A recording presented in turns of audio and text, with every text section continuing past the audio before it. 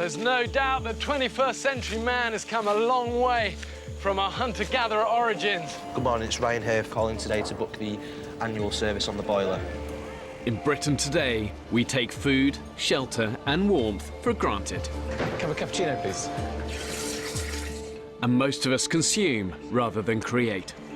I want to find out what happens if you strip man of all the luxuries and the conveniences of modern living and then force them to fight for their very existence.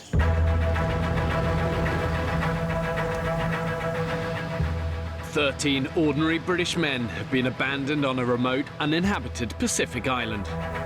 With just the clothes they stand up in and a few basic tools. Spear! Get spear! Keep eyes on it, keep eyes on it. Hey, And these guys are going to be completely alone, filming everything themselves. Can I pass the camera up to you? Just seems like it's jungle forever. When pushed to the extreme, does modern man have what it takes to survive?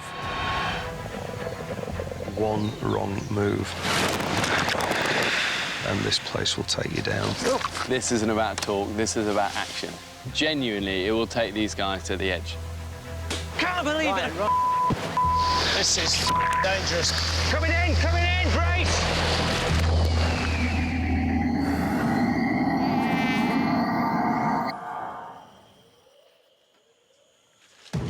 I really believe that deep within us all, we still have that survival spirit and instinct to overcome even the toughest of odds. 2 days ago, I abandoned 13 men on the island to fend for themselves. From here on in, you're totally on your own. With only the clothes they stand up in 3 knives, 3 machetes. and a few basic tools. We've landed in the middle of an alien movie. 3 of the men are trained cameramen, but they will be living under exactly the same conditions as everyone else. Mate, it's the beach! So far, they've established their beachside camp, I just can't see myself being able to sleep here.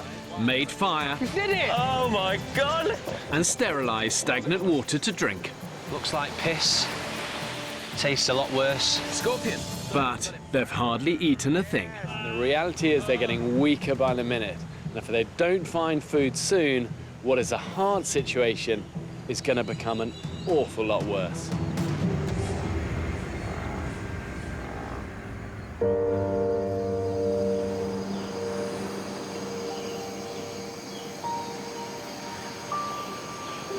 Good morning. This is Stonefish. Here we are, it's a bit like a war zone. Bodies all over the place. Here we have Ryan stirring. Morning, Ryan. How was your sleep? What is sleep? Let me tell you about the comforts here. There is none whatsoever. Sleeping in the sand gets in every orifice.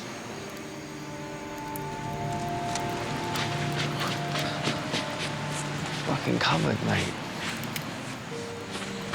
So make no illusion, folks. This isn't a set put up by Channel 4. This is bloody real. Do you know, the next time I gently complain to my PA about booking me into a 3-star hotel instead of a 4-star hotel, I just want somebody to punch me in the face. I'm properly hungry. Oh, yeah. I've got a knot right there. I get little pangs every now and again. I thought that's because I needed a dump, but it wasn't. A hunger pang because you need a poo. Since being abandoned here, the men have found almost nothing to eat. I want to eat something. Yeah. Oh, mate, a big fat fry-up would be epic, wouldn't it? It's day 3 and I'm starting to fantasise about food already. That's a bad sign, isn't it? Yeah, it's not a good sign. The average man needs 2,500 calories a day. Energy levels are dropping. I would eat a scabby horse in between 2 piss-soaked mattresses at the moment. Right. That sounds quite nice. Yeah, have you got that image? Yeah. That's how hungry I am. The problem with extreme hunger is your metabolic rate then drops, and your performance drops, and your decision-making ability drops, and you need both of those things to hunt effectively. You've got to be able to move, you've got to be able to think smart, and it can easily become this downward cycle. The hungrier you get, the less effective at hunting you get. I think It's starting to kind of kick into people just quite how hard this is going to be. The hunger pains are starting. We got to keep going, get through these first few days and get what we need to kind of then make life comfortable. Otherwise, it's going to be like this the whole time. I've ensured the island has enough food and water to keep them alive, but only if they have the ingenuity to find it, catch it and kill it, which is no easy task. The island's interior is covered in dense jungle and mangrove swamp, which is full of poisonous plants and potentially deadly wildlife. We've got to start using our eyes and our ears and, you know, just figure out what this place has got to give us, because at the moment it feels like nothing. Yeah.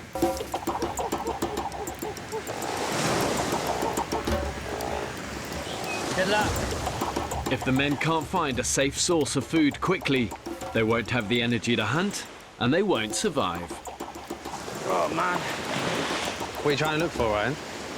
Limpets. Limpets for the guys.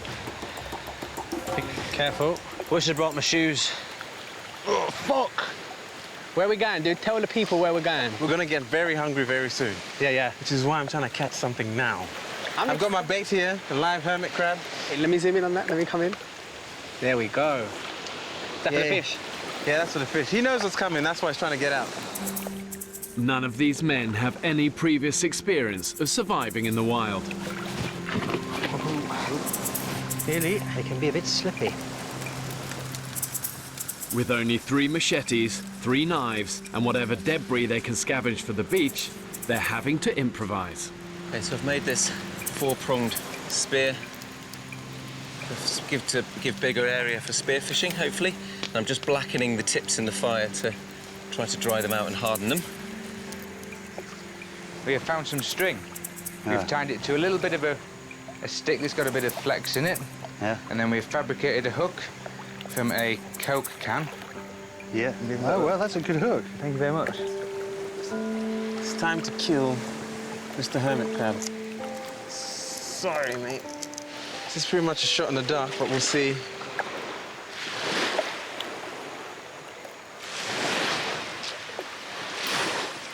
And there goes my fucking bait. Nah. That was a massive waste of time. Oh, here we go. What? You just pulled that bit of rock out.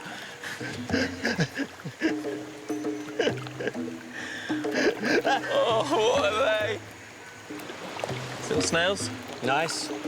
And 10 of these each? 10 snails each, but they're not enough, are they? I'm not going to Show us keep... that one. Well, it's tiny. It's not going to... No, exactly. It's not worth the energy of picking it out. No. If you think about it, how many calories have we burnt coming here? Yeah. More than a couple of winkles. Yeah, nothing. Desolate. What do you think to the fishing so far, Fletch? We might have just been dangling, haven't we, rather than fishing? We don't want much. Just take the hunger away.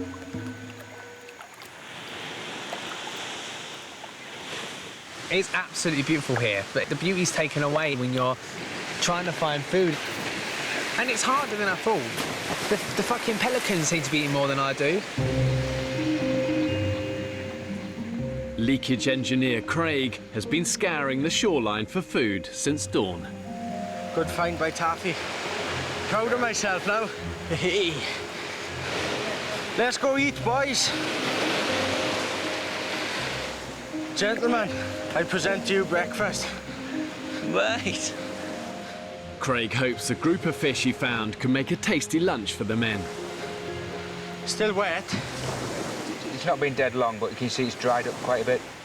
And Not bad. it smells, bait. it smells rank.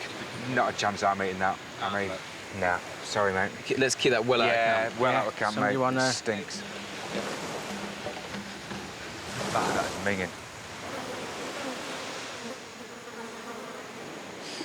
I think I'm hallucinating. I'm so hungry. We've gone out and looked for things, and we haven't found any. But I haven't given up hope. In a last-ditch attempt to catch some supper before nightfall, Saki and Joe have their sights set on another prey. I think if he goes for them, they'll come over here, and then I can go for them. Okay. Yeah. I could deal with some pelican right now. Bollocks. Shit. Sit. Run, get a stick, quick. Get a spear! Get a spear! Spear! Saki spotted a stingray in the shallows. Keep eyes on it, keep eyes on it. Hang on. Keep eyes on it. If they catch it, it could feed all 13 men. But these fish can be deadly. Stingrays have these long tails, them with these pointed barbs on the stinger. This has got toxins in it. If you get one of these near your heart, it can kill you. Yeah. And that other one has a really long It's a long sting, isn't it? That's a long time. Despite the danger, Saki, Sam and Mike are desperate enough to take it on. Oh, shit. Okay, eyes up, guys. Ah, he's there. Where? He's right in front of you. Put him on.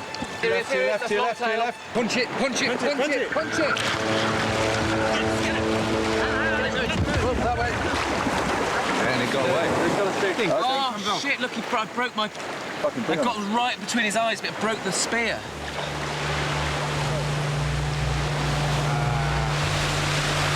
Bollocks. That would have fed everyone, wouldn't it? Yeah. This is your dinner right here. But Jesus. Having risked their lives chasing the stingray, the only reward for the hunters is a couple of snails each.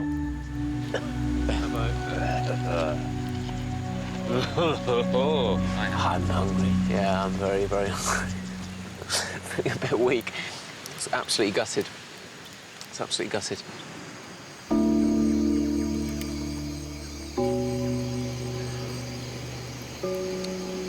We just don't know what else to do, really, because we can't find any bloody food. I think part of the problem is no one can really tell everybody what the right thing to do is, because I don't think anybody really knows what that is.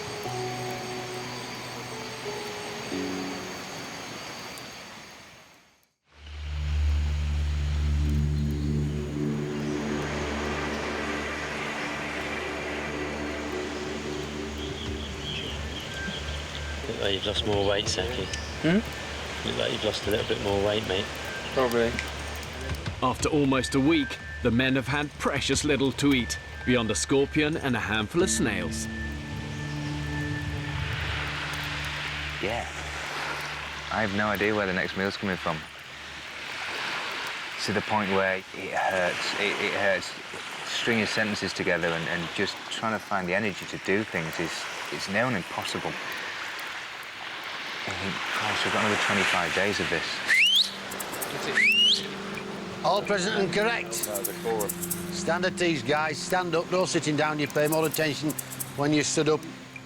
After yesterday's failure to find a decent meal, 70-year-old ex-policeman Tony wants a group to try a more organised approach. The main things are 3 machetes, 3 knives, all sharpened. That's dealing with our tools. One thing I've noticed is there's a direct correlation between the age of a guy and the amount of faffing about he'll have to do. Repeat after me. Machete and knives. Return to quartermaster. Great, guys. Thank you. We just wanted to get going and search and find something useful. And we had to sit and wait and talk and talk and talk. I know you've got a plan, but it's ridiculous. Yeah. Let's go get some more, get some dinner for the guys. Yesterday, the men found little food close to their camp, so now they're planning to search further afield. Reporting for duty, Grandpa Tony. Carry on, Craig. Hup. The island has 8 kilometres of coast with 5 beaches. Today, the men are going to explore the shoreline to the north and south of their camp. But they'll have to keep their wits about them. They're sharing the island with some dangerous foes. The caiman crocodile is the ultimate prehistoric predator. Their mouths are lined with basically these razor-sharp teeth, and they can bite with about 3,000 pounds per square inch. That's 3 times as powerful as a hyena or a lion. More dangerous than any snake, scorpion or crocodile. is this fella, the death apple. And this is enough to kill not one man, but 20. And when you're surviving on an island, you're hungry, you see what you think is edible fruit, so tempting to pick it up, eat it. Endgame. Wow, it's getting really hot now. It's just thick, dense forest everywhere. There's nothing, I can't see anything if we want something to eat. Food may be scarce, but the island does have bounty of a different kind. Look about, guys, because this is a huge resource. Dental hygiene sorted. The beaches here are littered with waste that's been dumped in the sea and carried here on the tide. Plastic bottles everywhere. Oh, look at this. We found a fishing net. Oh, yeah. Brilliant. These old nets, washed up on the beach, could open up the oceans to the men as a source of food. Good find. As they say, give man a fish and he eats for a day. Give men a ton of fishing net and you can have a crack of fishing. Gentlemen! Hey! Further down the beach, there's more good news. 28-year-old Saki may have found the lifeline the men so desperately need. There's coconut. Can't hear anything. Full to the fucking brim.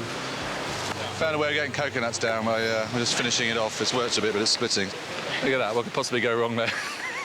Some coconuts up there, but that's a bit of an ask to get up there. Yeah, mate, that is ingenious. Whoa! The coconut saw. Mark 1. Oh, hello, what's this? It's good for the dead file. A bit of work. Rupert, you might need... Oh, yeah, sorry. Safety hat. Hang on. Look what it's just made! Whoa. Way! 2. Well, should we have a celebratory coconut? I'd love one. Sweet and satisfying. So good. Coconut is incredible. There is definitely a reason that they call it the tree of life. It's like suckling from the teat again. I never did it. I can't remember that far back, mate, I'm afraid. You never done it? What, sucking on a nipple? No, tried human breast milk. No. No, I can honestly say no, never. Well, it's not nice. Apart from coconuts, there are really very few other fruits on the island that these guys recognise. And even though coconuts are a good source of energy and fluids, if it's all you have, after about 3 days, it's going to start to give you diarrhea, and then that's just going to dehydrate you further. There's only so many coconuts on this island. There's absolutely not enough for 3 a day for all of us for our stay. Yeah. No. So we can't just go, oh, we'll drink Crack them coconuts. open, drink them and throw them. No, The coconuts have given the men a much-needed boost. But if they're going to survive here beyond a week, they're going to need protein-rich food and fast. I'm feeling the hunger pangs. Just to have, like, a form of meat in your belly is going to be immense. Not even meat, just real, like, proper food as opposed to little bite-sized mouthfuls of coconut. Matt, can you just put a drop of water in there for me, please? The men may not have enough food, but they do at least now have the means to brush their teeth. Dental business coach Chris has even improvised some toothpaste. What the F? I brushed my teeth with charcoal. No one's going to kiss me after this. Let's do this.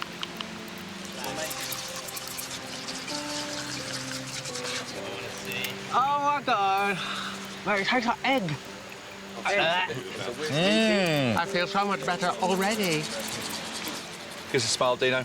Oh, Big honey. grin. Hello. Oh, no, honey, this is horrible.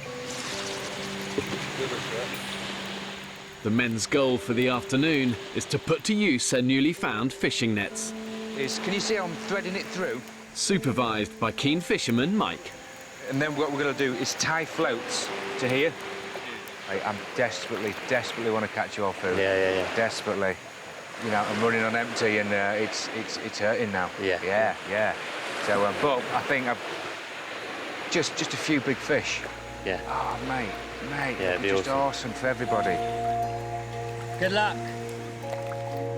This 30-foot net is the best hope the men have had so far to catch themselves a vital protein-rich meal. Yeah, keep this one up. Drop the bottom one. That's it. Head sideways now. Yeah, you just keep, that needs to be dragging on the bottom as much as possible.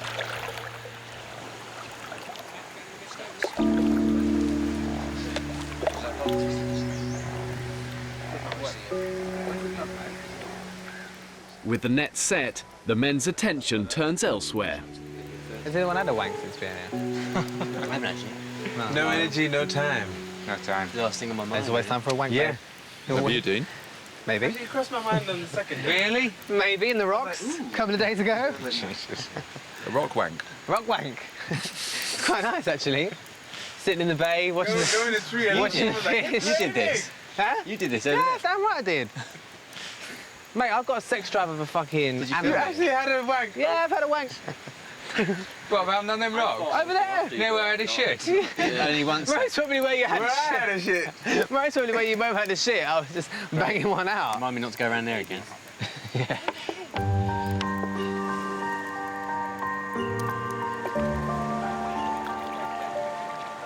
How are you doing, boys? It's now 2 hours since Mike and the men set the nets. Right, this is when it all gets tricky. Come together, come together. All the men's hopes for food today are pinned on a decent catch. Do you want another pair of hands? Just a gentle for the time being. I certainly hope they've got 13 big fish as a minimum. One for each guy. Cock. Well, that was shit, wasn't it? Yeah. Really disappointing, no fish. I thought we really had something going. But the fishing net, well, gave us nothing at all. I'm good at talking about fishing, but never put a net out to sea in my life. Yet as the so-called fisherman, I feel responsible. After an empty haul, the men face yet another long night with empty stomachs. Lamb shank with mint sauce, bread and butter pudding to finish it up. Crumpets, I love crumpets. Yeah. Loads of butter on crumpets and they just melt and the butter... Treacle on crumpets. So good. Driving me mad. I can't hack it. I want to eat something. Oh my God. I've never been so hungry in my whole life. Just something in my mind then. Just click. That's it. I'm starving. Fuck, I don't know what I'm gonna do. Oh, man. As soon as I get home, chocolate spread, peanut butter and toast and crackers and soft cheese and Marmite cheese and crisps, tortillas, fajitas, fried chicken, club sandwiches, sub sandwiches. Man. Oh, fuck.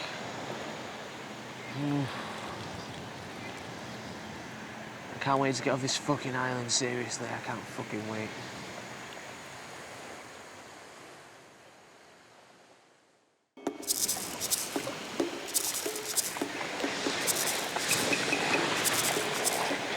I'm gonna get one of those bastards. It takes me all fucking months.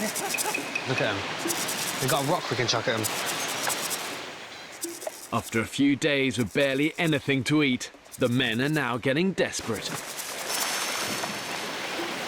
Give me a stone, I'm gonna chuck at him. No, I'm gonna kill one. Dean, wait. Be stealthy.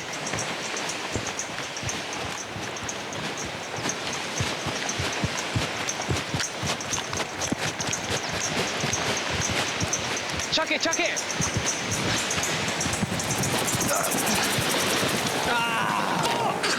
What was that? Bastards! I fucked it up again! What happened? I slipped as I threw it. I think I broke my hand. Oof. Really?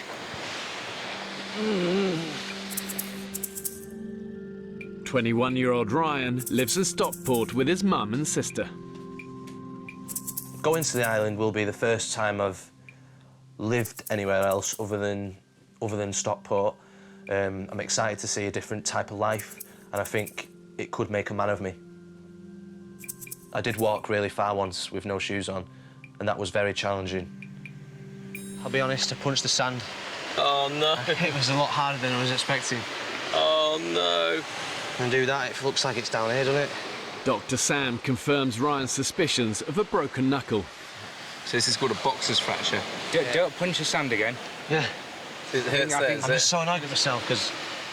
Were you annoyed with the sand as well? I was annoyed with myself. So you punched the sand? Yeah. Well, I don't want to punch myself in a survival situation. No idea. That's the last thing you want to do. After a broken hand and another missed meal, I just want food. The consequences of the men's failures are becoming more and more apparent. Some of the lads just seem to be wasting away in front of me. I don't know if other people are noticing it. And I'm not going to mention any names. Some of the lads that don't have much to lose, they're getting really thin.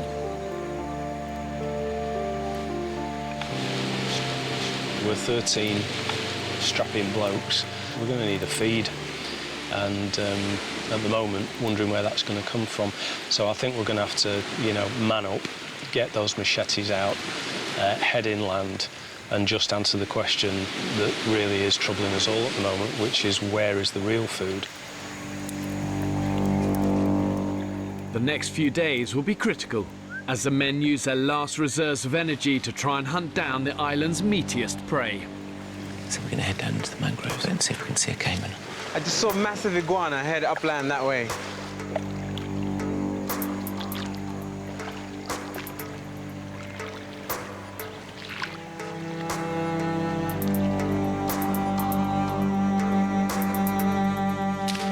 Mate, I'm up for whatever it takes to find this food. Oh, I know. This is our first night excursion. We're entering new territory. There's some funky noises happening tonight. Caimans? You can see some? No, but I'm sure we will.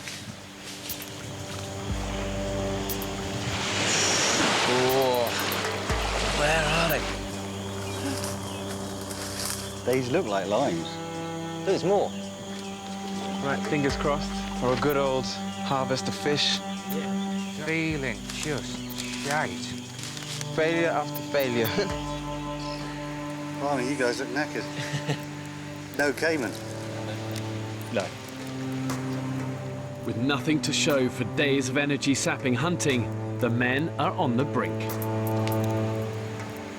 Food is a lot scarcer than we had anticipated. That's going to slightly test our spirits, but then we always knew it wasn't going to be holiday. You know, we're not asking for the moon on a stick. We're just asking for a fish each, or half a fish each. You know, that's all we need. It's been bloody tough for me. It's been really hard. No energy whatsoever. Even had my mind about leaving the island. So far, every attempt the men have made to catch fish with their nets has ended in failure. You think our luck's changed? Today? Yeah. Time will tell, mate. I know in about 10 minutes, but desperately hope so, mate. This time, to improve their chances of a catch, they've left the nets out all night. Wow. Did he get away, lads? Oh, that's a big one. Yeah, we've got a net full, mate. You're joking. Drop them off. Pull him out, pull him out. Look at that. Oh, wow. Woo! Look at these bad boys. Fish! Team Gillnet. They are Shit. Beauty little catfish. Oh, nice. Look at that. Plenty on him. He'll go down well. Mate. Happy days. I'm going to have a full belly tonight on fish. That's cheered everybody up, hasn't it? Oh, yeah. No, beautiful fish. Absolutely beautiful fish. We're going to be eating fish for dinner tonight. Flipping great. So relieved. I'm so relieved. The mood of the camp has just lifted.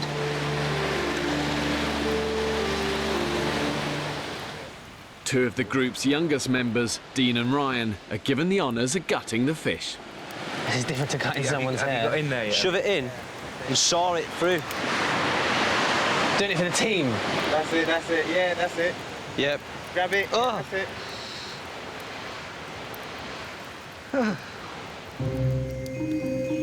We've salted it. A little bit of lemon juice on it, nice salted lemon juice on there. We're going to wrap them up. As the men eagerly await their fish supper, thoughts turn to home. I'm craving titties, man. Miss them so much. I like little small titties. Short, sometimes elfin-like, and quite androgynous. Just tiny tits. I worry about you even more. Are you sure you're not in the closet? I like petite girls with big boobs. I like big bush. What? Oh, no. Great big 80s bush. Oh, retro. Not going down the legs, but shy of that, as big as possible. I think it's nice to know that you're having sex with a mammal, that's all. Like, it's not an adult mammal. Anyway, I should be careful what I'm saying, how I like hairy minges. After days of desperation and hunger, the men can finally eat. Ooh, hello. So this is the fish, parcelled up, expertly by Fletch. So if you just take them off, That looks nice. That looks the part, mate. Oh. And it's a really weird texture, just that disappears into a kind of mush, doesn't it? Oh. Ugh, ugh. That's possibly the worst fish I've ever tasted in my life. It doesn't taste right for some reason. I think it's rotten. It's because we didn't drop the guts out quick enough. Oh, man. Left dead in the nets for too long, the fish have started to decompose, and their long-awaited supper is inedible. So disappointing. Gutted. Tastes like poo. It's a poo fish. I think you hit the nail on the head there. It does taste like food.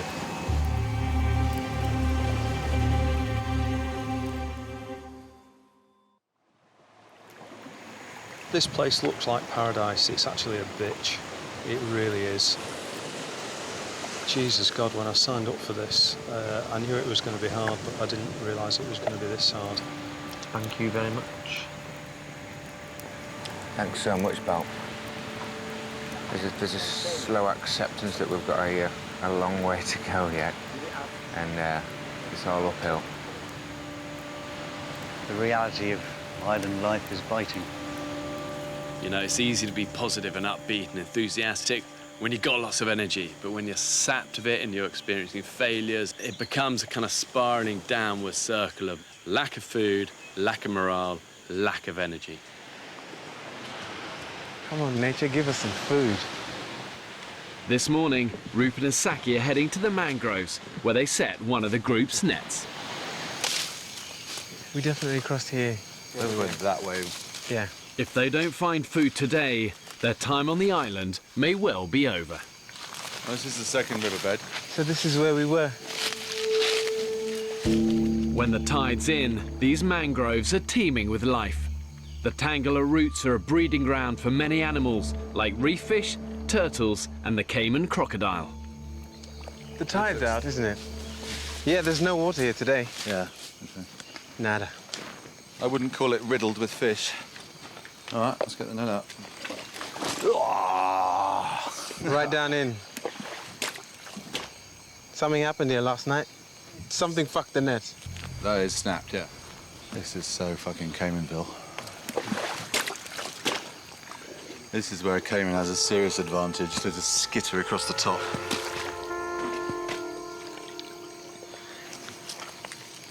Lives to fight another day. Rupert and Saki must return to camp with nothing but a broken net. Let's go. This ground is so treacherous. Oh, this big Cayman right there. Holy shit. Holy shit, the bed, man. He's watching us. Mate, he was right next to us. He was. Fucking hell. Sorry. This is what we're talking about. That's a big one. That's dinner for days, mate. Oh, I got this. No, get the string. We'll Yeah, make yeah. a noose. Make a noose. A few days ago, Saki and Rupert couldn't have imagined they'd be confronting one of nature's most fearsome predators. And I'm gonna take that motherfucker down. Armed with just a piece of string. Hello, mate. You're going in my belly tonight. We need to hurry because you've got to start warming up. Yeah, no. Don't worry, I'm doing this one as quick as I can. Mate, he's growling. Yeah, he knows. You just get it on both of them and slowly. If you can get it on when it's closed. That's it. Oh, no, get both closed. No. It's all right, you've got him. Got him. Well done. You got him. He's 5 feet almost. I hope the cord holds, because he's looking at me in a way that is not, let's be buddies. These caiman crocodiles then grow to up to about 15 foot in length, but even small ones, you know, they're just a bag of powerhouse and muscle. And what they do, if they get hold of you, their instinct is immediately to roll. They call it a death roll. And if it's a small one, it will literally rip chunks of flesh out of you. And if it's a big one, take whole limbs off in that roll. All right, we've got it. Jesus Christ. Oh my God, you just ripped that up. See what that'll do to your leg. If that came was up him for a second and he just smashed that twig to bits. This guy pulls like a bitch. Yeah. Oh, he's death rolling now. He's death rolling, yeah. Come on, get him out. Stay. Get him out. Okay. Keep him there, keep him there. Stop. Yeah. That's good. All right, let me try and get the bottom jaw. Before being abandoned, the men only had 1 day's survival training, which included a basic technique for animal trapping. That's it. Yeah, you see, now we can't roll. Yeah. Okay. Now drag him out into the open. Hold on, let me get a good grip. Let him roll, That's it. Well done. Let me get a grip. Drag him out into this open. Hang on, he's got his leg behind that tree. Perfect. Hang on. There we go. Into the shade, because then he can't... Yeah. Well done. All right. We've got him in the shade. Okay, you got cool. him? Do you want to take both? Yeah. He's going to watch you. Yeah, you've got him. Hang on. You've got him. You've got him, mate. You've got him. Hands over the eyes, over the jaw. Push it right. That's it. Just hold it together. That's it. That's it. And then loop it. You got him. Ah, yes, mate. You got him. That's what you call teamwork. Well done. Well, we've got to get him home still. Mate.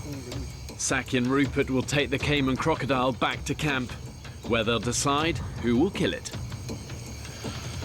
I mean, I hate killing things, I really do, but we need to eat, mate. We are hungry.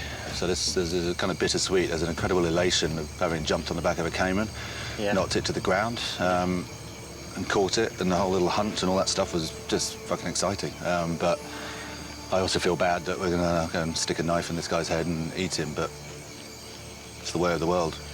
I think he's lost the fight for now, but no, he's moving. Because we don't want to kill these things, but at the same time, we don't have anything. We have no food. We've got empty nets, as far as we know. And this will feed all of us. It takes you back to nature, being out here. You've got to eat, no matter what you think about. Slowly but surely, the inner savage is revealing itself. Guys, well done. Sorry, man, because I was like... And this is the one time that I wish I had my phone with me to take a picture and be like, look at what we got! Yeah. Boom, look at that. Boom ting. This is nuts. This is absolutely fucking nuts.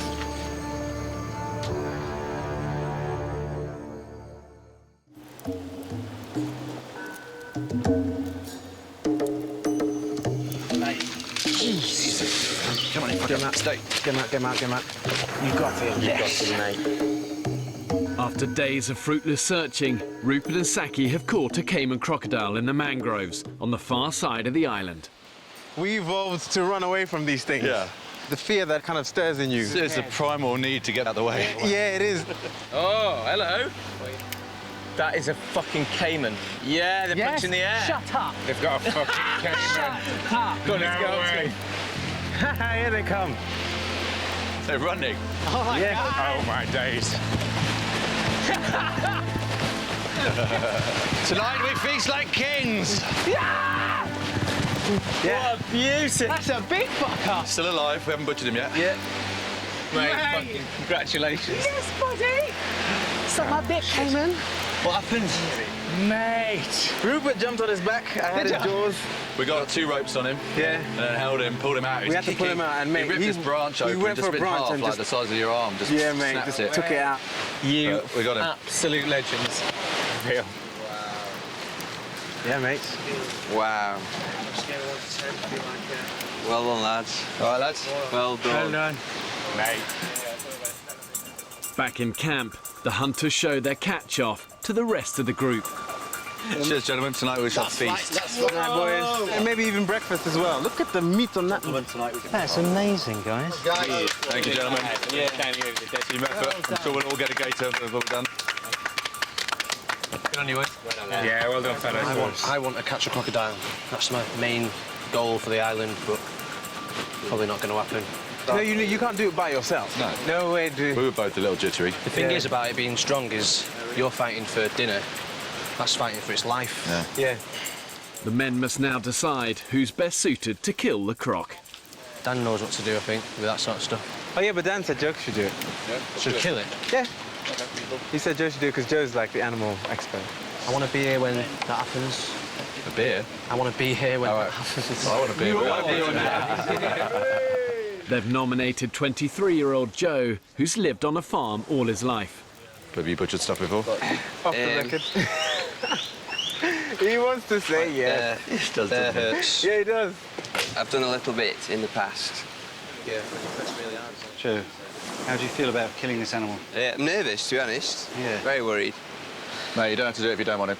Oh, well. Yeah. Say, if you don't want to, I'll do it, mate. If there's any... If you have any issues, pal. So there's a spot. There. See the back of the skull? Yeah. So you got to get in there and just on the hilt and just jam it in straight into the brain. Put all your weight on him because he will kick. You ready? Yeah. That's it. That's it. You got him. You got him. Yeah, I think he's dead. He's dead, mate. He's dead. Stop. Yeah, he's gone.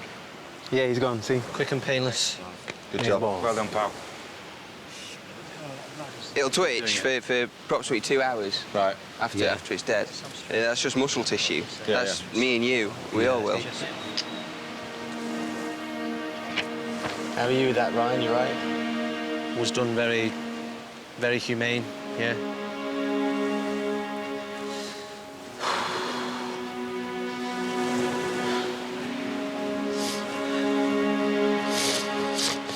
I think as a society we've become so sanitized about, food, and we're so used to going to a supermarket and you pull something off the shelf and, it's meat and you might not even know what sort of meat it is. It's nicely pre-packaged and you take it home and you never think about where it's come from, that an animal has been slaughtered to feed you. I thought I valued our life like the same, like anything from a scorpion to a human being, but seeing that instead, it just set me over the edge a bit. Mate, it's the first time any of us have seen that, so... I know, it's just affecting me, that's all. No, totally, it's affecting me as well. I don't believe it was done the most humane way possible and everything, but... Yeah, it's still one of these weird things. I don't know why, it's doing the same, it did the same thing to me. Yeah, I don't know why.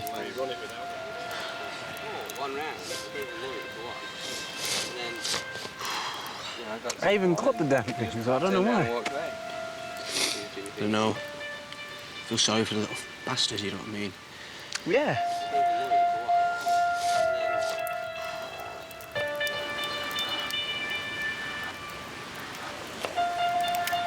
Mate, that is just oodles of pure, beautiful meat.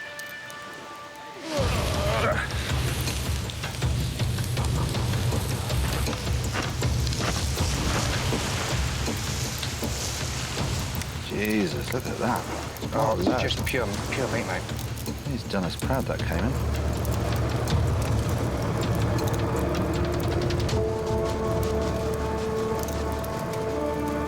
Huntsman Saki has the honour of beginning the feast. About to have the first taste of a Cayman. It smells like heaven. Wow, look at that. Golden brown and white underneath. Oh, mate. Is it good? What's it like? What's it like? It's fucking beautiful. Oh, baby. Man, this is amazing. Take that.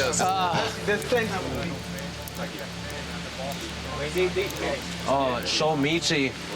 Oh, man. Mate, it tastes like a kebab. Good kebab or bad kebab? Like a good kebab. Like, good. like a chicken shish. My body's just saying thank you, thank you. Yeah. I think everyone's been flaking a bit today, but that is just in time, really. Tonight, for the first time, we're a tribe. Not a bunch of guys who've been chucked on an island. We're actually a tribe today. Everybody's done the bit. Everybody's had, oh my God, everybody's had a corner. Everybody's had a job to do, and everybody's got on with the job. And tonight, we're a tribe. My belly's so full. It doesn't take long for the men to feel the impact of their first meat meal. Can I borrow someone's head torch, please? You going for poop in the sea? Not doing it in the sea, no. I'm gonna go and dig a hole. You better go down far away from camp, because somebody shat near the camp there and I can smell it. Yeah, that's Where? Somewhere, whoever shits in the woods has been shitting too near the camp. Well, it wasn't me. Mate, I shat in the sea. I've had a shit on top of a Scottish mountain before. I had a shit overlooking the Grand Canyon. I had a shit in a car park. Next on the island, Tempest Flare. What the fuck are they doing? What did you just fucking do a wanker sign towards me? Fuck you. If they don't start looking after each other, they haven't got a cat's chance of making it to the end of this month. We failed on the soft approach. And what are you proposing as a hard approach? To make the lad feel like a twat? We can't help him. So I suppose we've just got to say our sweet goodbyes. Ryan! Ryan!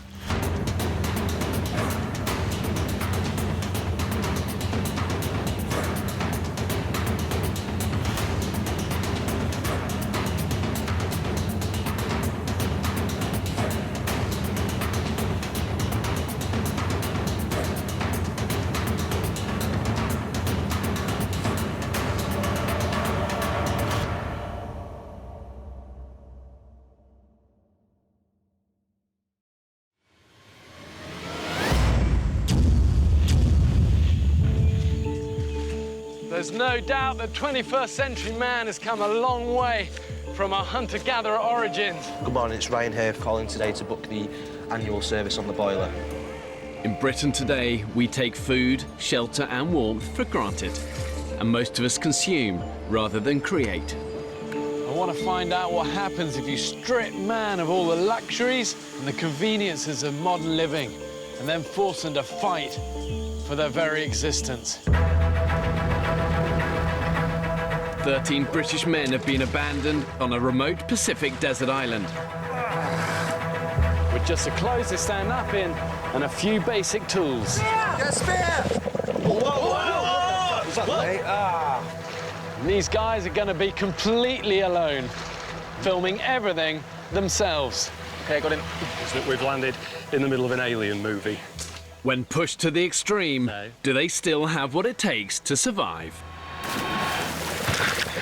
It will become Lord of the Flies. Did you just do a wanker sign towards me? I think we'll start sticking some of the weaker ones on a raft and send them off to another island. This isn't about talk, this is about action. If you think you can do it, prove it. Can't believe it! This is dangerous. Coming in, brace!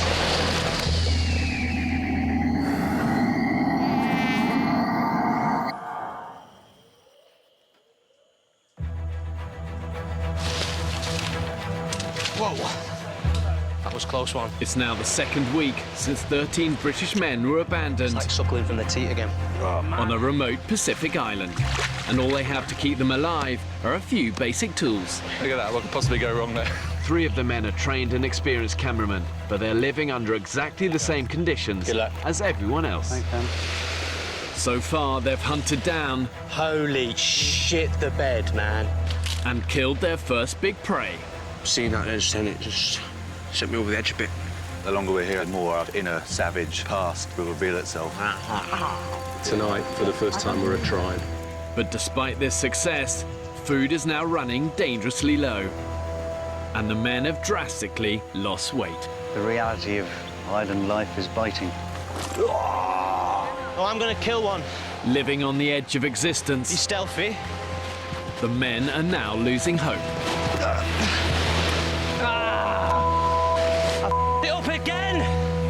I think I broke my hand.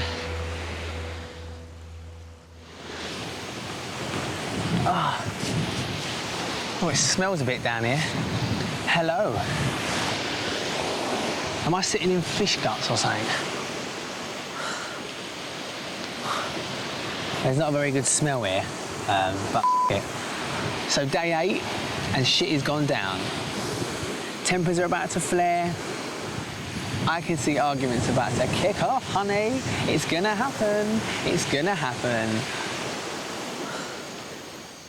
In the men's exposed camp, bitter winds from the Pacific have dropped the temperature by nearly 20 degrees.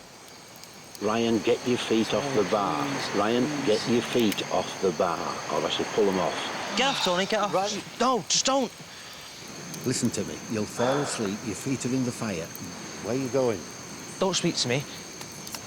Ryan's feet had gone over the safety bar. It's his personal safety that's important. Ryan? Retired policeman Tony from Yorkshire has taken on the role of fire safety warden. Ryan? To be honest, I don't care how he speaks to me. I don't want to be woken up at all. I have trouble sleeping. The only way my feet were going to set on fire in the position that we're in is if they was going to spontaneously combust.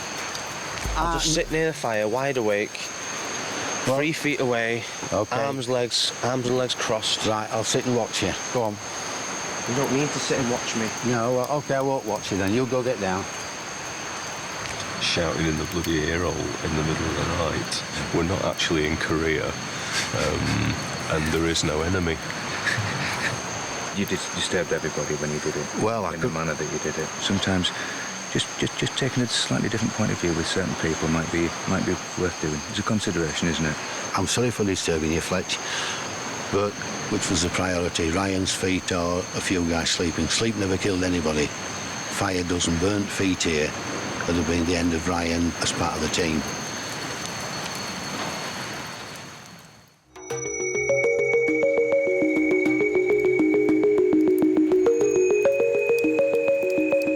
Morning, Kiff. Dawn.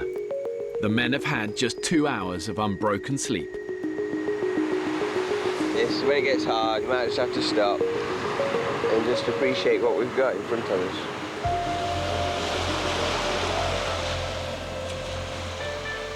Well, I think one of the intriguing things about this experiment is that the wild is unpredictable, and what's interesting is see what's going to happen when you're tired and you're hungry and you're thirsty and you're missing home. Then you learn what people are really like, and that's when it becomes interesting. I didn't realise just what hunger meant. I really didn't. It's not a rumble in your tummy. That's long past. Dropped off 13 men, going to pick up 13 hobos. On the island, lack of sleep isn't the only issue that's plaguing the men. Yes, I am covered in it, look. My face, my cheek, my forehead. I've been absolutely bit to shit. By night, they're subjected to constant sandfly attacks. You see those? I've never known an itch like it in my life. It's like someone stabbing you in the hand with a really hot pin over and over and over and over again. Look at the state of me. If they think this is fake, they can fuck off. Ryan's invented a unique way to beat the critters. A couple of days ago, doing the diary cam, realised I had zombie flesh from the insect bites. So I had a bit of spare fabric. Started to sleep like this. Keep the insects off my face, and it seems to be working. Is that the back of your pants when you pull it down? No, it's the front. Oh, is it? It's good, mate. It's ingenious. 21-year-old Ryan is the youngest man on the island. He lives in Stockport. I don't think I've seen the side of him being a natural hunter-gatherer, but I think that you can develop that. I like to think that I can make a bed or nest out of anything. You lay the towel down. I like to think of myself as quite practical when it comes to things like this. It doesn't look like much, but after a night out, this will save your life. Maybe you could say I'm a survivor in the sense that I don't let myself die. So far, Ryan struggled with the severe conditions, but he's trying his hardest to fit in with the group. Ah, this is great morning. Do you know? Oh, you've lost your tits, bro. Ryan's really struggling, but he makes me laugh way more than anybody else here. You can buy unicorn meat off Amazon. It's basically just spam with glitter in it. Don't get it. Yeah. However, living in such hostile conditions can take its toll. What's going on, man? You feeling rough or what? I just feel minging. I'm not gonna lie, I'm not feeling too great. This is still hurting me. That's making me feel like an absolute prick. To make matters worse, I just had a dream about Natalie, my beautiful girlfriend. And a huge part of me wants to go home. A huge part of me. Despite one solid meal of Cayman crocodile, the men are all suffering, eating on average a dangerously low 300 calories a day. Who needs Domino's pizza when you've got snail broth? And starvation is fast creeping up on them. So one of our big issues right now is we're not catching any fish in these nets. I think we need to move them. So you've got to track them, you've got to trace them. It's the same as anything. And if we just sit here waiting for it, we're stupid. If we don't have food, we don't have energy, eventually we all sort of roll up and die. So we need to have food. The men's camp is established on a beach at the southern tip of the island. I've ensured this island has enough water animals and vegetation on it to keep the men alive, but only if they have the ingenuity to find it, catch it and kill it. Day 12, and there was no fish in the net again. The men have made fishing nets from the washed-up debris found on the beach, but so far they've caught almost nothing. I'm not the best swimmer, that's why I don't help out with the gill nets. I can swim, but I can't save my life swim. If I was in a life and death situation, I'd die. What is it? Poo-fish. Oh, no. All we're catching in those nets is poo fish. Poo fish. And when I say poo fish, a poo fish is a fish that tastes like poo. Literally tastes like poo. Yet again, the men have left the nets in the warm Pacific water too long, and the fish have died and begun decomposing. So this is the poo fish. It's inedible, considering we would eat almost anything right now.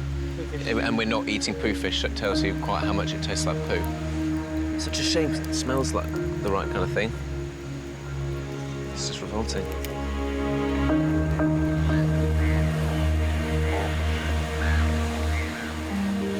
When Mother Nature slams that larder door firmly shut, things in a group can rapidly go downhill. You're hungry, you're despondent, and it's so tempting to give up. But like so many things in life and in the wild, it's actually about how you respond to those crisis moments.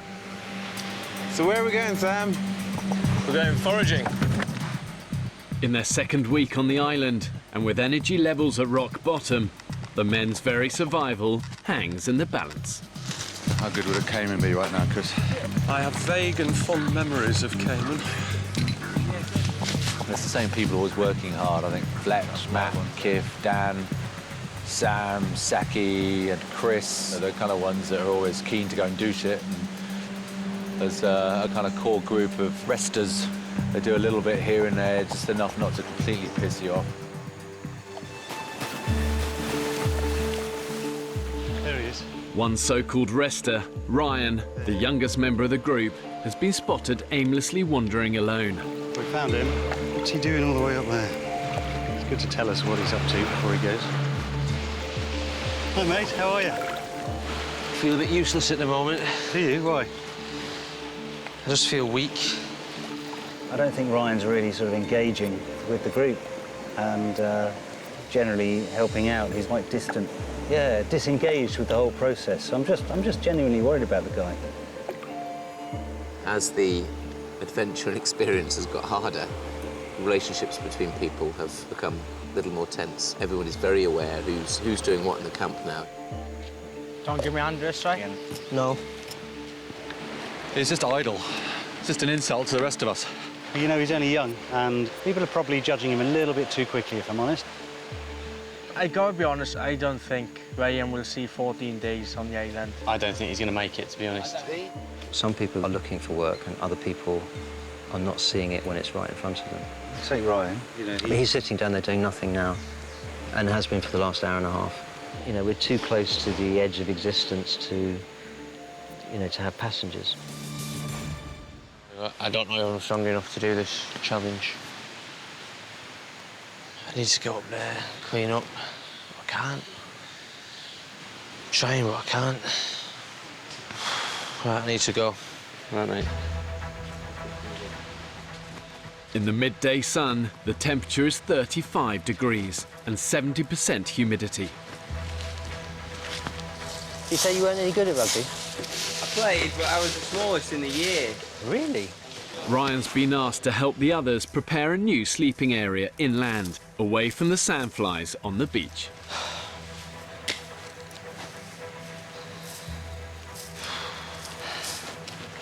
There's just no point just moving 2 or 3 leaves back. Either do something or don't bother doing anything. That kid's head is up his arse. What's the matter, kid? You look like you're going to kill somebody. Kill him. Could have just gave me the broom and said, might be easier with this. What's the matter, mate? Well, honestly... Yeah, go on. Ryan. He's been sat in his arse all morning. And other people were knocking their pipes out. Yeah. And we were clearing up the top camp. And then comes back and he's got a stick and he's just moving that leaf to there, that leaf to there, that leaf to there. And I've been...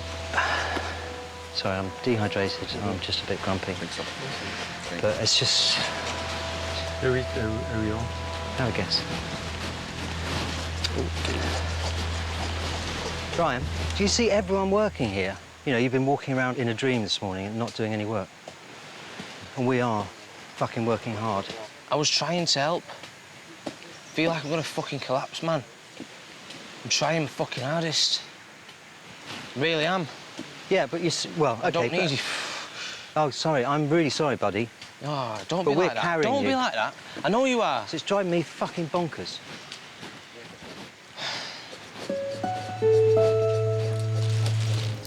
Can't do it, Dan. I need to go. You need to put yourself in a positive frame of mind. You can't. Impossible, do it. it's too late. You're not useless. I am. I clearly fucking am. And don't worry about anyone else. Worry about yourself. I can't stand with the idea of one person thinking like that about me. Ryan's starting to grate with a few people, including myself, and pretty much everything he does here is a pointless exercise. Ryan's really quite distant and a bit disengaged with the whole process. So I'm just genuinely worried about the guy. –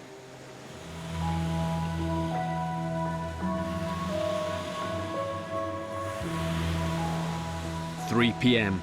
Most of the group are gathered in the shaded area in camp. It's a long time to be walking. I got a feeling he's gone, you know. Who's that, Sam? Ryan. Ryan. And, Let's deal with the situation now. How long has he been gone? Well, he's been gone for a couple of hours. Has he got his hat with him? I know, but he shouldn't go. He shouldn't go on his own. It's pretty clear what the rules are, and it's safety-wise, you shouldn't go off on your own more than 200 metres from the camp. Ryan has now been missing in the unrelenting tropical heat for 2 hours. But also, it's in the middle of the day. He took, to my knowledge, he took no water with him. Last seen heading south, alone and without water, Ryan is in imminent danger. So I think 2 guys should initially set off to find him. Yeah, agreed. I'm quite happy to go and look for him. You know, we're here to survive as an island community. It is for us as a community to sort this out. But it's pretty fucking devastating, that. Yeah. To lose 2 guys right now. Yeah. And not be connected to it, because we've got nothing. With little energy left, 2 men searching for Ryan and not gathering food is further depleting their reserves. He's going out, lone wolf, doing what he wants, when he wants, sulking, behaving like a teenager and all that shit, and it's just... Would you go as far as to say that if he carried on behaving like this day after day, you'd just rather he wasn't here? Yes. Anyway, let's go. Do it. Yeah, I'll take the camera. Thanks, mate. Thanks, man. Bye. The island has a circumference of 8 kilometres. It's covered in dense forest, harsh rocky terrain, and has perilous tides. Let's race up the rocks. You and I are pretty good at that. Let's do that. So even the most experienced survivor can get in trouble here very quickly. Ryan shouldn't be clambering over this stuff. On his own? No. Ryan! What's he fucking thinking? He's a 20-year-old kid from Stockport. This is a hostile place. Ryan! The problem is he could be hidden behind any of those rocks up there, or any of these rocks here. But Ryan! Ryan! I think we've now got a young man in a very vulnerable situation, which could have dire effects on his own personal health. As far as I'm concerned, he's breached health and safety, and he's not only jeopardised his own health and safety, he's jeopardised our health and safety. We are putting ourselves at risk again to go and find him.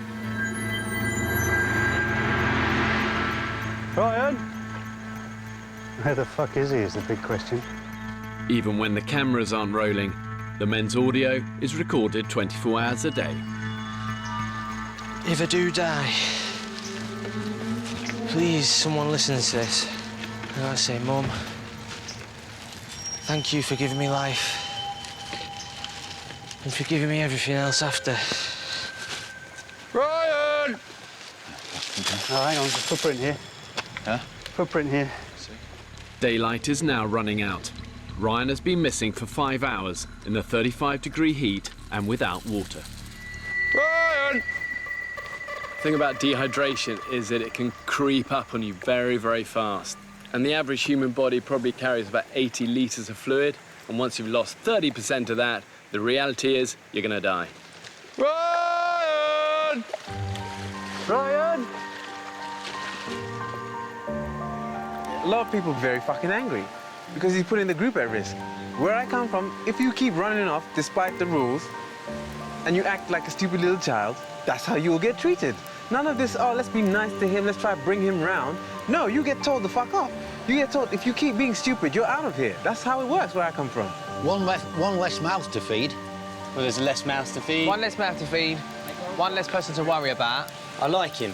Yeah, I really like him. No one He's dislikes. so funny, and he's all those great things. But I get my gut feeling is that he just ain't cut out for it. I worked with teams of blokes and women, and if anybody in the team, I know they were getting well paid as police officers, but at the end of the day, if one was letting the team down, why they'd have to go? They went. Yeah. You know, they had no option. And I get what you mean. Like this is like a bigger situation as well because of the heat. This is life-threatening. This is life-threatening. Yeah. Ryan!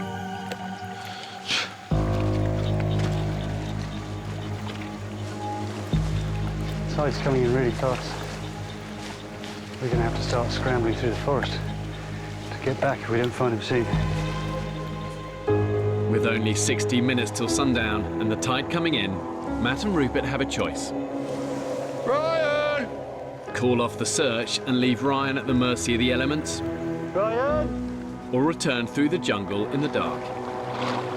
It's just thick, dense forest everywhere.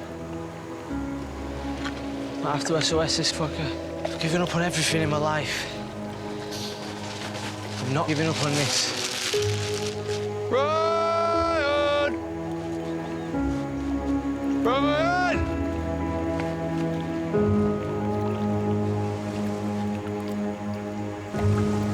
Oh, there he is. You got him? Yeah. Walking away? No, coming towards us very slowly. And he looks a bit fucked. He's an idiot. He is an idiot. That's how people die.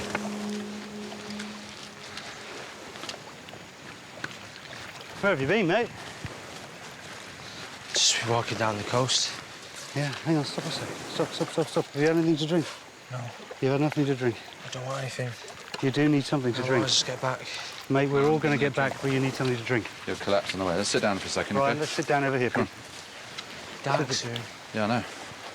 Ryan, you haven't drunk for at least 4 or 5 hours. And you've been in the midday sun. Sit down and let's get some water in you. But at the moment... Let everybody down. Sorry? Don't worry about that. Don't worry. Just You get let back. everyone down. Okay, don't worry about it, mate. I'm more concerned that you... Look at you. You get better, mate. I'm more concerned you get better and you need some water in you right now. Yeah? You need all of that in you. You've been a long way.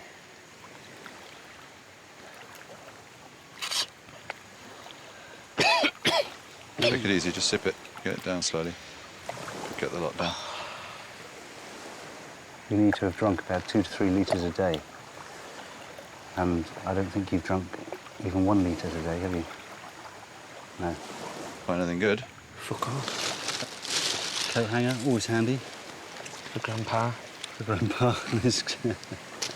I'll keep him happy. Sorry, guys. Don't worry about it, mate. We're just pleased you're safe. That's the main thing. We're pleased you're safe. That's the important thing, mate. You're safe. Because we were all getting a bit worried for you, and it was the middle of the day. You're being too nice to me. Well, shouting doesn't really help, does it? But I appreciate your apology. It's Yeah. nice. Thank you. No, that's worth something. Let's get you back to camp. Let's Get do you it, man. hydrated, get a coconut in you, and Let's you'll do perk it. up. I'd love to say we've got a feast prepared, but we've got fuck all. Oh no, there'll be a big heart. I'll carry that. I'll carry that. No, I'll carry it. Ryan, I want you to concentrate on I'll carry walking. it. You need to You're staggering around and stuff, okay? So you get one hand on your stick. I've had water now. Yeah, but you... Yeah, I know, but it'll take a while for it to work. You just get going. I'd be surprised if we make it round. Yes, we are being a little bit too nice to him. But still. Get him back, and at least we found him and he's safe, which is the important thing. Did you see any before? No. I did genuinely feel like I was going to die at one point. Yeah, I'm not surprised, mate. A big log landed on my foot. I moved it eventually. How long were you under the log? I don't know, about 5 minutes. You know, we're not looking after him. No. He's not one of our children. He's a grown man. He's here on an equal basis as a man he is. with the rest of us. Obviously, a soft approach hasn't worked. We failed on the soft approach. And what are you proposing as a hard approach? What's your definition of a hard approach? To make the lad feel like a twat? You know, mate, you're part of the team. You're part of the team, so we do worry about you. Yeah? We're all going to get through this together, yeah? So... I'm not giving up. Ah, there's no question of giving up. They'll have to carry me off, dead or alive. I'm not walking off the island. That's the spirit. I've got one idea that we tell Ryan, in no uncertain terms, the position he's in, and he stays in camp with me under my watchful eye. And if he decides to wander off, then I appear to have 2 options. Let him wander off and somehow notify the guys to go stop him, or I physically try to stop him, which could constitute an assault. I'll tell you something, mate, they'll all be pleased to see you. Did he get some food? What? Did he get some food? Did he? Yeah. No. What's he carrying? Bag of shite. Tony, Ryan's got a present for you, mate. It's lovely to see you, mate. It's really lovely to see you. I'm almost in tears. To bloody well see you. Stop it. No, I'm not stopping it. We just want you back, mate. Come here. Come here. The men have spent the day concentrating on finding Ryan, which means the only food in camp are leftover snails. Find any oysters, Joe? Oysters? Didn't find any oysters. Ryan, at any point did you consider us guys? You didn't tell us where you were going, you'd been gone hours and it was coming in dark. Don't really know how to answer that. Sorry? Don't really know how to answer that. Well, either you did give a shit or you didn't. I don't think it's fair to say that I don't give a shit.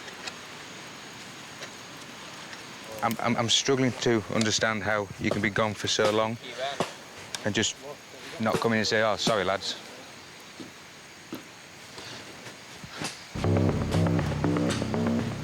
I'm over this now. I'm here to survive, not babysit.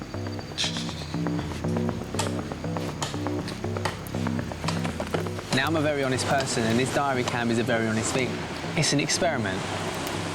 It's not a weakness if you can't stand it and you need to go home. I guarantee you 13 people will not leave this island. 13 people will not leave this island. You know, this place looks like paradise, but this place can be very hostile. One wrong foot and you're in trouble, you're lost, or you're dehydrated, or you're in danger. You have to respect this place. Oh, well done, mate. Good. How are you this morning, mate? All right, yeah. Better? How's the hand? Just getting there. Yeah. 1 or 2 more days, I think. Yesterday, in the 35-degree heat, Ryan went missing without a supply of water. Forced to take action, Rupert and Matt found him nearly 5 hours later, lost and severely dehydrated. Some people are giving me the cold shoulder today. Hopefully I can change everyone's attitudes towards me. I feel like some people have already made their mind up. But the last few days have pushed the group of men really to the limit. And the truth is, if they don't start looking after each other, being resourceful and surviving, they haven't got a cat's chance of making it to the end of this month. Well, I just want to say sorry to everyone about yesterday. I want you all to know that I wasn't storming off in a mood for anything. I just went for a forage. You know, it was against protocol. I just didn't want to return empty-handed. Got a bit lost, and then that's why I was gone so long. So, yeah, I'm sorry. This wasn't him going off to go and forage stuff. It was a cry for attention, cry for help, a cry for whatever. I should have been finding food, and I wasted it on him. If you had someone back home like Ryan, would you throw them to the wolves? I don't think you would. You'd help them. You'd try and find their strengths and weaknesses. It's too easy to say he's lazy. Jobs for today? Who's on water and fire? I would like to do water and wood and fire today, and I just need one willing helper who's prepared to graft their nuts off. Do you want a go with me? Yeah. I will beast you all day. Yeah, I don't mind. I mean, I will, but at the end of the day, we'll have done a shitload. You know, I'd like to give Ryan a chance, you know, because, you know, I know I'd had a go at him. I think he deserved it. And there's no good just sort of pushing someone down if you don't try and pick them up again afterwards. Go on, Ryan. I think all he needs is someone's approval. I think that's what he's after. While Kif takes Ryan on the water run, the others desperately scour the island for food. I've said this many times, but I cannot wait to have a seafood platter at home. Do you know what I mean? I cannot wait. These are good. These are falling out of the tree above where we are.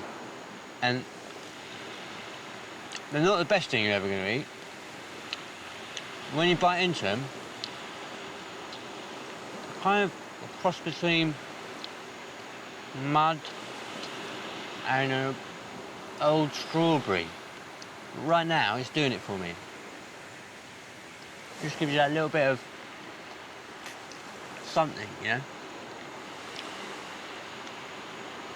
I think that one's rotten. That one's actually rotten.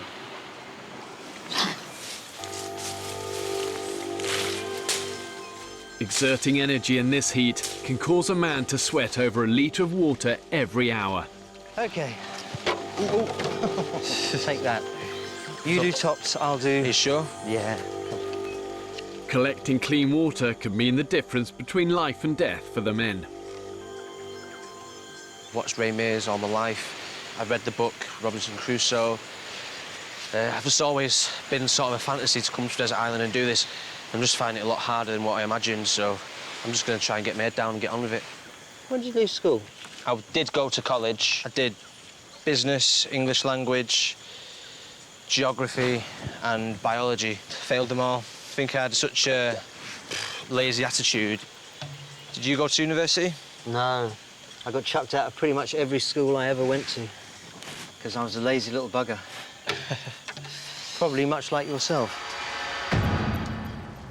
I've been doing sound recording for 17 or 18 years now. I'm the guy with the hook. I think because my jobs enable me to travel and see all types of people doing all types of things, the one thing I've learned, with kindness, things can be OK. And I think on the island, that is what's going to do it. Here we go. Chuff, chuff. Ryan seems to be pulling his finger out. Kif was on him, babying him. But if the babying works, then the babying is what we have to do. Breathe in, and then just watch. The fact that Ryan can't swim means he can't help with tasks like pulling in the fish nets, and this isolates him from the group. That slowly. So Kif wants to help. I really wanted to prove myself. I'd even have a go swimming out doing the gill nets, depending on how that swimming lesson goes. So your body's sort of turning. See, I'm already losing confidence. You'll be good. Let's just get into it. Big shout out for Kif, really, because you can see Ryan's spirits lift. 1, 2, 3, breathe. Good. 1. I've got so much respect for Kif. I realised that he was right, I was wrong. I've not been pulling my weight. I need to just man up. Just wanted the least attractive look whilst on the island. Jeez. No, you've looked worse, trust me. First sign of fish returning to the bay. There's one lone pelican here fishing. So our nets might hold something for breakfast, actually. The men now haven't eaten a solid meal for 4 days. From their 1 day of survival training, the men know the sea is their best hope of catching food. You got one sack? For the first time, Ryan has joined Kif, Saki and the others to help pull the nets in. Look at that. Beauty! There's a stingray in the net. He's out, he's out. Shit. You weren't hungry enough, mate. You didn't have the hunger. I do now. I'm gonna kill one of those fuckers before I leave. No, you're pissed off. Yes. For Saki, it's a bitter fail. Yay! But another net remains. Look at that, piggy. Yeah, fish. Woo! The second net has delivered the men's biggest haul to date. Catching 8 edible fish means vital protein to keep the group alive. Bear Grylls. This survival programme is a piece of fish. However, the net has also brought in an unwelcome visitor. That's the deadly stonefish. Shit. So these spines here, you stand on these spines. Boom. Boom. It's not great. Dead. A stonefish has 13 large spines, and each one contains venom so deadly it can kill you within 2 hours. Beautiful in a strange kind of way. Now that is a prehistoric fish. Didn't think we was going to see one of these, you know. Which one are you going for?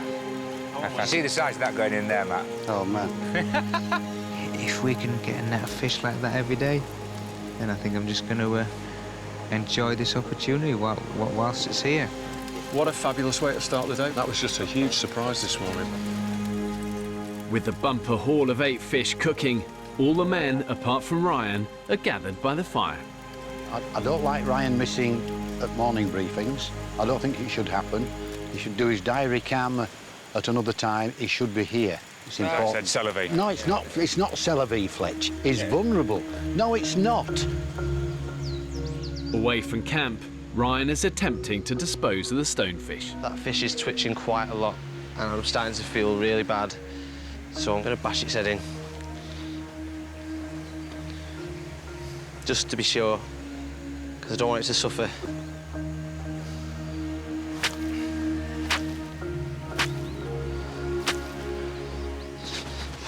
Always a shame to see a fellow stoner go. Right, Ryan was burying the stonefish. It was getting out of the way, so nobody stood on it. It was a pretty important job to get out of the way because the deadly fish. Obviously didn't know we were having a meeting, so... He should be here. I'm making my point, Fletch. I've overruled you. Why can you overrule somebody by shouting? I've nothing more to say. So we've got foraging. So there's a team going up to the northwest coast. Today, Ryan didn't come to the meeting, which to me was not on, and I made my point. I think day one, Ryan has been the one that's been at risk. He's injured himself. He's totally disorganised round the camp. Everybody's agreed that he's a liability. And I'm keeping it in. I'm biting my tongue. But Ryan's doing a good job there. It's a job that needed doing. Yeah. And he was getting... And I'm not going to have that. It's bullying. Grandad's in a bit of a feisty mood today. Yeah. I just want to say, if he shouts at you...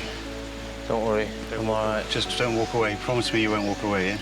I won't walk away. Just take it all on. Never stormed off. Oh, no, I'm just saying, take it on your broad shoulders, yeah? If he has a go at you, yeah? Okay.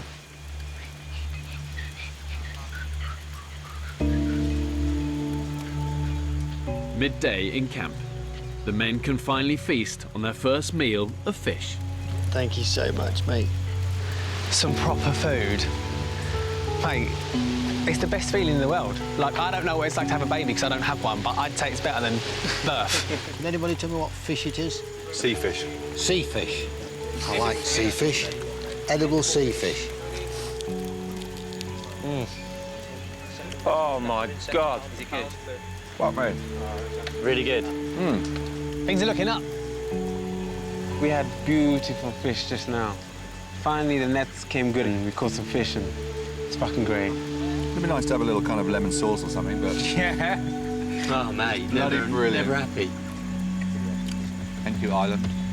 Thank you, Gilnet. I feel like a new man. I feel like I'm back to myself. Every kind of... All because of a bit of fish. Imagine when we get back and we're eating burgers, we're going to be, like, off our head. So when we're all having our first burger or whatever we're all going to have, and we start to cry, we should bottle our tears because you can sell your tears of joy on the internet. Have you ever bought tears on the internet? It's too expensive, to be honest. Yeah. Tears of joy are like 30 quid a pop. Really? Not that big. How big's a pot? It is incredible what a difference to everybody's spirits one meal can make. Ryan sitting there holding court, just talking rubbish, making everyone laugh. Absolutely brilliant. You get a certificate saying where they came from and that. Google it.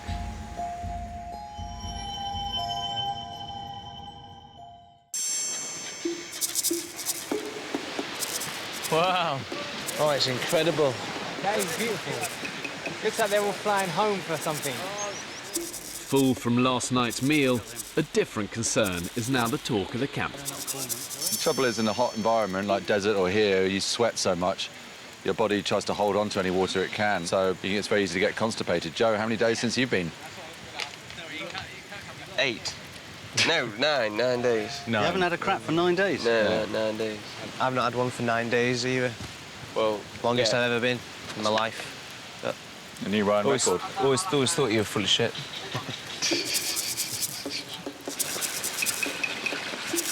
Can I point things out to you now while you're here?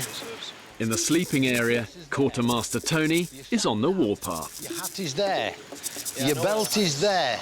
I know where the hat is. I know where the belt is. Everything's all over. No, it's not. OK? It's always bollocks every 5 minutes. Whereas Tony all the time digging at people, it's pissing me off. There's no need for it. There's no fucking need for it. I don't know what his problem is. Tony, mate, lay off him, because he has turned a corner. He hasn't turned the full corner. OK, but we're getting there. Yeah. And if you and things like that will send him back. Yeah, I've laid off now for a few days, but we are carrying him. Tony slightly has it in for Ryan because I think he sees him as a bit of a hippy-dippy sort of soul who needs to go to boot camp, but this is not boot camp island, this is about surviving.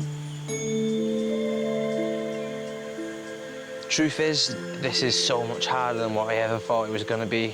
I'm just going to do everything in my power now to make sure that nobody feels like I'm not pulling my weight. For these guys who last the course, there will be an enduring sense of self-respect and pride. And it's easy to talk a good story, but ultimately, this isn't about talk, this is about action. So where are we going, Ryan? Going to Echo Beach, getting some snails. Determined to prove himself, Ryan heads out to forage for food. But this time, he's asked Saki to come with him. Is that an injured one I see? One of them might be. The men are only ever one failed catch away from extreme hunger. Hey, Saki! Hang on! Ryan has spotted something that might sustain the group a lot more than snails. He's injured, the poor guy. Some sort of seabird, I don't know. It's got beautiful green eyes. I want to end this thing's misery ASAP because it's not even giving me a fight. For animal lover Ryan, killing the cormorant humanely and quickly is of the utmost importance. It's a sad situation, but it's the kindest thing to do. So if we're gonna kill for our food, this is probably the way that least makes me feel guilty. Right, I'm gonna do it. Right, hang on. Just as hard as I can, yeah? As hard as you can. This is your moment of glory, mate.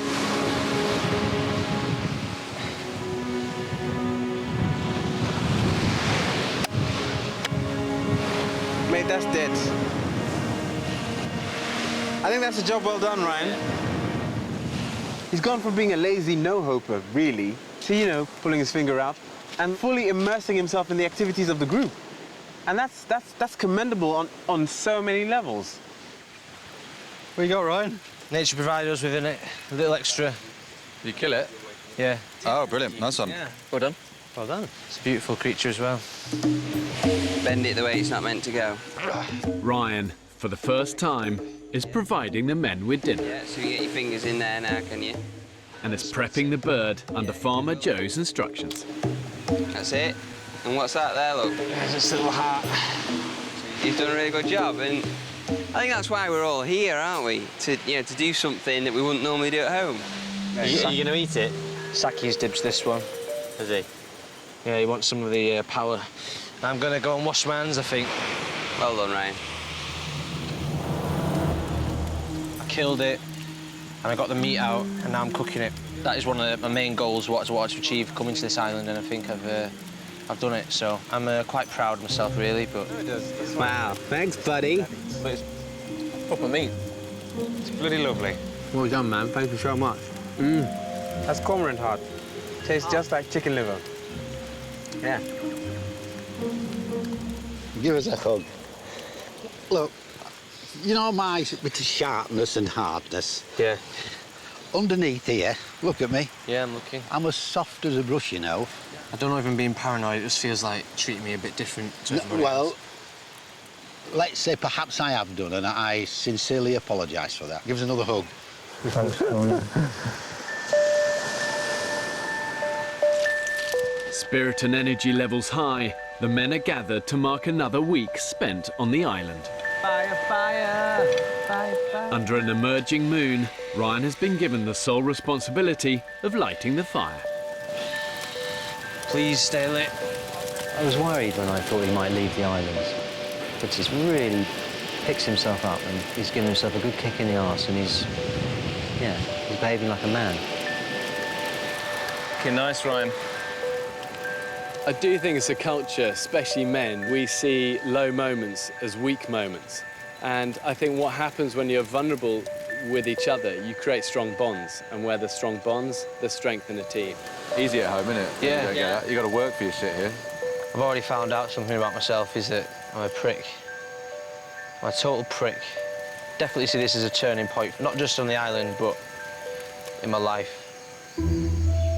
It's not exactly the island of the super vixens. I'm in a dream world. What are you talking about? My libido's not gone anywhere. First 2 nights I had a boner. What about you, Ryan? How's your libido? Like, I had morning glory the first night, and after that, nothing. Getting a bit worried now. They're like poking a marshmallow into a money box when you get home, mate. Like every couple of days I'm on the rock. I'm just going to look for some, I'm out there on Wang Rock. Didn't find nothing. Go look for some snails. Go look for some snails.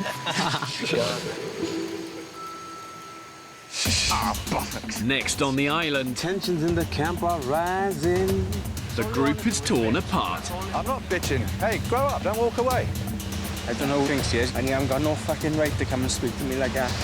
This is dangerous, Fletch. Will it be survival of the fittest? I think we'll start sticking some of the fucking weaker ones on a raft and send them off to another island. The guy's a cocksucker. Not allowing the group to split should be of the utmost priority.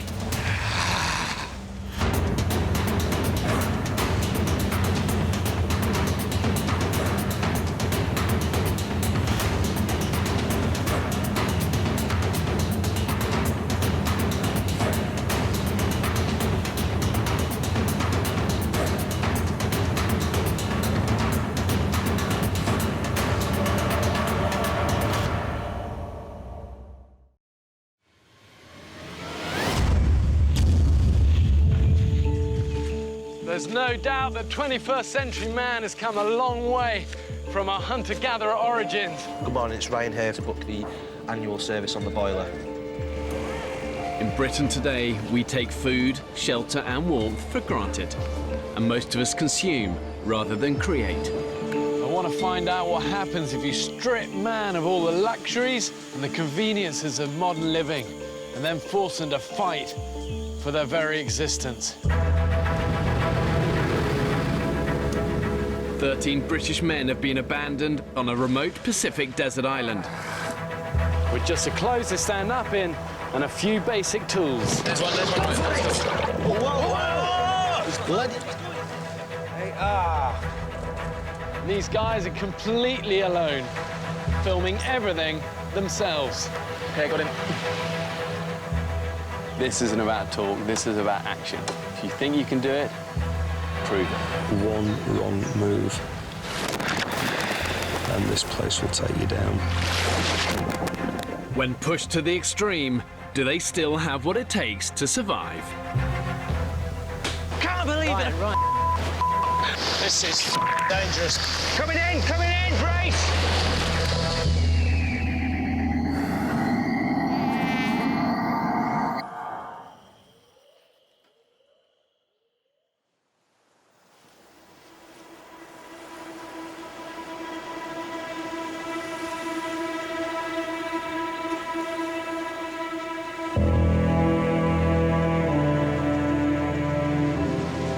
3 weeks ago, 13 British men were cast away on this remote Pacific island.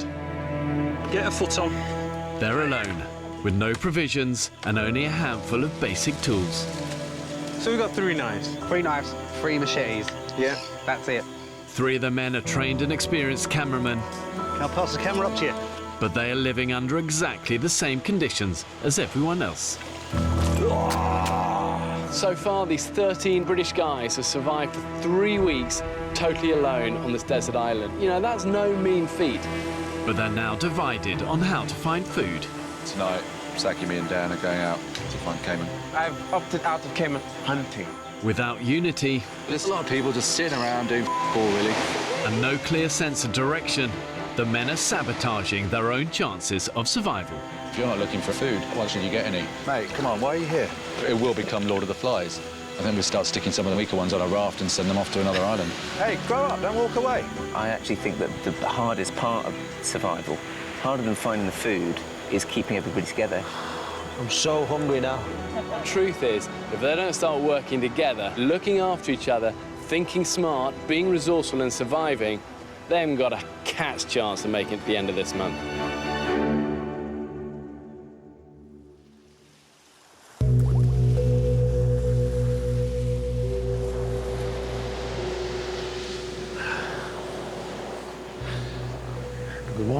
Good morning. It's Saturday, the 22nd of February. Just another clear sky, sun just rising. We're running out of food. We're running out of energy. We're running out of drive. One of the guys even suggested, I mean, this horrified me, that we're thriving. He really needed dipping his head in the Pacific, and I would have done it a few years ago. I've ensured this island has enough water, animals and vegetation on it to keep the men alive, but only if they have the ingenuity to find it, catch it and kill it. What's the catch, mate? Nothing, man. Nothing? No.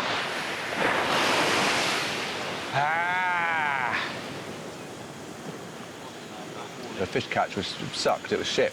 So we still have to focus on getting food for today.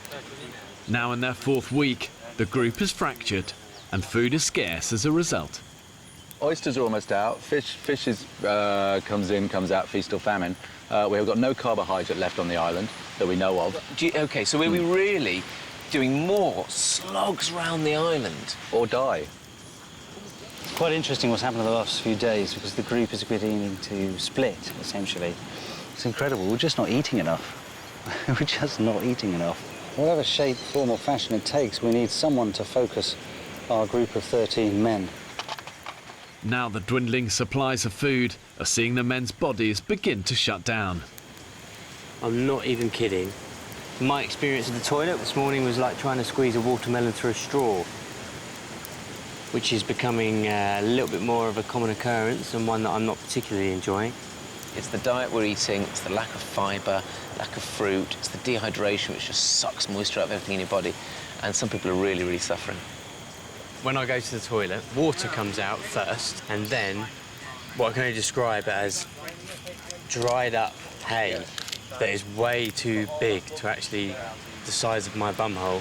What you've got is a very severe constipation. Impacted stool with overflow diarrhoea. It's the dehydration, which is just sucking moisture out of everything that it can inside the body. You've had the same. Well, Sam had to use a stick to prise his out like a shoehorn. Well, thanks for sharing the stick piece of information. It's true. What do we do about it? We don't have any laxatives. We've tried the natural laxatives. We haven't got that many figs. We're running out. We've tried having several coconuts a day. So the only thing that I can think of left is the pipe of justice. Using a water bottle and pipe they found washed up on the beach, Dr. Sam has fashioned an enema kit. So I'll just lay on the floor, I'll stick the pipe up the bum, and then Sam just squeezes the liquid in, I suppose.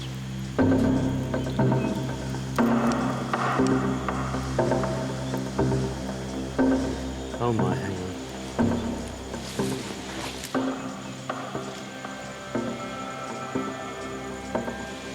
Jeez, that is not easy to get up. I'll hold it. You ready? Yeah. That feels weird. Yeah. All right, now I'm just going to gently push in, OK? Oh, my Lord. Whoa. Flipping heck, that is really weird. Pull it out and tight so it doesn't all come out. Ah. Oh, my good Lord. I try and hold it up there for a bit. Okay. Some of it will be absorbed, some of it will hopefully just soften that stool up and then go and get it out.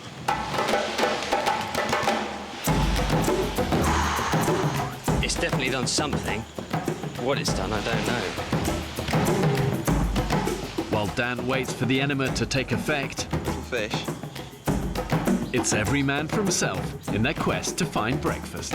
Want to get it quick, aren't they? I mean, the thing is, we're out of coconuts. We've reached pretty much all the low-reaching ones that we can get with sticks and bashing. So what I'm going to do is just work my way up. This goes around you, so you can kind of lean back on the tree, that kind of thing. I'm having to use my strong sphincter control to hold that water up my bum. Extreme hunger affects not only obviously your physical strength, but also your decision-making ability. Go on, Ryan. And it can become this vicious downward spiral where you get weaker, you get less strength, you make less good decisions. I've got to go, mate. And therefore your hunting abilities plummet. Oh, my goodness. Worked amazingly. Yeah. Yeah.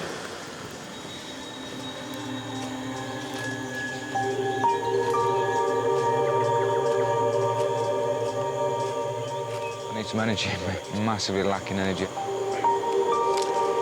My muscles and my legs, my arms just feel dead.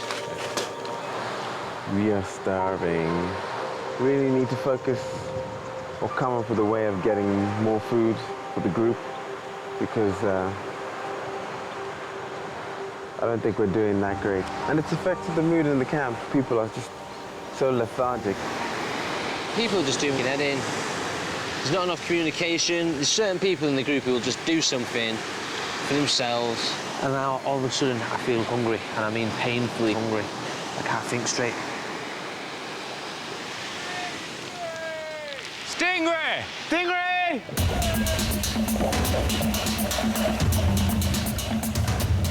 I'm just going to do 1, 2, 3, and I'm going to bring him out, OK? Yeah, go on. OK, yeah, OK, all right, OK, I've got it. OK, I've got it. With the group hungry and fragmented, a fresh catch is a lifeline for the men. Animal lover Ryan has spotted the killing on his camera. They just caught a stingray. They didn't kill it straight away like they should have done. We get fish in our gill net. Bang on. Amazing. What could go wrong? What the fuck is he doing? The quickest way to kill a stingray is to drive a sharp knife between its eyes. Are there any other knives in the camp? You just can't find any knives anywhere. What are you doing? Somebody please put it out of its misery. OK, we'll grab a knife. Come on, stab it in its head, man. OK, wait, look, he's just gone to get a rock and a knife. Calm down. Calm down. Fuck's sake. Hey, stop. Ryan, you need to grab a hold of yourself. That's it. That was horrific. Stop for a second and just breathe. This isn't about you, mate. I know it's not about me. It's about that stingray suffering. But I want to he's stab trying it to with a spear. explain to you. We haven't got a knife. Exactly. With They didn't have one. So I've run up and down the beach. Don't point that fucking machete in my I've run up face. and down the beach 10 times. Ryan, I think you need to go away and take 10 minutes. What are you sniggering at? What did you just fucking do a wanker sign towards me? Fuck you. Ryan, I only got half of that. What was going on, mate? Talk to me, Ryan. You fucking made a right meal of killing that stingray. Why are you pointing at me? Why would I do that? I'm pointing the big Tony finger at you. Then you got Rupert walking past, fucking doing wanker sign at me. Yeah, that was out of order. Doing a wanker sign. It doesn't help, That's I know. not a stick. Yeah. You're not finding the physical side of this difficult. The side that you find difficult is dealing with people like him without losing your shit, without putting him a wanker, without driving him off into the jungle if we were indefinitely to die and starve on his own as a lonely man. You know, that's the challenge for you. That's the personal challenge for you. It really doesn't take much for groups to split apart. You know, it's often small differences make great chasms. But now things have got so bad, even a fresh food catch can't heal the group. Wouldn't have really mattered whether it was a stingray in the net or a UFO landing on the island. I think the point is that tensions are now running high. We're a ship without a rudder, and we need someone to grab that rudder and get this camp in good working order. We desperately need a leader now. In the wild, when people are under pressure and your life is on the line, you've got to do all you can to keep a group cohesive and together. Tony, I'd like to call a meeting in 15 minutes. Because when it's together, it's strong. It's not strong when it's fragmented and broken. I'd like to call a meeting. I'm in. 43-year-old director Matt lives with his partner and daughter in East London and has some experience of filming in hostile environments. But if there's conflict every day and it's Lord of the Flies, essentially, there's a risk of not working together as a cohesive team. That's the nightmare situation. What I'd like to think is that we're all pretty sensible and we all get on with it and we all thrive in the environment and really make something good happen. There's just something on my mind I wanted to sort of share with you. I think it's no secret that there are fracture lines appearing within our group. That's no secret. We could think about electing a leader, someone who can, bring unity to all of us. I think we're too late into this to suddenly come up with a whole new structure which is going to Well, I disagree with you, but I sort of believe in seizing the moment, and I think this is the moment to seize it. It's way too late. Mate, I think this is the time to seize the moment, and, if we're going to let this moment pass, then I think we're all doing ourselves a disservice. If a leader is elected, it will be a leader's job to make sure that everyone is doing the things they've undertaken to do. I fully understand why you're saying it, because I agree that we are kind of drifting. I mean, I agree we need to go out and do stuff, but that's down to your personal responsibility and commitment to this project on every single person. I think a leader's a really bad idea. It's not like we all have to be like all hail to the leader and be scared of him or anything like that. But that's not what we've been told to do, though. Finish, please, yeah. But so it's an argument, Dan. People interject. I know, but you don't. The way that the conversation goes is one person says something and the other person says something. It goes like that, one backwards and forwards, rather than speak over the top. Matt also proposes the elected leader organises a party to unite the group. To stitch those fracture lines together and come back together again as a group of 13. We could just say we have a project, and that is the sorting out of our camp and the preparation for a celebration. So would it be a better comment to say we're electing a project manager rather than a leader? If you want to call it a project manager and someone's in charge of building up for the celebrations, fine. If that's something we should all vote upon rather than voting for a leader, then maybe that's the way forward. I will second your proposal. Thank you, Tony. Second your proposal. Shall we put it to a vote, gentlemen? Those in favour, put your arms in the air, please. Pretty unanimous. That's fantastic, guys. Can I suggest that those who want to put their names forward as a candidate, do so now.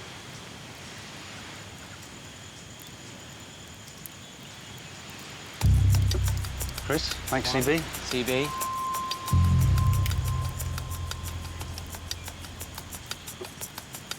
Sam. My hat in the ring.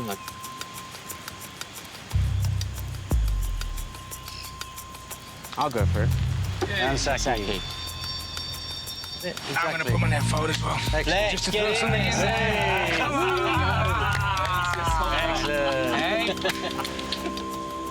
Bruce, put yourself up for leadership. I don't want to be a leader. I didn't come here to be a leader, so... Sounds like it. No, I don't think that we need one. I think we just need a bit more sense of personal responsibility for everybody to get us through to the end now.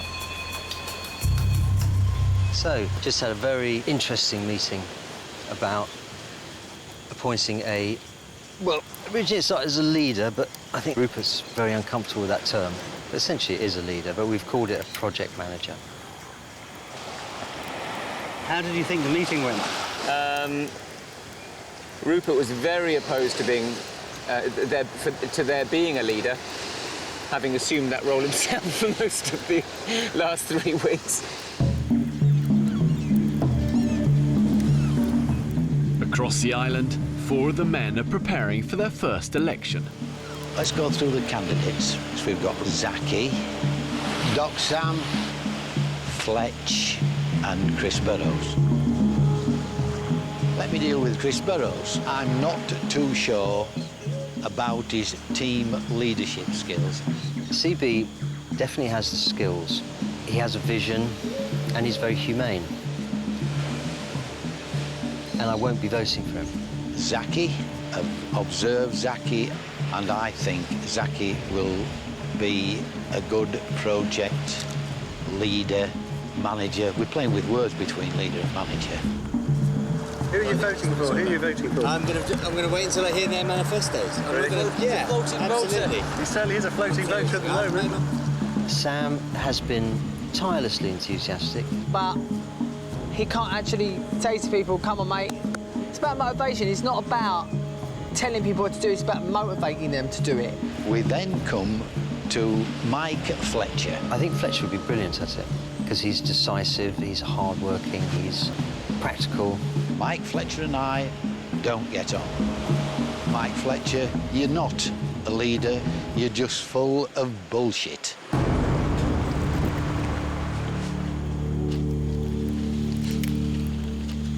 So, Rupert, what are you up to, mate?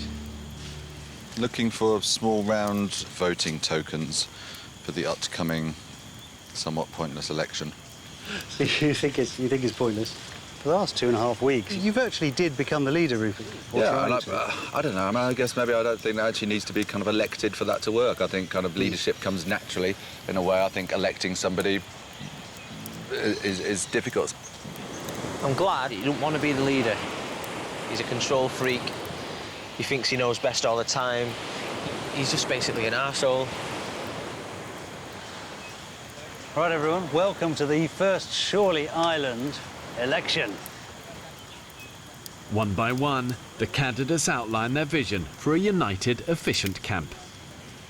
Right. So we're all supposed to come up with a manifesto about how we're going to run this project. I don't have a manifesto. I have a work ethic. Everybody around the room has got a vision. I would go around everybody individually and speak to them one-on-one what they would like to do. We need to share the same idea. Our ideas need to be collective. I'm not here to bark orders at people. All I'm asking, you give of your best. Everybody should be able to look each other in the eye, shake hands, and say, we may have had our differences, but I respect you. The only thing I would do would be to facilitate the smoother running and efficiency of this camp so that over there, by that bonfire, we have 13 torches, we light that fire, we sing at the top of our voices, and we leave with our hands held motherfucking high. That was powerful, man. All 4 men have made their pleas, but there's a last-minute candidate. Right. Let's go for it, Ryan. Yep. The people who stepped forward, I honestly looked and I thought, you know what, I can do a better job than they can. So I've stepped up. Right, everyone, I know People might think it's a bit of a joke candidate, but I really do think this is my time to shine. Basically, I don't really like to be organised, but the thing is, when I want to be, I can be very hyper-organised. And I'd like the chance to prove to you all that I'm not a complete tosser, and that I could do it, and I could make a good job. Very good. That's great, mate. Well done. Thank you. Each candidate has his own token. So, for example, Saki has almonds, Ryan has snails, Sam has shells, Fletch has inedible nuts, and CB has a nice, delicate piece of palm leaf. Each member of the group must now vote, placing their chosen token in the coconut ballot box. I'm really excited. I'm very excited. Shall I get the coconut? Release the coconut. Release the coconut. It's like the National Lottery on a Saturday night, isn't it? Here we go. In wilderness situations, when everything is on the line, you really see what matters in a leader. And if the men are to survive the rest of their time on the island, electing the right leader could make all the difference. Matt is the official returning officer. Whoever does win this, I think it's really important that we all get behind them. You know, even if it's not our favourite candidate and stuff like that. Well said, Cliff. Well said. And the winner is...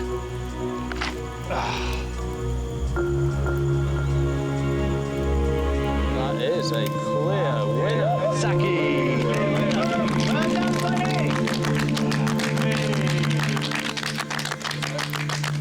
I hope that I make you all proud at the end of this fucking journey. And we can all say that we came, we saw, and we conquered. Well said. Well said, mate. Thank you. Saki absolutely cleaned up. He got 7 votes. The rest of us got 6 to share between us. So I'm really, really pleased. And I think he bridges that gap between the two groups that are splintering off a little bit. He's pally with the younger lot, but he's also got the respect of the older contingent. So I think it'd be really good to bring everyone together. A leader serves, essentially. It's not there to kind of sit on the throne, it's there to serve people. And I remember always being told that nobody cares how much you know until they know how much you care. And for a leader, that is critical, that people know you care for them. It looked at times as if our group wasn't even going to agree on having a leader. But let's make no mistake, we do have a leader. We don't have a project manager. We have a leader for the 13 men on Shorley Island, and his name is Saki.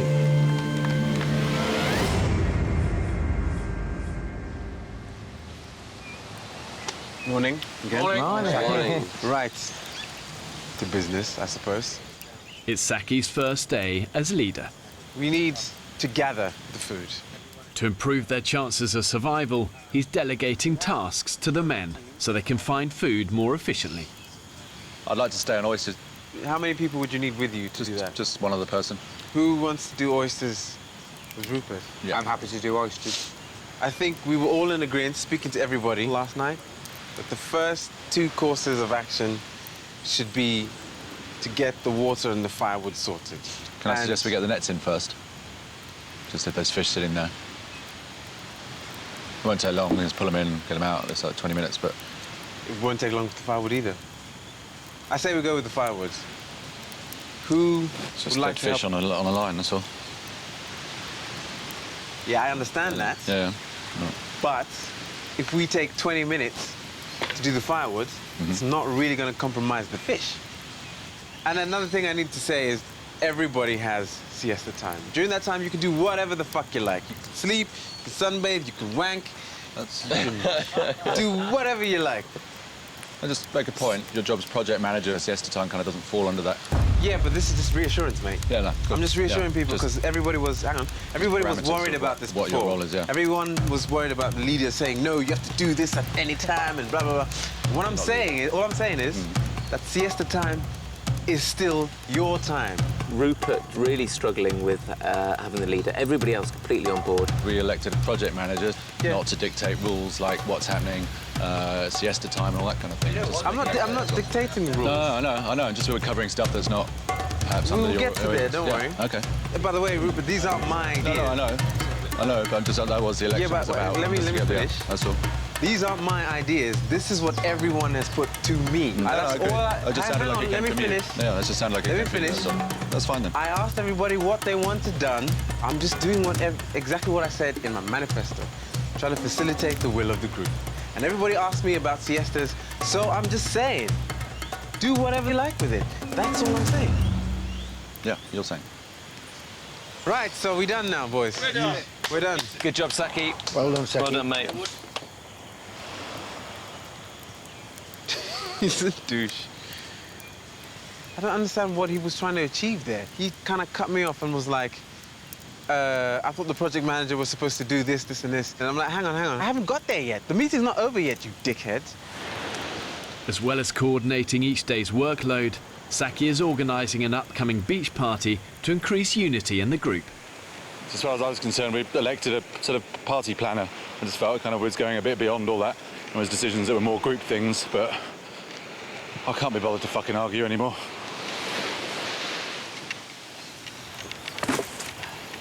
We very clearly elected somebody as a project manager for the party, which is basically organising a party, party planning, and getting a bit of food to go. We had a very clear discussion on that we weren't voting for a leader, but that would still remain within the group. So if we start giving Saki that position of doing that, then we're saying he's leader, and that's what we didn't do. So I'm very clear on it, and I'm very adamant.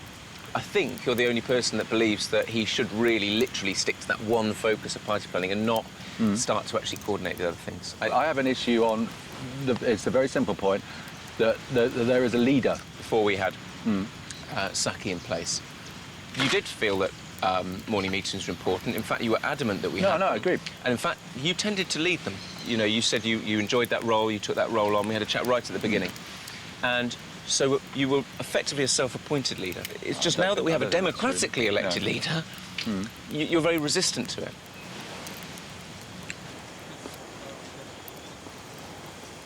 Brian? Yeah? Joe! Dino! Saki has called some of the men together as a chance sighting by Ryan could lead them to a food source rich in energy. Me and Joe went on a fig run. On the way we saw some bees.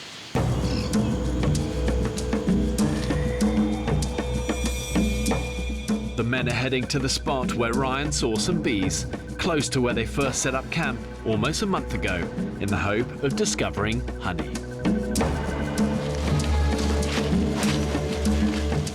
Prospect of honey. Gives me a boner. Dino. Ryan told us he found bees. Nobody else believed him. We walked through the jungle in order to regain some respect from some of the members of this group who just clearly disregard him at every opportunity. 4 people have gone looking for honey. I know. It's like, I bang on the drum, sound the war drums against complacency, and 4 of them go for a stroll, look for honey, and now we've got no food. Does anyone know what they're looking for here? I thought I heard buzzing. But... I can hear buzzing. I can hear like a deep drone, actually. Yeah. Hey, guys, come here. Look at this. It's got bees on it galore. Very good spot, Ryan. Holy fuckeroni. This is it, guys. We have found a beehive. Ryan, you are a legend, mate. There's no guarantee the men will find honey in the hive, but having been starved of sugar for almost a month, they are willing to take the risk. And now it's honey time. For 3 hours to get it and come back. And hopefully get ourselves some honey.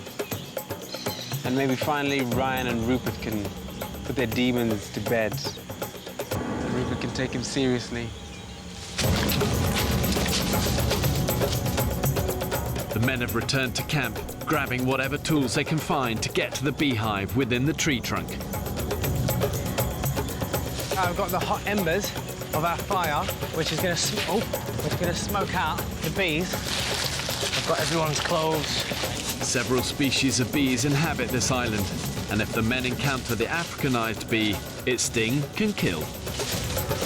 Brian, straight away, clear the area. Machetes out, clear away all the dry leaves and shit. I've never been so focused about anything on this trip as this. What about if they just come swarming out, fucking hundreds of them? Yeah, if they do, that'll be a sight to see, mate. And also rum. My bum was going like this. What have you got on there, mate? Gives me a multi-purpose box of shorts. Using them to stop the bees attacking my face. The smoke from a small fire should make the bees drowsy and less likely to attack. There we go. By opening up the small hole in the trunk, the smoke should repel the bees and let the men explore the hive.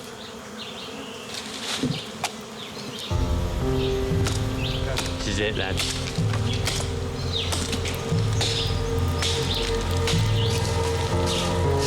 Okay, here we go. They're starting to come out. Yeah.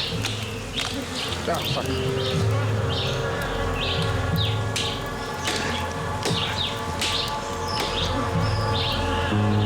Should I just shove the shit in there? Yeah, go on. Go on.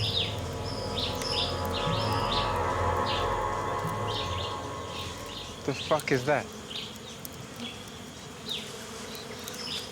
That's fucking... Oh my God! Taste it! Taste that shit!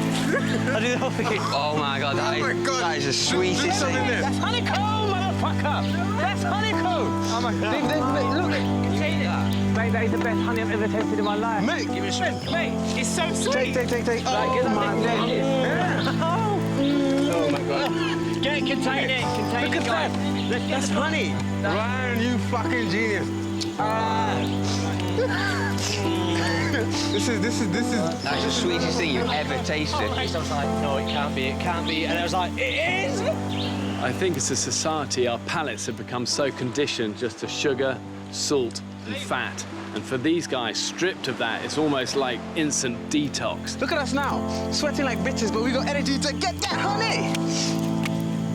You won't be able to know what it's like unless you've been 23 days with barely any food.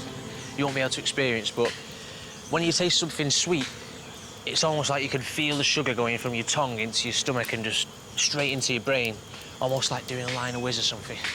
And it tastes unbelievable. Oh, wow. Seriously? That's the toffee stuff, that. That's the toffee. How you feeling? I think we should walk back, and then Ryan should drop a bombshell. We got fucking honey. Right, how are you going to put this out? Woo! You get my penis there? No. Hi, guys, what you got? Ryan, what have we got? I got us a sexy-ass little treat for tonight. Some honey!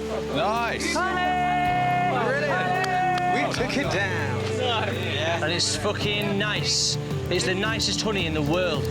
That is awesome. Who found that? Ryan. No way. How did you get it out? Did you light a fire? We had embers in the tin. Oh, brilliant. Nice one. Yeah. Genius. Clever boys. It's well done. amazing. What a fantastic end to an incredible day. It's going to be a fucking good meal tonight, it is. 3 courses, if we please. I hope that this pushes towards a bit of a resolution. I mean, I've got my my reservations about Rupert, but I would rather we all were just getting along. And I hope that maybe he has a little bit more respect for Ryan, really, for getting out there and doing that. Don't worry. You legend. Right, mate. Well done, mate. Well done, mate. Really well done, mate. Thanks, Fletch. We got a load of oysters, limpets, and yeah, some more coconuts.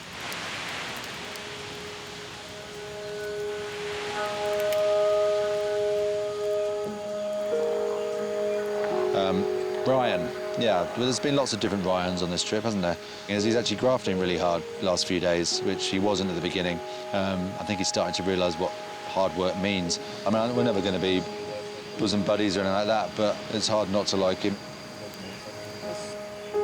For dinner, the men have come together to feast on oysters with honey. I mean, I think the whole Saki thing, and I have the utmost amount of respect for the job he's done. Oh, my God. Yeah, I mean, what's my problem with leadership? I've always had a problem with people telling me what to do, I guess, is one of them. I don't like it. I'm not very good at it. Oh, wow. I rebelled a lot in my teenage years. I couldn't deal with authority, and even to this day, I'm still not very good when people tell me what to do. But I don't know whether that's a bad quality. I don't feel it always is. I think sometimes it's good, but it's not always an admirable one. So maybe that's something I need to learn from this experience. After dinner, Ryan reflects on his reaction over the stingray killing. I regret having a vicious tongue in my life. People said it to me today, it's not going to get me anywhere. But I'm a tosser, basically. You are a dick when you go off on one. We all have our moments, Fletch, I'm sure. We certainly do, mate. Yeah. We certainly do. I mean, that's one thing you can be rest assured of, Ryan. Everyone else here can be a complete dickhead as well at times, so, especially me. So you're not alone. Oh well, I think it'd be nice if we can all get through the last days with smiles on our faces and enjoy it. Gonna really, really miss this place. Excuse me. Excuse me. Thank God that started working again.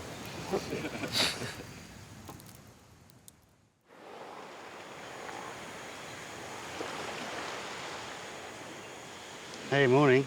There's a real newfound energy amongst everyone here at the camp. A great sense of optimism, a great sense of purpose. Everyone seems to be pulling in the right direction. I am amazed. I haven't seen so much energy around this camp for about a week. I couldn't have asked for a better morning. I think Saki's done a fantastic job, and everyone is behind him. So we're just going round to see CB. He's building the raft so we can get some crab pots out.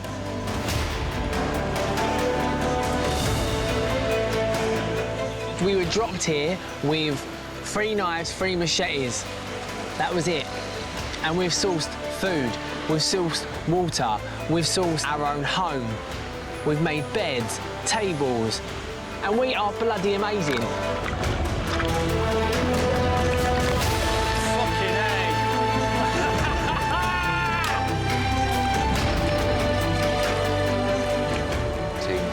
Through adversity, come out the other side, united, together, and gone, you asked us to survive and thrive. We've done more than that. We have absolutely nailed this.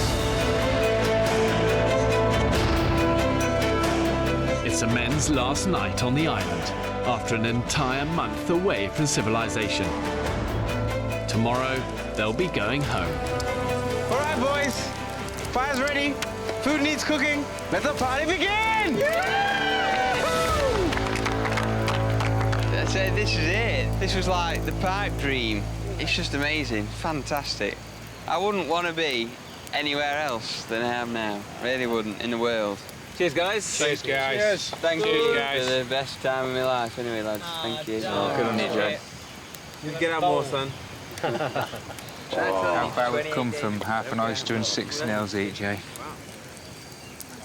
Just in the ways of the ancient peoples, we thought it would be very nice tonight to offer something back to the ocean with a huge display of gratitude and thanks. All right, guys, we're going to launch our raft of gratitude to the ocean. There we go. Fantastic job.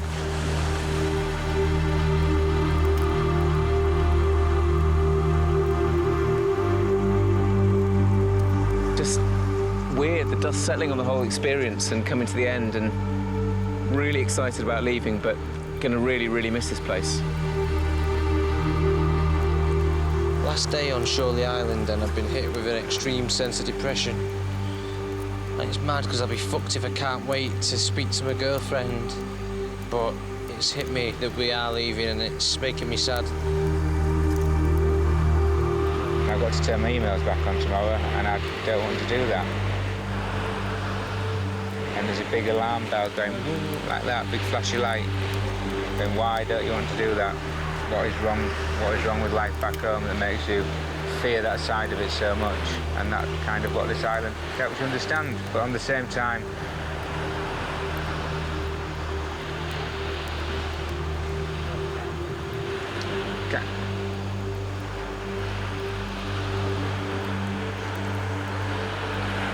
it helps you appreciate what you've got.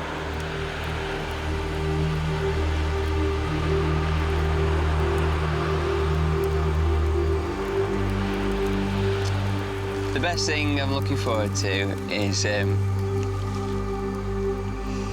see me mum and dad. That's it. Yeah.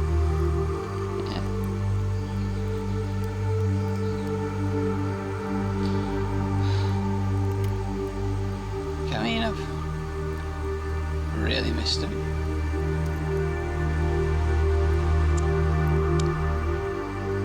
I'm sure we'll all agree this has been an amazing fucking journey. 28 days and not one of us left. We all came here at the same time. We all went through the same things. We argued, we fell in love, we fought, we made up. And on that note, I have a little poem that I was using pretty much as a prayer for all the times that got really hard, when it was really hard to pull through. And it goes a little something like this. Out of the night that covers me, black as the pit from pole to pole, I thank whatever gods may be for my unconquerable soul. In the fell clutch of circumstance, I have not cried nor winced aloud. Under the bludgeonings of chance, my head is bloody but unbowed. Beyond this place of wrath and tears looms but the horror of the shade. Yet the menace of the years finds and shall find me, us, unafraid. It matters not how straight the gate, how charged with punishments the scroll. I am the master of my fate. I am the captain of my soul. I've said to them over and over again a few days before they started on the island. Just remember, the pain won't last forever. But the end goal has now arrived, and we're going to take them home. Well, I can see their fire. There he is, boys. Oh, my God. Come on. How are you feeling, guys? So excited. Fucking excited, man. This is it. We've done it. All we've worked for has come down to this moment.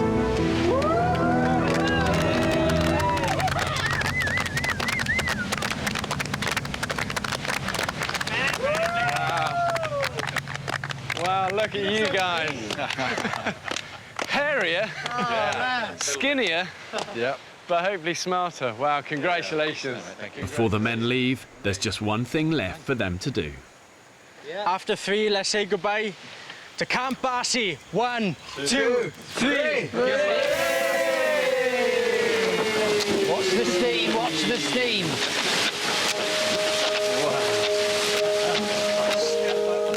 I think we live in such a fast and materialistic culture, and I think what these guys have proved, actually, when you're stripped of all of that, they're made of something decent. And they've only proved that one way, and that's through hardship. It's going to be a wonderful thing now to leave with them and then reintroduce them to life. And let's hope they focus on the good side of things and leave behind the bad stuff. Some people may think, well done, Tony, others may think, silly old bugger. See you later, Shirley. Bye, Shirley. We're all different. 20s, 30s, 40s and 50s, but there's still life at 70. The greatest thing about this experience, I think, was this amazing opportunity to really think in depth about who you are, your life. So I'm kind of looking at a new future, and so it's been great having that time to really think about where I'm going, what I'm going to do. I've always seen myself as lazy. Here you can't really be lazy. Mine now is focused and sharp. I've got a sense of ambition that I've never felt before, which is going to change my life, a happier one for me. I really think that I have undergone quite a big change in my head. I think having had everything just taken away and stripped to the absolute bare bones of nothing, I feel like I'm going to appreciate just everything so much more. I really do. I've still got a bucket list at my age, and I realise, really, that I've got to bloody get on with it and not spend the next 10 years just keeping up with emails. I came on a boy, almost didn't know where I wanted to go in life, just plodding along, just thinking, yeah, I got a job, whatever. And now I feel as if I'm leaving like a man. It doesn't matter what sort of person you are, what sort of man you are, you can do anything and achieve anything you want to. Fucking hell. We did it. We came, we saw, we conquered. We did it.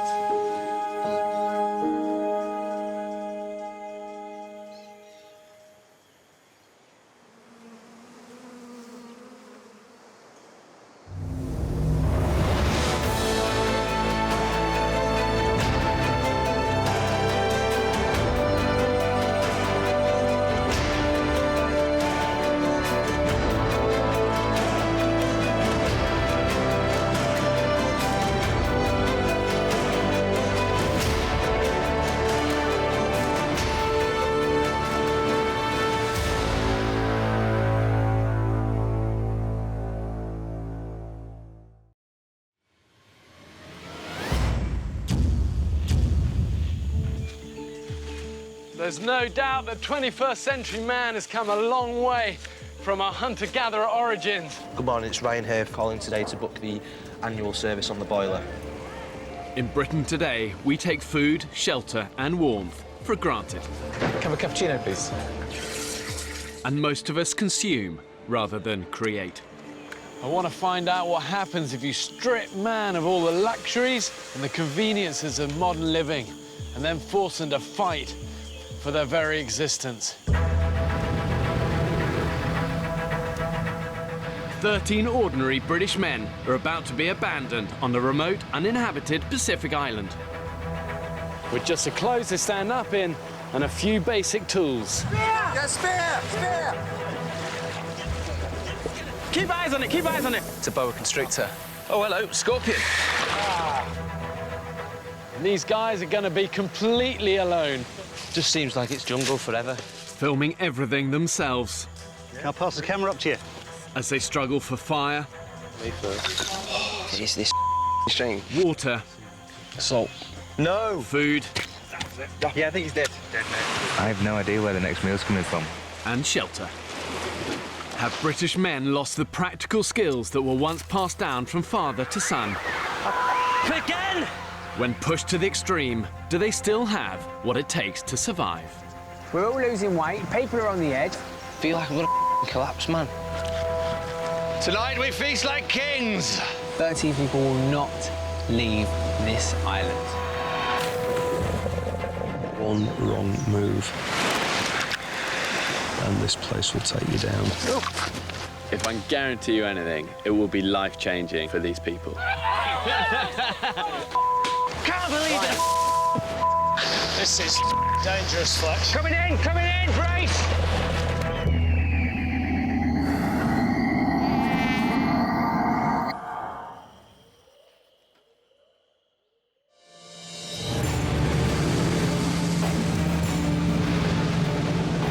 It's hard to say if I'm a survivor or not because I've never had to survive. It's a bit of the unknown, isn't it? I certainly don't underestimate what we're facing. I've never done anything like this in my life, have I? I'm about to abandon these men on a remote Pacific island to see if they can survive for a month. They will be utterly alone. My mother does pretty much everything for me. So I think going to the island is going to give me the opportunity to prove to myself that I can actually live, I can survive. These are ordinary guys with no previous experience of living in the wild. Oh, mate. I think I have a massive point to prove. People might watch this and be like, oh, he's not going to survive, he's gay. So what? Watch, I'm the dark horse. I'm going to survive anything you throw at me. Here we go, boys. For the next 4 weeks, these men will have to survive entirely on their own wits. They have no food and only enough drinking water for the first day. Okay, this is it. Yeah. We're heading in. Really, the idea behind this experiment is to find out whether modern man has lost that ability to look after themselves when they're stripped of everyday creature comfort. Without your smartphone, without your computer, can modern man still cut it? I still believe that that spirit is still there within us all, and it's not until we're kind of squeezed and put under pressure that we find that spirit, that resourcefulness, that courage again.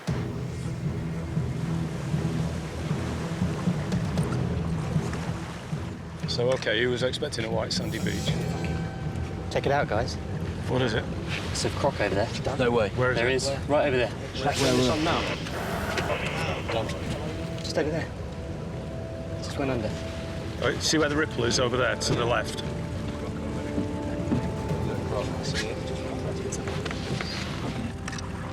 Okay, guys, this is end of the road. From here on in, you're totally on your own. I'm not going to sugarcoat this. It's going to be a really hard experience. Let's see what British modern man is really made of. Cheers.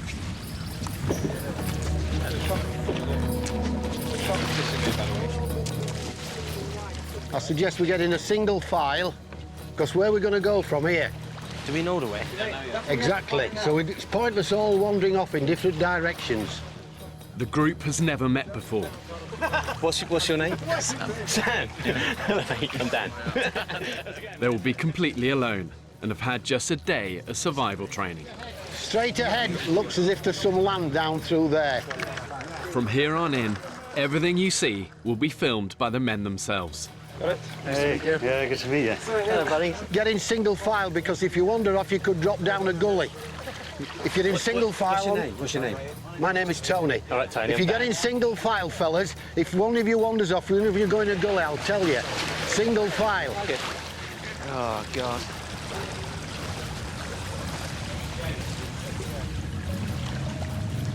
Wow, weird feeling suddenly just leaving them. Mainly because I know how harsh these sort of terrains can be. These islands always look amazing. But you get up close and dirty and you realise, you know what? Stinking mangrove swamp, bloody hot, and full of one hell of a lot of nasties. It's time for me and the crew to leave.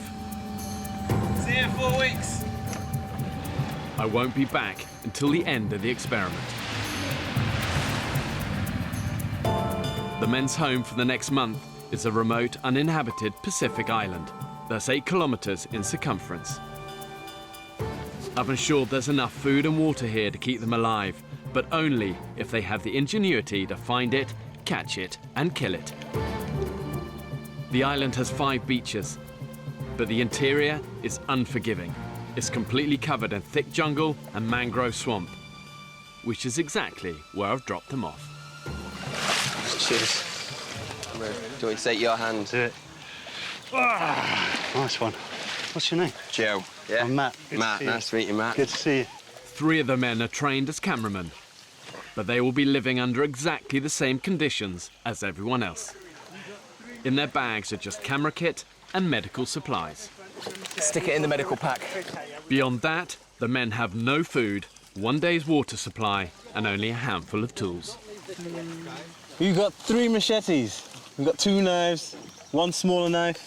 So we've got 3 knives. 3 knives, 3 machetes. Yeah. That's it. Wow. Yeah, man. Fucking hell. Fuck me. It's been an unexpected start. I've been fantasising for quite a long time now about a beautiful golden white sandy beach and the boat crunching softly up on the sand. What's actually happened is that we've landed in the middle of an alien movie. Just have a look at the water. Look, see, I mean... And it's coming up. This is coming in so quick. In this part of the Pacific, extreme tides mean these mangroves will soon be under 3 meters of water. Yeah, mate, this tide is coming in quick. Right, we've got to get up there we probably need to get away from here. So it's not the ideal place. No, tide comes in where it's going to stop up there. If we head up that way. Whoa, hang on a minute. Whoa, hang on a minute. Let's discuss it. Let's discuss it. All we want to do is just get out of here. That's all we're trying to do. All right. You want to go up and then I'll... Yeah, so we can get ourselves up all right here. Good point. Watch your ankles, it's slippy. Come on, listen in, fellas. Yeah. Oh, listen in. You'll soon go over and you'll finish it with a bloody sprained ankle within an hour. It's 4 hours till sundown. The men now have 2 pressing priorities. Go on, I've got you. Get a foot on. Lovely. To look for a safe place to spend the night, and then find a source of drinkable water before their supply runs out. You all right? Yeah. Yeah? Can I pass the camera up to you? Are you coming up? You ready? Yeah, I just don't want to slip. You got it? Yeah, I got it. Well done. What do you do for a living, Dean? I'm a hairdresser. I'm a hairdresser, and look what I'm doing now. Am I allowed to say that first 30 minutes was just fucking awful? Where are you from originally? Well, I'm from London. I was born there, but I grew up in Ghana and Zimbabwe. What about you, Ryan? Where are you from? I'm from Stockport, near Manchester. Lived there all my life. Out of reach of the incoming tide, the men can catch their breath for the first time. What do you do? I train people how to use computers. I'm an IT guy. Oh, yeah. Wow! I would never have got that. Never have guessed that. Hey? Sam, I'm a neurologist. you're a neurologist. What's that? Brains, it's like brains. Yeah? Yeah. What about you, Tony? What do you do? I was a police officer for 34 years. And I still do security work. Wow. So what does Ryan do? Yeah, Ryan, what do you do, mate? I work in a call centre at the moment. Customer service. Nothing glamorous, nothing special. Could you please just confirm to me the first line of the address and postcode? I'm not where I'd like to be at this point in time, and I feel like the chances to achieve things are running low. I'd like to think that I could achieve something that's a bit tough. The only other thing that I've done that is remotely like this is going camping with my friends, but that's just been one night on the park, getting drunk, having a party. Other than that, nothing. Whoa! That was a close one. Almost had my kneecap then. Day one. Here we go. To be honest, this could be not a bad place if we had to camp. You know what, that's what I mean. This is not a bad place to start. Thing is, there could be scorpions all around this area. Business coach Chris is convinced that in the remaining 3 hours of daylight, the group should find a beach to camp on, away from the jungle critters. It looks as if the island is almost like a U-shape, and we came into the lagoon. For me, the best plan at the moment is to get back in the water and walk along the mangrove slopes. No, we stay in the middle. I strongly object to that. Why? What my reasons are this. We don't know how deep that water is. We don't know what the floor of the water's like. We've no idea how far we're going to be wandering through 3 foot of water. We don't know how idea we're going to be up here again. Well, one at a time. We've got to, you know. If we had to, at a push, we could easily make camp here. It'd be an all right place to stay if we had to. It's better than the mangrove swamp. There won't be any crocodiles up here. Yeah. We're away from mosquitoes a little bit. Whoa, guys! Oh, shit, look. It's a boa constrictor. Big one. Get close, get the shot. They're fucking quick and they're pretty vicious. Just shows we're not alone. Yeah. Great. How exciting. I've just seen that. I just can't see myself being able to sleep here. I just stay awake all night. For all we know is the field right there. From what you've seen of the island so far, how many fields have you seen? I think... I don't want to sleep here either, but... Yeah. I don't think I can cope. Really? No way. I'm not sleeping tonight, I already know that.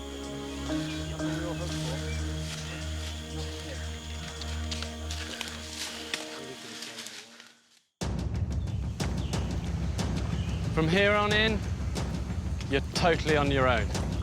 13 British men have been abandoned on a remote Pacific island with nothing but the clothes on their back and a few basic tools. They now have less than a day's supply of water left. Oh, God.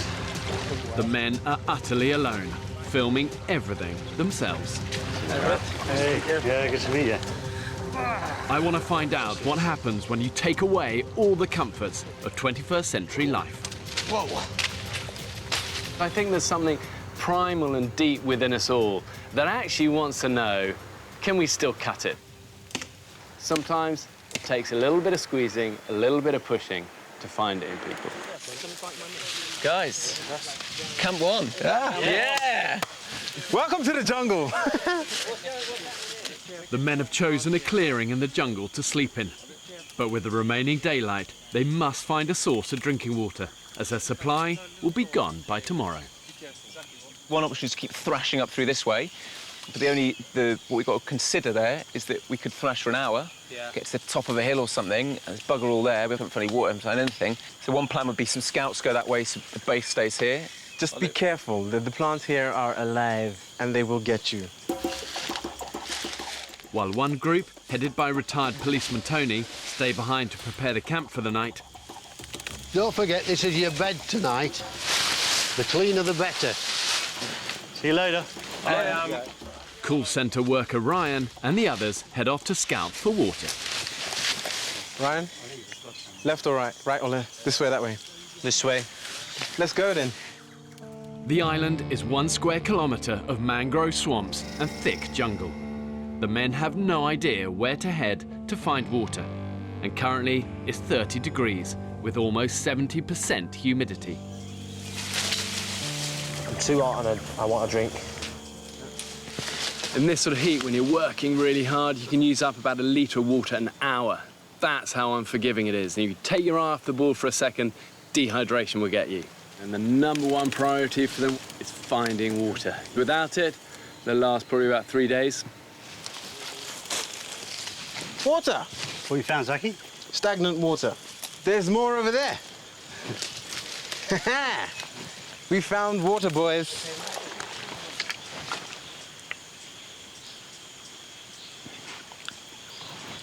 Salt. No!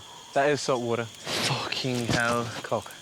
Bit scared that the island is just like this all the way. Really? Yeah, that's what it feels like at the moment to me. I hope not. I'm hoping there's some sort of open space where we can look at the sky. Yeah.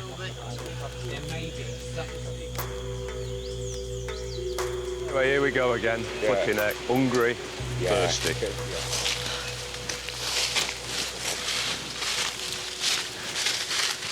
To be honest, guys, this almost looks like animal tracks, doesn't it? This is a definite trail, isn't it? Good trail. Mate! It's the beach!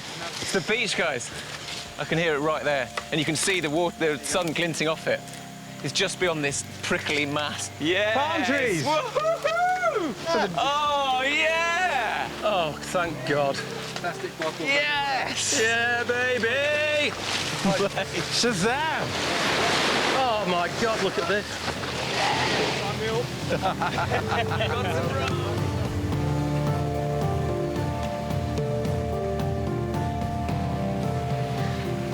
Pelicans.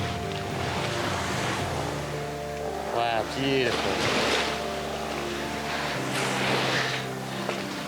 It's so beautiful compared to that mangrove swamp. It's just perfect, isn't it? This is ridiculously wonderful. We can sleep tonight, knowing full well that we're going to come down here tomorrow for a dawn swim, and it's all going to be beautiful. Although I'm well tempted to just have a quick. Well, should we jump in? I am tempted. Let's have a go. Come on.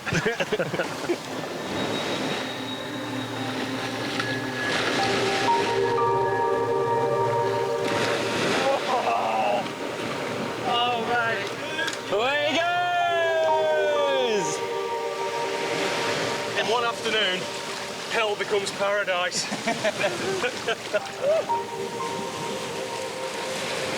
Suddenly from a dank, sweaty forest full of snakes and spiders and scorpions.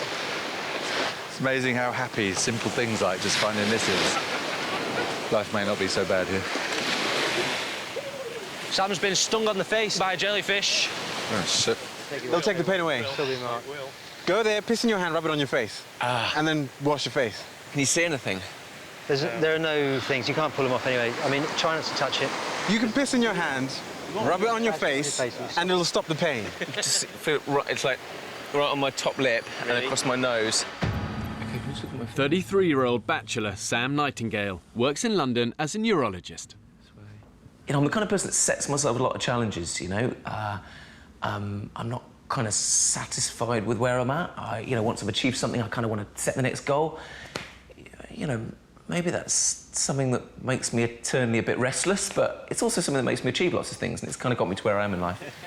Actually, it actually really stings. Just do that. I'm not pissing on my face. Let's go. Do it. You sure you don't want to piss on your own I'll face? piss on your face for you if you want. Will you? Kip's preparing some now.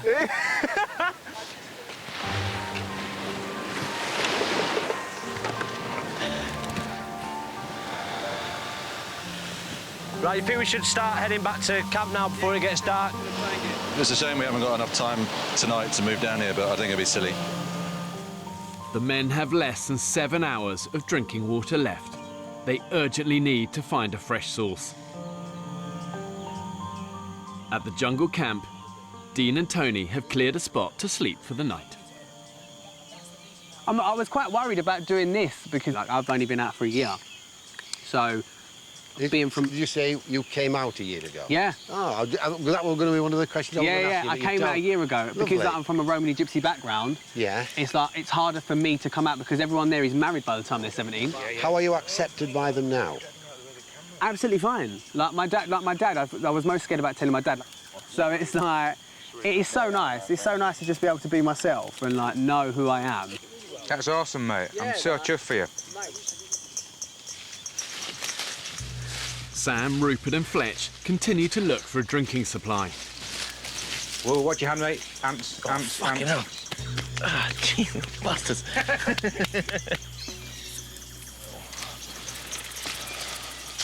Oh, what we got here, guys? Is that water? No! Yes! It's not the best colour. It isn't, but it'll boil up. We can filter it, mate. That's, Should we just make sure we see if it's fresh? Yeah. How deep's that? It's about a foot deep. Yeah. Oh, that's a lot of water. That's... Oh, yeah, that'd... keep us going for a week or two. Boys, that's a great find. So, rather than drinking it, I might just have a little bath in it, wash my balls off. It's our only water supply at the moment. Yeah. We should probably look after it a little more. Yeah, we should have a balls out the drinking water rule. Yeah. Rule number 2. If they want to drink this water, they'll need to boil it first. And that means they'll need to light a fire. One of the problems with drinking stagnant water is that the animals also drink from it. They do more than that, though. They also shit in it. And where you get feces, you're also going to get waterborne parasites and all manner of different infections. So without fire, really for them, it's like a ticking clock, exposing them to dehydration. Oh, my boys are home. Did you find anything? Yeah, we did, mate. What did you find? Some fresh water. You found fresh water? Yeah. Thank fuck for that. Yay, boys. Their supply of drinking water is dwindling fast. They need to get a fire lit, and quickly. Is that for the bow drill fire, Joe? Yeah, just a bit of string that we just found just as we came in near the swamp. It's just about long enough. 23-year-old sheep farmer Joe plans to create fire using a technique that dates back to the 4th century BC. He'll spin 2 pieces of wood against each other using a bow. But like all the men, he's only had a day's survival training. To you first. Okay. We'll do it ever so slowly. Ready? Oh, yeah, shitter. Tell you what, I'm starting to get my first hunger pangs. You're joking? I'm just very, very vaguely, just little knocking in the distance. Little hunger pang. Which is only going to get bigger. That's... Come on, spin. Fucking thing. Everyone else wet? Tom? Yeah, wet through. Yeah. I need to explain something to everybody. Go on. You have webbed feet. Hoofed feet. Worse. I'm just trying to think of a way to explain it. Explain myself. I've got a tattoo that it looks really bad. It was a mistake getting it. It doesn't mean what it looks like. Everybody knows what it looks like. You don't even have to say it out loud. It means peace, love and unity. I was just interested in that sort of subject, but basically... Swastika? Yeah. Oh, fuck it. But I'm so embarrassed of it now. I regret it. Come on, don't worry about it. You want to see it? Yeah, go ahead. There it is. That's what it is. It was stupid, but, you know, I was young. It's just one of them things. Has anybody found any nuts anywhere? Not apart from you, mate. Oh, shit, it is this fucking string. Not even smoke yet. Looks like it might be a dark night tonight. At night, under the forest canopy, it's now completely dark. And the only way to film is using infrared lights.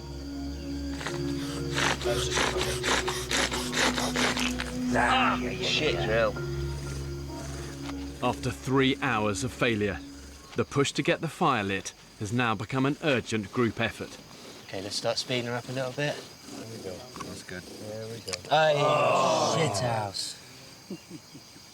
For me, the big concern is everyone's hydration. Potential for people to get really sick if they're not drinking enough. And we're so overexcited about being here, and you could so quickly get dangerously dehydrated. So I think the main priority now that we've found water, is getting the fire going and getting a system of getting water boiled and filtered and drinkable, because that's absolutely critical. Okay, stop there, Fletch. Stop there. Stop there. I am in the pitch black. I am genuinely so scared. Oh, Grandpa, he's gone to sleep. Oh, is he? He's snoring. Is he? How do you manage that in this weather? I don't know. Is this the last chance? If we don't get fire, we go to bed.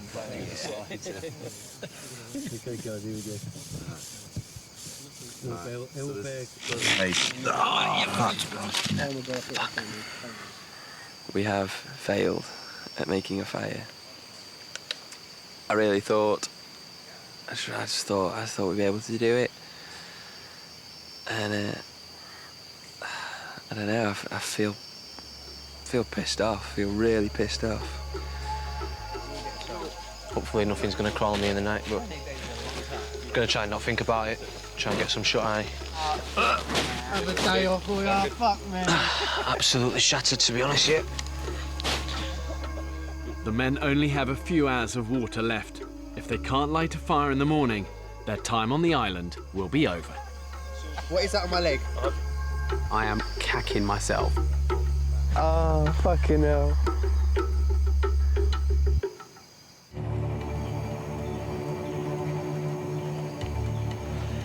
I've never slept on a floor like that before. It weren't nice. It really weren't nice. Dawn, the men's first morning on the island. Yeah, that wasn't good. I got an hour towards the end, but yeah, just couldn't sleep. It was just so uncomfortable. So that isn't a very good pillow. didn't quite get it. Tried to turn on his edge for a while, but it didn't really do it either. I had a man sandwich. It was really nice. I was the Frankfurt and I had 2 rolls. Yesterday they found a stagnant pool of water, but without fire, they can't purify it. This is all we've got left for our drinkable water for today. The risk of dehydration is now critical. Let's have a bit of a meeting. But I mean, I think everyone agrees our priority is getting a fire because that leads to everything else. Water, food, you name it, so. I think we just really sort of break it down to real basics here. I think we've got to get stockpile water, we've got to filter it, and we get a fire. If we can get that happening today, because if we don't sort those 3 things out, filtering, water and fire, then we'll be in trouble. And today's going to go quick. Turn off the infrared, there we go. The men head to the beach to search for dry wood to make fire. Oh. On the way, Joe hunts everywhere for the perfect fire-making timber. It's just wet, it's too wet, it's too wet. It's too wet, Dan. Yeah. Fuck. At home in the Peak District, Joe works on his family's farm. I know it sounds a bit extreme, but I think I'd bring back national service, because I think that young people should learn what our grandfathers used to do, and people learn a lot more about respect and things like that. There's a lot of respect missing with some youth people of today. If we get fire, that's it. We can move on. We can food, purify water. So it all comes back to fire. So yeah, there's a bit of pressure on today.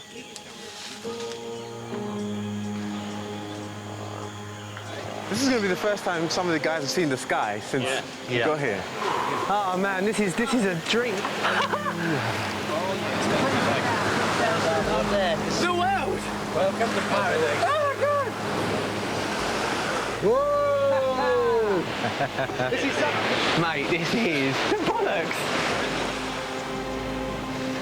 Oh, look at this. It's just like loads of containers. This is just a council tip, basically. The amount of rubbish that is washed up on this beach is horrendous, really. But I suppose for us, it's a blessing. Mate, that's a find. That's perfect. How many to find a hammock? Yeah. One thing that staggers me with these desert islands, however remote they are, is just the amount of trash you get washed up on the beaches. But for these guys, they really need to embrace the fact that one man's trash is another man's treasure. The men are on the island with only the bare minimum. This debris, discarded by ships and washed up on the beach, could be a lifeline for their survival. Can I just take the opportunity to introduce you to the 14th member of us? He's our survivor. Give a big round of applause for Percy the pig. After a night in the sweaty jungle, the beach is an ideal place to cool off.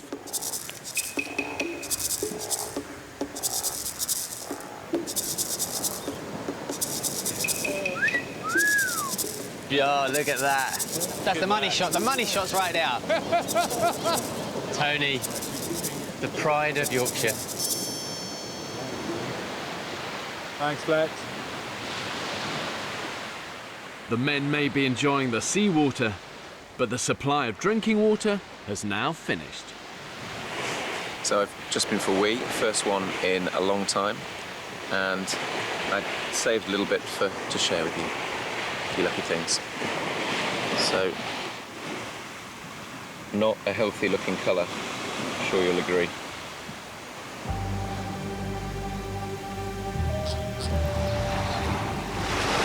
I think we've got an injury here. IT trainer Mike Fletcher is in trouble. Come up to the camp. Yeah. Okay. Look out if you've been poisoned or not. Yeah, I don't know either, mate. Come up, I think the best This area of the Pacific is notorious for deadly stonefish. With skin-piercing spines, it's the most poisonous fish in the world. It's more than just a rock, do you think? It shouldn't hurt that much, should it? Okay. Ah, bollocks. It really hurts me more than it should. Sit down, sit down. I don't know whether Fletcher stood on like a fish. Oh, really? Or whether it's a graze on a rock. Leakage engineer Craig is also a part-time St John's ambulanceman. Can't see anything inside there. That's just fresh blood coming out of it. So I don't think you've. I think it's just a rock. With a puncture wound, you normally just get 1 point. Yeah. But this is quite spread across. Cool. I think you might live to tell the tale anyway. Oh, I'm guessing I'm not going to die. That's my prognosis. Yeah. It's very tricky. It lulls you into a false sense of security, this beach.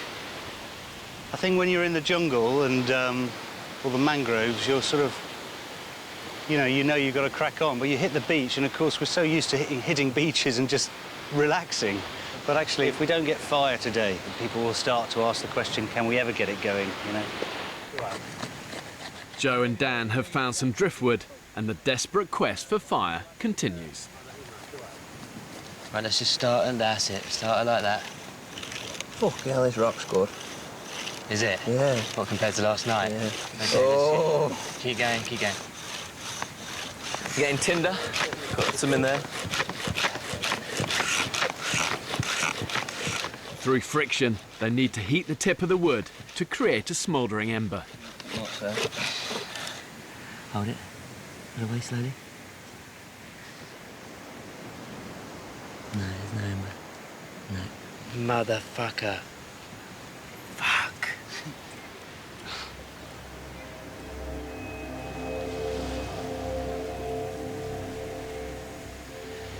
It's very hot. It's very hot, isn't it? So it's out of the sunshine now. Would you say it's stifling, Tony?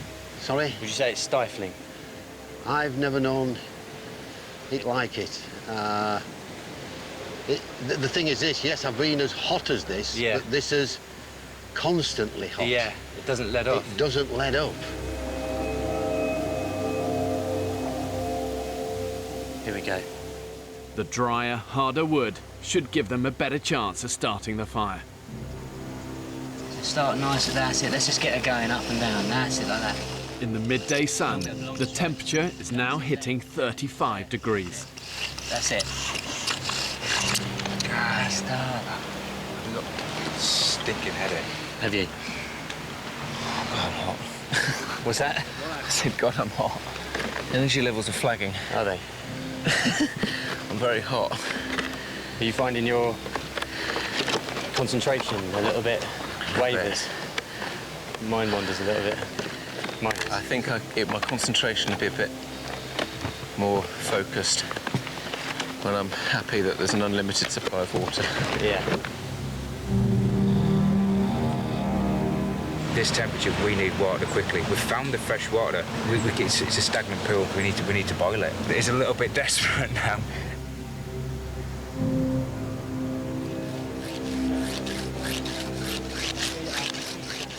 They have been trying to get an ember for 8 hours.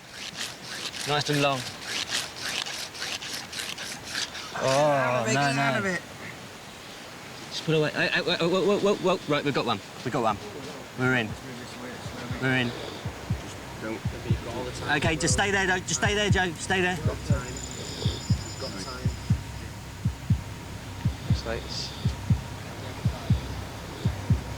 Okay, right. Now let's get some of this together.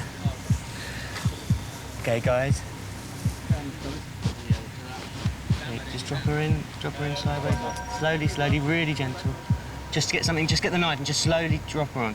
There we go. Yep, she's on.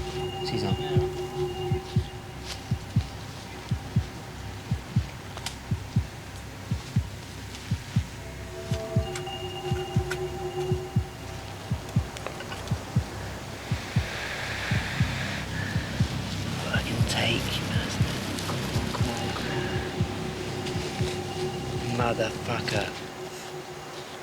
It just didn't take. I need to sit down, man. I'm struggling a bit right now. Yeah, it's I am, not gonna lie, I am. I'm too hot and I want a drink. Yeah. The lack of water is having an unusual effect on Rupert. I think you're definitely dehydrated. Fucking seriously, my piss was the colour of Guinness. Yeah. It is not good. It was not good. And I've just pissed out so much liquid just walking up there. So it's getting serious a little bit, so we need to... It is. We need to sort of up the ante a little bit. This is 24 hours in. Right now, getting this fire going is just crucial. And if it doesn't happen today, then I think we're really going to start getting into trouble. I am concerned now. I am concerned. I really think we need to pull our finger out.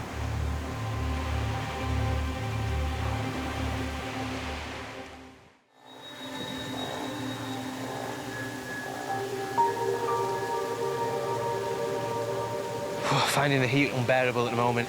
It's the first proper midday we've been on the island where we experienced the heat without any water. Halfway through the men's second day on the island, and it's over 30 degrees in the shade.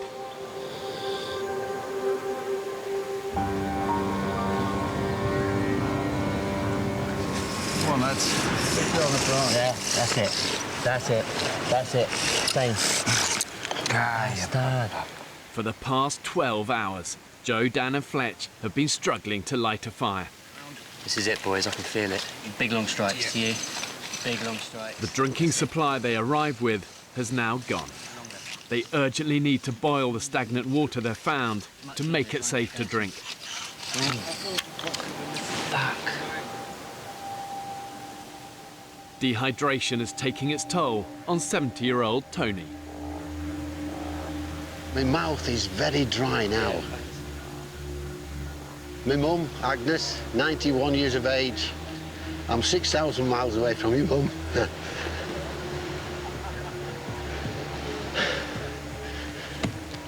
Doing well, mate. And I'm missing you. Yeah.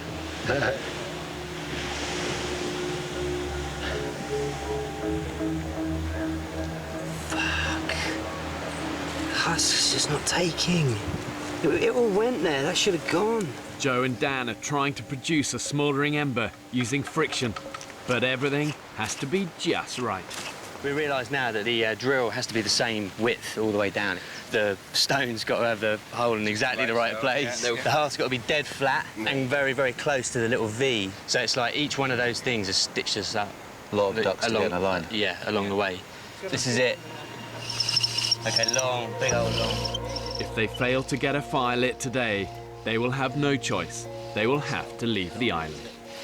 This kind of has to work, because this is, without this, no water. OK, stop there.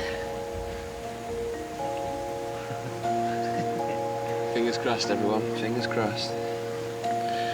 OK, go on then. Drop her on.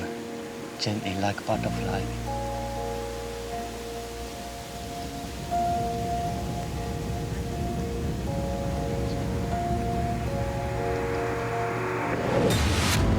Yes! This is it. This is it, guys. Oh yes! That's the best moment of day 2. Oh my God! Wow, we got fire. Oh my God! How's it looking, Fletch? It's the most beautiful thing I've ever seen. Oh my God, look at him! Well done, Dan. Well done, mate. Well done. Well done, mate. Nice one, nice one. Well done, well done. That's how it goes.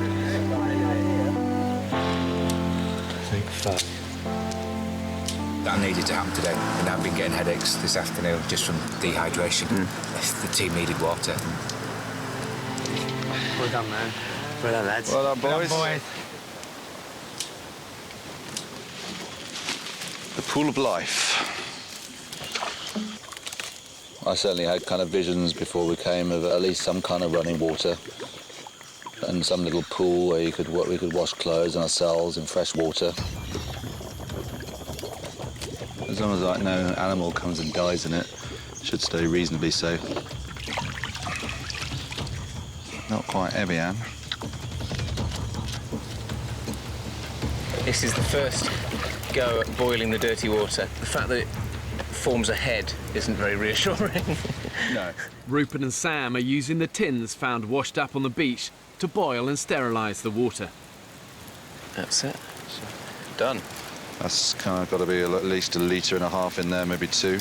Yeah, it's only like 39 tins we have to boil in one day. Seriously? 39 tins a day? It's a lot of tins every day. Ah, she's up. Rolling boil. Look at that. We've got a rolling boil? Yeah, there's a lovely pot of hot water with scum all over the top of it, and we can drink it. It's brilliant. It smells like a fire, a metal fire. Yeah. Go on then. There's probably a bit of rust in there, but... Mate, get it down. Do it, mate. You look the part with the charcoal on your face.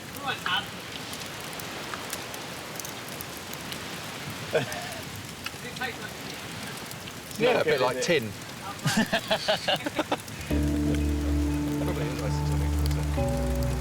Oh, do you know what? Yeah, fine. Oh, fine. It does the job, right? Gentlemen, we have water. What do you reckon, Stevie? It's not bad. It's all right. It's Nick. It's just, that's not bad at all. It's kind of like the weakest cup of tea you've ever had in your life. Tony, brought you a brew. It's a desert island version of Yorkshire tea. Please enjoy. Smells good. Looks good. You're good health, gentlemen. Happy? It's bloody delicious.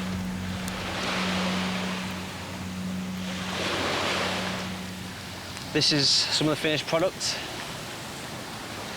Looks like piss. Tastes a lot worse.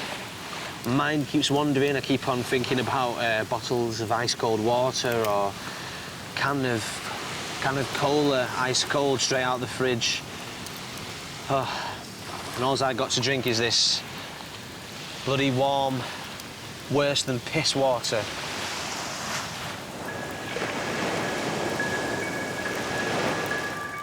It may not taste great, but the men now have a reliable source of water. Their next problem is where their first meal comes from. I'm properly hungry. Oh, yeah. I've got a knot right there. I just want something to eat. I'm starving.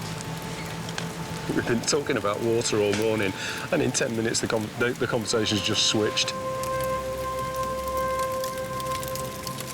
When you're deprived of food, it literally becomes all-consuming. It's all you think about. It's all that motivates and drives you. I need something. These guys have got 13 mouths to feed. They've got to be resourceful. Oh, hello. What is it? Ooh. Scorpion. In the fire, that's silly. There he is. There he is. Got him. I've got him. He's got small claws, guys. He's one of the bad ones. Aggressive. He's aggressive. Oh, Jesus. Don't kill it if you're not going to eat it. Yeah. Of course I'm going to eat it. Mate, I'm starving. Right, okay. There's the stinger off. Okay. Let's kill him because I feel bad. Oh, yeah. Oh, fucking hell. Oh, God, I can see its guts inside. That's not going to be tasty, guys. Oh, man, you're making us wait. Come on. We want to see you eat it.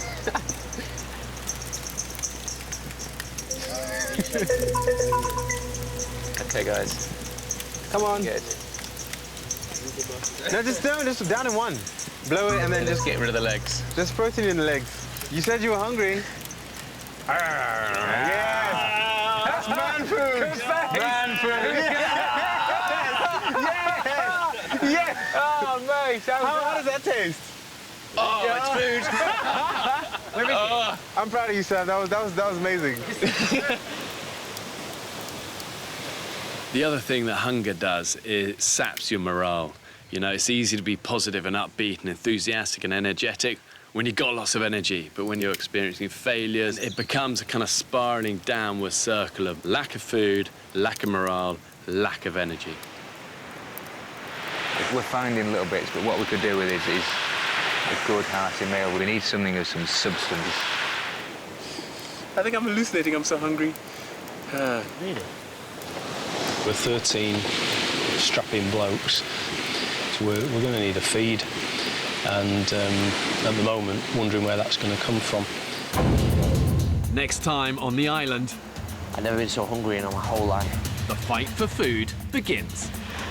We're all losing weight. People are on the edge. The fucking pelicans seem to be eating more than I do. Chuck it, chuck it! Ah! Fuck! Busters! Holy shit, the bed, man. That's a big one. Come on, fucking nature, give us some food. Just pass me a coconut shit. Get it! I got right between his eyes, but it broke the spear. I have no idea where the next meal's coming from. If I'd have known... This is absolutely fucking nuts. ...that it was going to be like this... You've got him. You've got him, mate. I'm not too sure I'd have applied to come.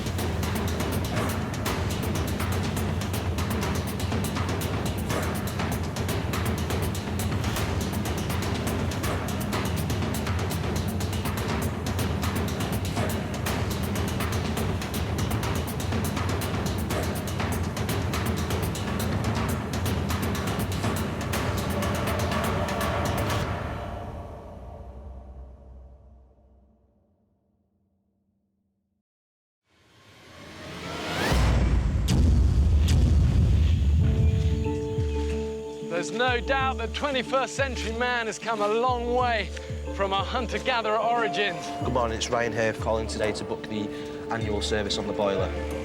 In Britain today, we take food, shelter and warmth for granted.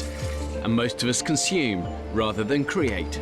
I want to find out what happens if you strip man of all the luxuries and the conveniences of modern living and then force them to fight for their very existence. 13 British men have been abandoned on a remote Pacific desert island. With just the clothes they stand up in and a few basic tools. And these guys are going to be completely alone. Oh my God, yes! Filming everything themselves. OK, got him. We've landed in the middle of an alien movie. When pushed to the extreme, do they still have what it takes to survive? It will become Lord of the Flies. Did you just wank a sign towards me?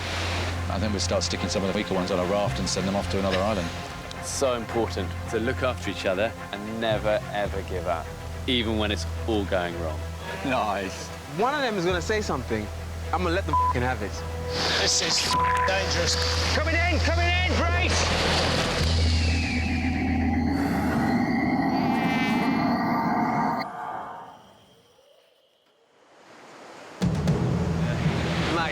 Jeez, bollocks. 2 weeks ago, 13 British men were cast away on this remote Pacific island. Come on, nature, give us some food. They're alone, with no provisions and only a handful of basic tools. You got it? Yeah, I got it. 3 of the men are trained and experienced cameramen. There's not a piece of gear that I couldn't pick up. There's just sand all over it. But they are living under exactly the same conditions as everyone else.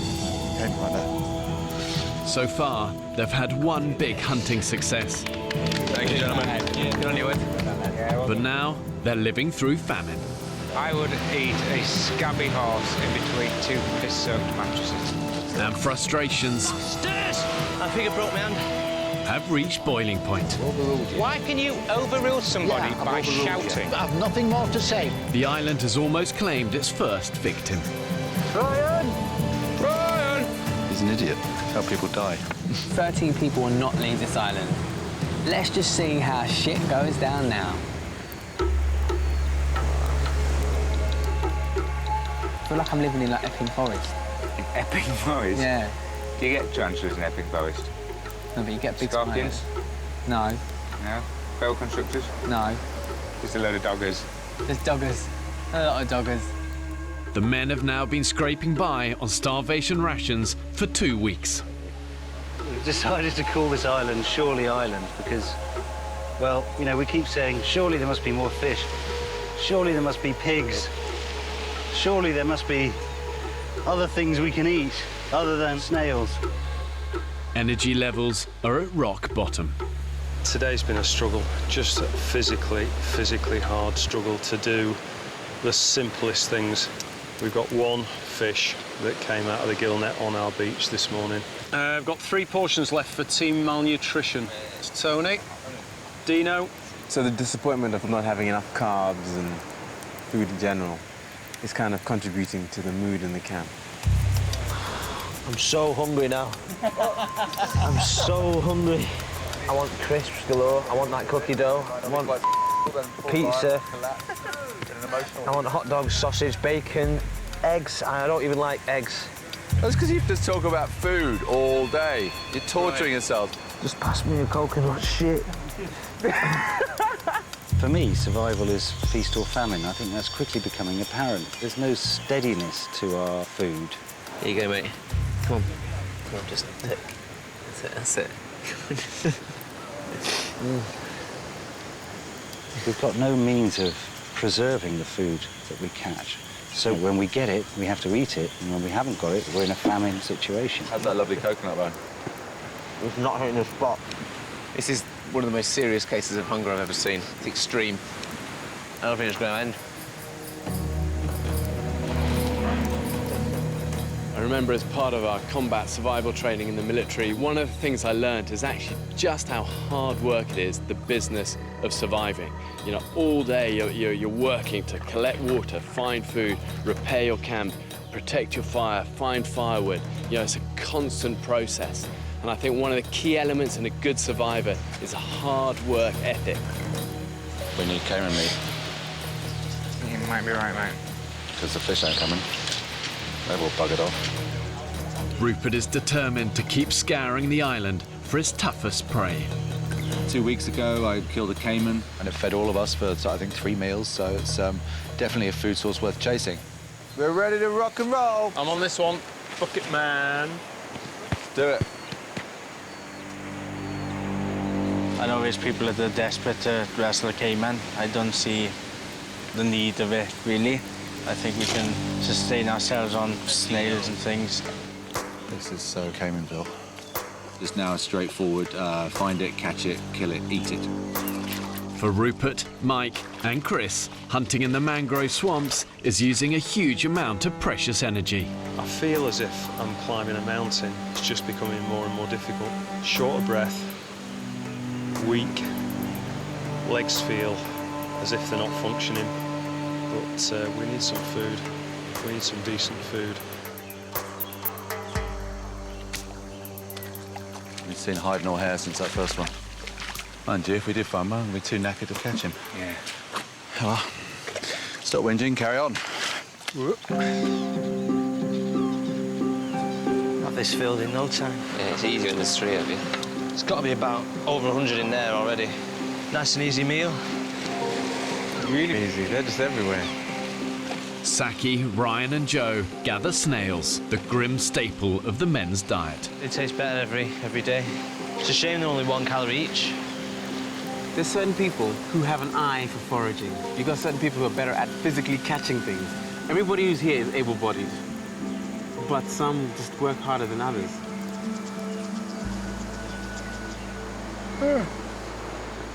Soz, I'm just so tired, babes.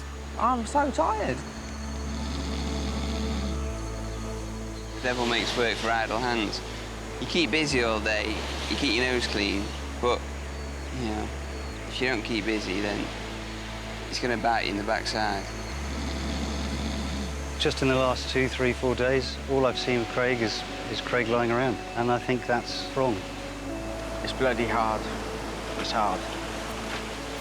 You want to do so much, yet you haven't got the energy in order to do it. He's not pulling his weight, and at the moment he's on a free ticket. You know, he's getting a free lunch every day.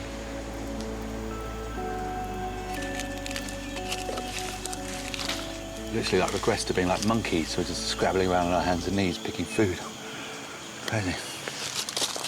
After searching for hours, they've failed to find a caiman crocodile, but they have discovered a few wild figs. Oh, stood up. Ow. Oh, fainting. Fainting. I assume it's dehydration. We'll get to those beaches, I think, and then round before tide changes and hits us. The men decide to return to camp, but they've been out so long, their way back through the mangrove has been cut off by the rising tide. They have to take an alternative route across a rocky coastline. In the afternoon, heat is at its zenith. Where are the figs? Good question. Where are the figs? This is a sign of how fucked up our brains have become. Then pick a whole bucket load on our hands and knees like monkeys, and then wander off, leaving the bucket there. Duh. That's just a quick shufty back, innit? Yeah. Go, go, go. Totally Chris's fault, though. I mean, he was carrying the buckets. Yeah. 60-year-old Chris returns for the figs, but it's a dangerous gamble. With the tide rising at 1 metre an hour, the route back to camp is rapidly becoming more difficult. Extreme hunger affects not only obviously your physical strength, but also your decision-making ability. Mate. And if there's doubt, don't take the risk. You'll only get it wrong once.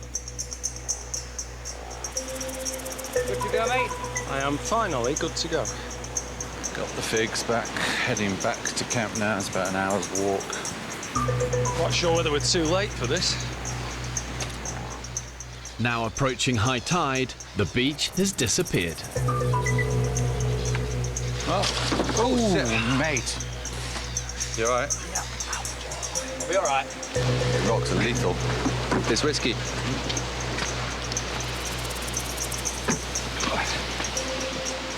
Oh shit, it's a chasm of doom.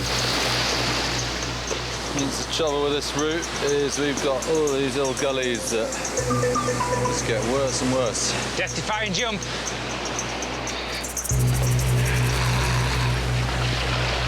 She's going to test you, isn't it, mate? I ain't doing that. No? Sure? Sure. 100%? 100%. No meal limits. Right, If you're not sure, mate, don't do it. No. It's a broken leg or worse. So I'll go down and round. Hey, 3, that bucket, mate. The pigs. Ah, balls.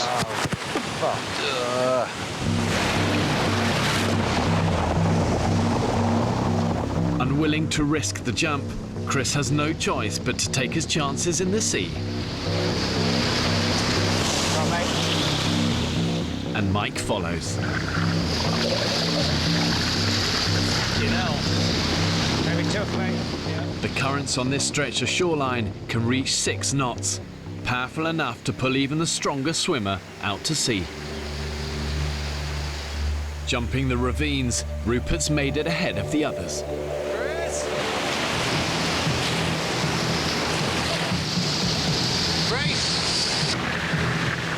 Okay, and move. This is fucking dangerous, Fletch. That's it, mate. Quickly as we can. I'm really worried about this bit. Keep a really good hold, hold, hold. Let's go. Brace! Let's move. Yeah. Coming in, brace! Oh, God. Okay, okay. And again.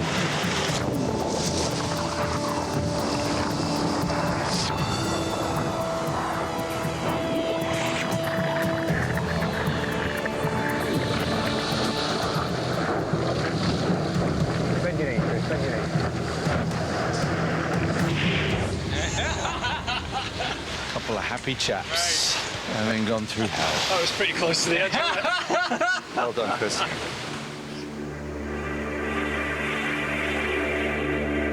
The exhausted hunting party returned to camp with only a few figs to show for their efforts. Looks like it's been tough here at base. All right, Dino. What, babe? Having a tough day? Yeah. Having a fiance day. How are you? We're good. What did you get? Figs. Ooh. Yeah. Two There you go.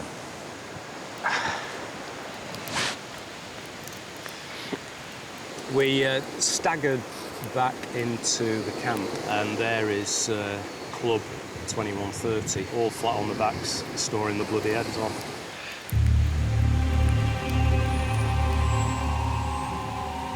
A lot of people just sitting around doing fuck all, really. They're quite happy to sit back and let people work around them and provide for them, and it's like we're their mum or something. I don't really want to get involved in a massive argument, but it's coming to a little bit of a head, I think, slowly but surely. You can see little cracks starting to appear, and people are like, boom, boom, like little comments here and there are coming out, and you're like, oh, judgy. Bitten my tongue long enough. There's certain people that day after day do absolutely nothing and then come like little leeches with their bowls and don't even have the bloody decency to say thank you. And you just think, wow, your moles are as low as a snake's belly.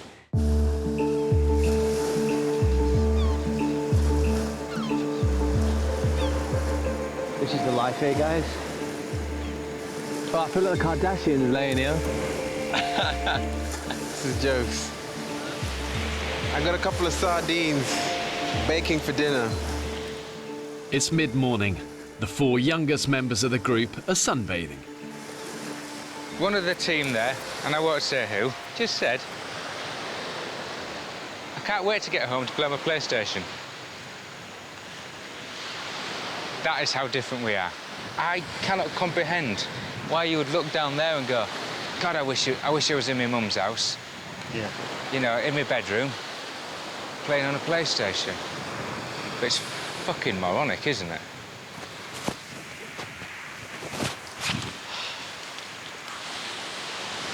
How are we doing, Taff? Not too bad. Hey, coming to help, mate?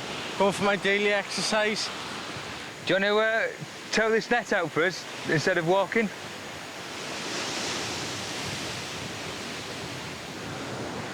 Maybe. I'm still trying to keep my foot dry. What's the worst thing that's going to happen? It's not going to fall off, is it? I'm very, very pissed off.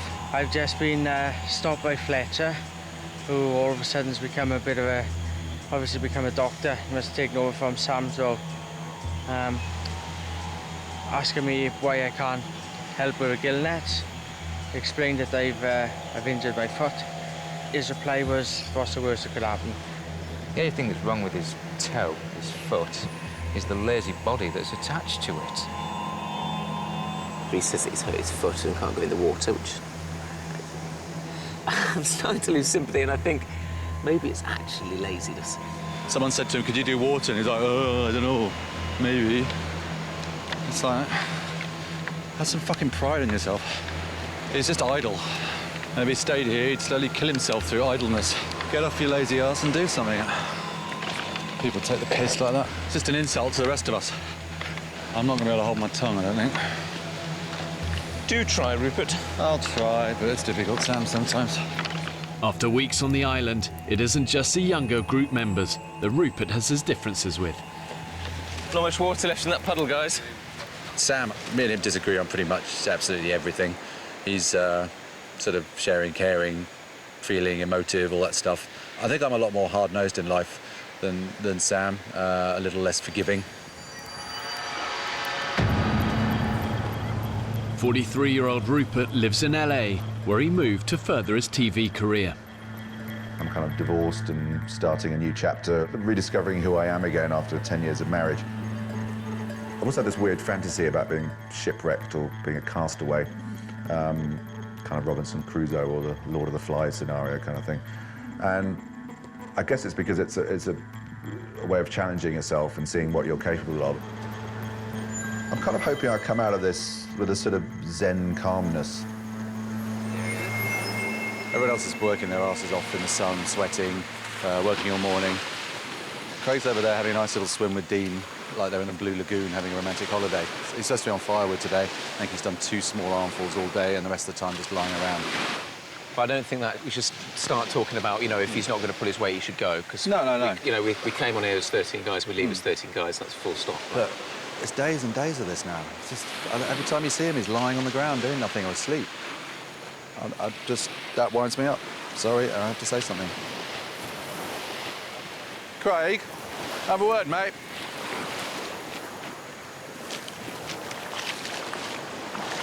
You don't notice everybody else is kind of working and sweating and all that. What have you done today? I've just been down there on firewood. I've just been down there around the beach. I know, I saw you walking there and come back, but you didn't come back with anything. Yeah, well, I'm trying to find firewood. There's a lot of firewood, mate. A walk down the beach and coming back with empty arms isn't really doing it, is it? Did you get some? I couldn't find any. You can't find little sticks. Mate, come on, why are you here? Why are you here? I don't know, I asked my question now. I know. Myself back quite a lot ago, so I know. I'm fucked off with I know, well don't walk away, I want to talk to you.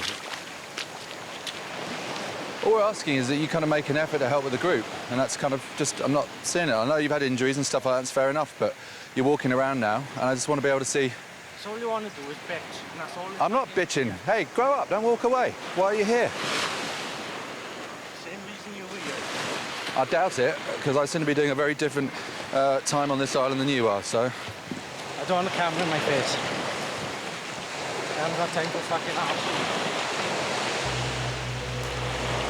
I don't know who the fuck he thinks he is. He's exactly the same as me on the island. I don't care what job he does. He's exactly the same as me on the island. And he hasn't got no fucking right to come and speak to me like that. And I walked away from him because my temper rises very quickly. Let me tell you. Yeah. And then when he's going, oh, that's how the deal is. Yeah? That's a man way to do it. Fuck off.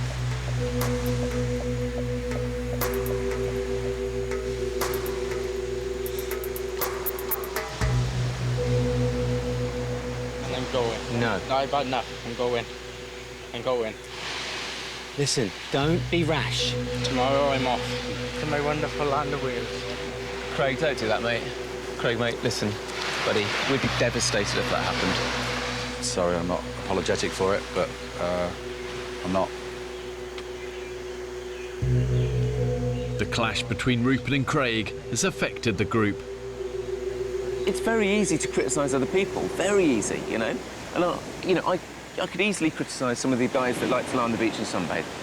And I could easily criticise the people that have a massive go at people, which is completely out of turn.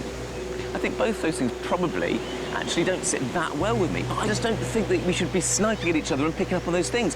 It's because it's only happening because we're hungry, we're knackered, we're spending 24 hours a day in each other's company. And I can just feel the group falling apart.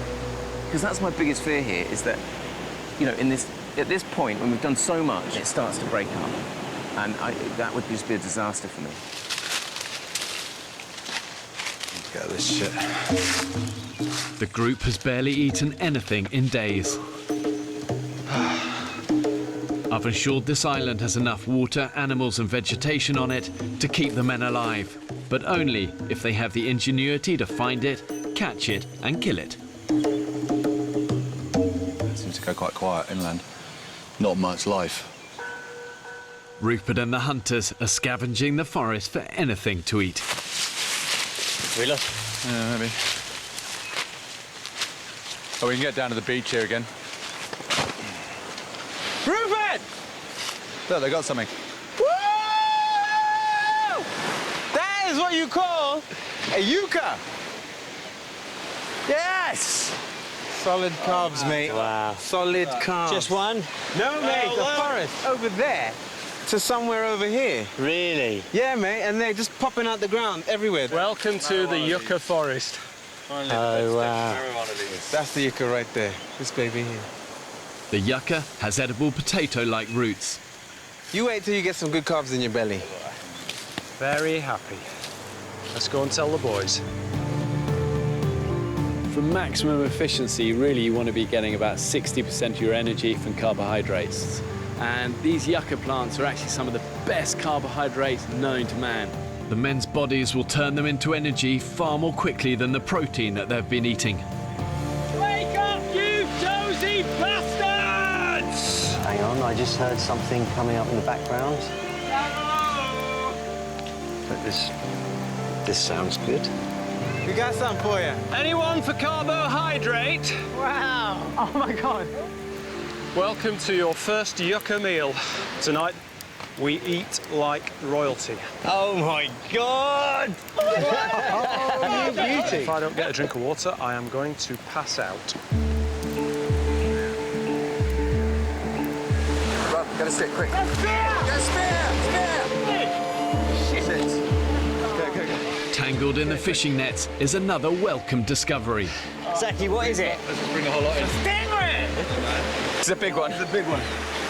Watch out for that stinger. He's done. Holy cow, that is massive. He's done. Shit. Fish and chip for dinner!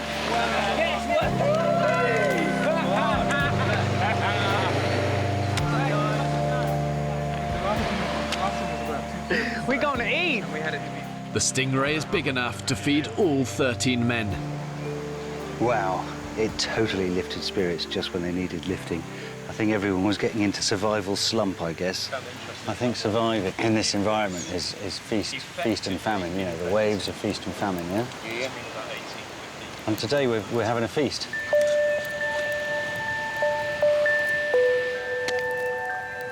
The promise of their first proper meal in weeks has brought a fragile peace to the camp. We don't have champagne, we don't have a DJ, but now it's party time! Oh, look at all that meat, man! They look a little bit like a haggis, don't they? I've never had haggis.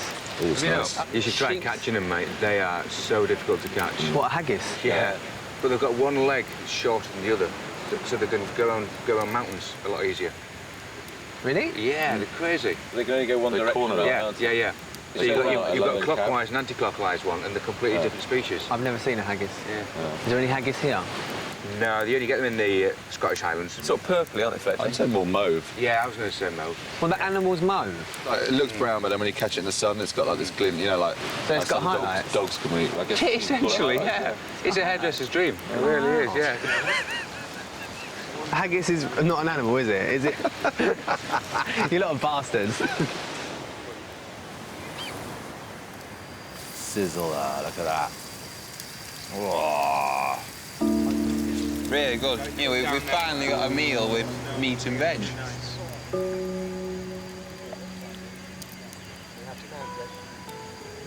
Sounds good. It's literally what dreams are made of. After being deprived for weeks, the men are now experiencing a serious carb high. I'm in a happy place. Sam sees an opportunity for some team bonding. I'd like to do some kind of fun stuff as a group, like playing a game of rounders on the beach. I'd like to just hack away up there and build a little chill-out area where we can sit back and watch the sun go down. I'd like to make a big bit of beach art that has actually no practical purpose at all. I really would love to see a leatherback turtle. I'd love that. We've just had a meeting about where we're at, and I think there's kind of obviously two very different sides to the camp now. They want to build sculptures, they want to play rounders, and I know where my priorities lie. We're still at the basic hunter-gatherer stage, and we're living paycheck to paycheck.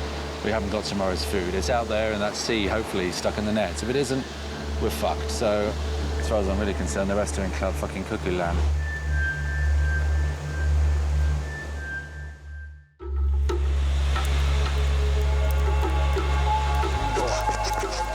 Both my grandfathers were miners. Obviously, they passed their digging skills on to me. Gotta love the Welsh. They do try. The morning after their first meal of carb-rich yucca, energy levels are high. Energy-wise, I feel like a new man out here. Yeah, I woke up this morning with a real spring in my step and a real purpose. Everything. Everything changed this morning. We've got food coming in, we've got yucca, which is there. There's loads of it, it's going to keep us going. It's a massive, massive breakthrough. Up to now, the group's all-consuming focus has been about food. But humans require much more than just food and water to survive. At what point do you try and move on from this hand-to-mouth existence and start trying to improve the quality of their lives? We've just found this amazing bit of driftwood. It's the sort of branches of a tree, so we can just hang our coconuts. All our cups. I think it's a great idea. They look quite good, don't it? I'm using the day to feather our nest. Just trying to make a few camp improvements, trying to get this place looking good. Sam. Let's go, Sam. Sam is the campest man on this island. And given that Dino's on the island, that takes some doing. Yeah, he's the gayest straight bloke I know. Oh, I think that's rather nice, that. Well done, Sam. It's all shaping up, isn't it? What do you think to the new pieces of furniture? Nice. Rupert turns his nose up at all sorts of things that I've done. You know, hat stand and coconut tree. All these things for me are part of creating an environment that we want to live in, that we're happy to live in. But for him, they're an unnecessary part of survival. Despite the big yucca find, Rupert continues to search for food at every opportunity.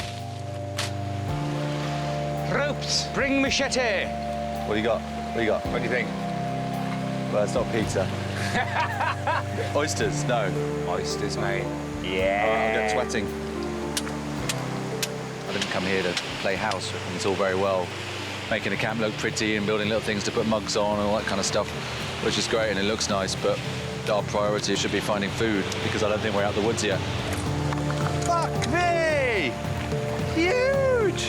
And it's like, I don't know, everyone's just kind of sort of crossing their fingers and hoping, and that's not really a way to survive. That's gambling with your lives a bit. I mean, Sam's building a swing. Whee! No one's cooking, none of the other shit that he's doing around. It's just like, come on.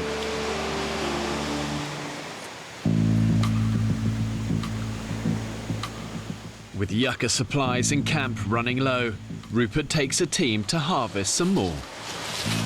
Funny smell. There's a sweet smell around here, isn't there? Yeah, something's rotting a little bit. Something is rotting. Yeah. Soft and squishy. Rotten. The harsh tropical environment has played a cruel trick on the men.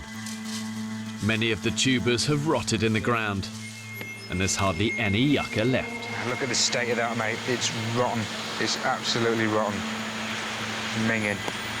That is not edible. We've got 1 day of yucca left, so that's just gone bleak again.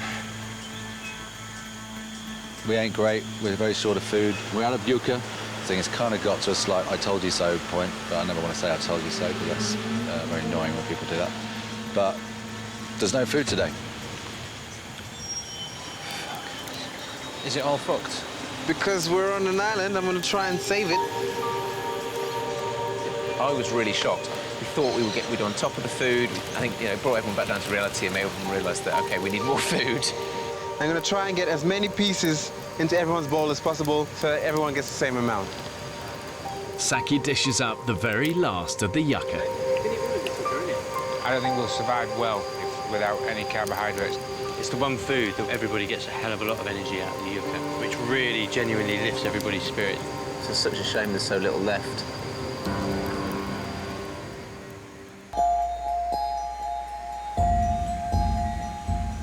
pretty obvious to me that we're running out of food.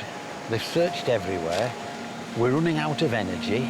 We need food, and we need it for tonight.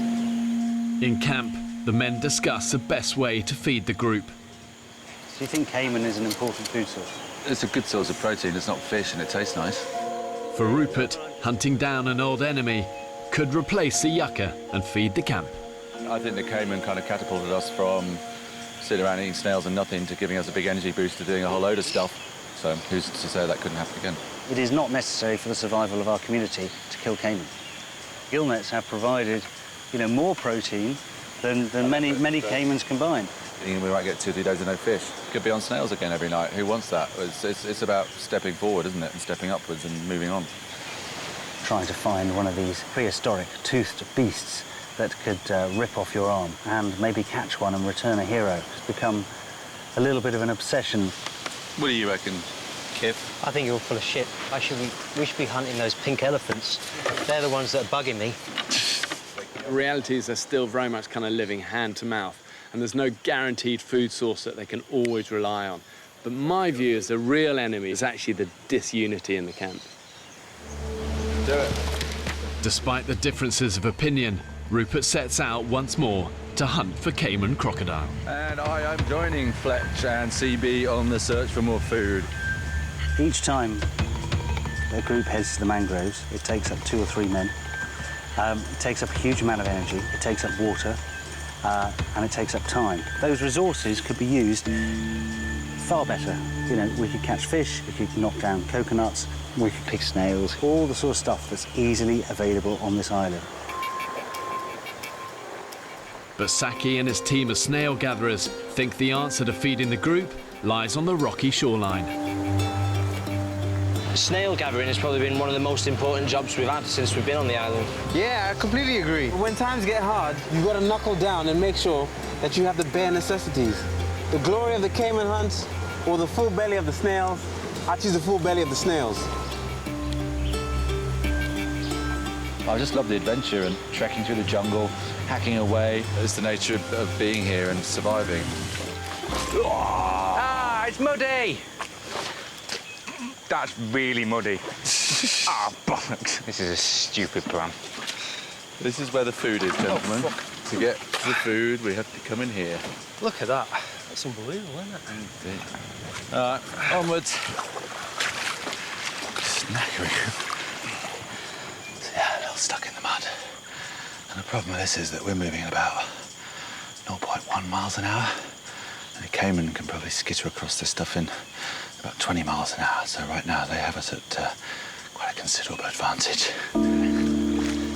Rupert's just an egotistical alpha male. Wannabe, I'd say. He's constantly imposing himself upon the smaller people that he deems aren't as valuable as he is.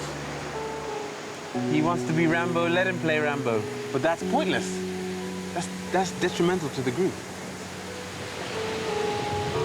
Success? Oysters and figs. But oysters and figs are not enough for Rupert. He's got a new idea. We're going to go caiman hunting at night, because the only way I think we're going to catch them now. Nights is when they hunt, so that's their element. The danger side of it goes up considerably by doing that. But it's a risk, I think, that's worth taking. Tonight, Saki, me and Dan are going out in the swamps to find caiman. It's not going to work. Pipe dream. It's not a pipe dream. No, I don't think it is. Really fucking caught one, so... I'm just going to say that I've opted out of caiman hunting. I'm heading there tonight. There you go. That's sorted then. I've already been there, done that, so to speak. And I've got plans with these guys to do various things. Saki suddenly announced I'm no longer anything to do with the so-called caiman hunting, which, I don't know, struck me as kind of somewhat arrogant. He didn't seem to have the balls to talk to me personally and say he wasn't going to do it and come and do it. I don't know why he doesn't want to do it. He hasn't said. He hasn't spoken to me since, to be honest, and I haven't spoken to him. Look out below. Bringing in all the foods on a day-to-day basis. That's far more important than a caiman that you can't even see. They haven't seen one. And yet they're still pursuing it because they're glory hunting.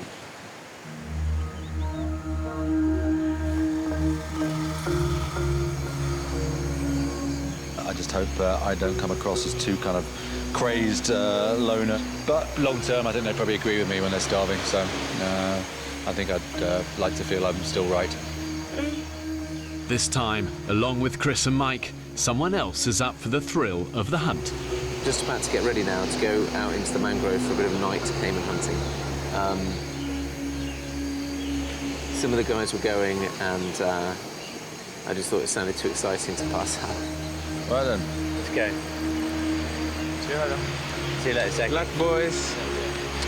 See you later, man. I am excited by the prospect of nighttime caiman hunting, like any red-blooded male. But it seems like a bit of an insane expedition, really. Oh, shit. In the tidal mangrove swamps at night, the caiman crocodiles themselves will be hunting their prey. My concern is that they don't stand a chance in the water because we can't wrestle it in wasting water. It's just crazy.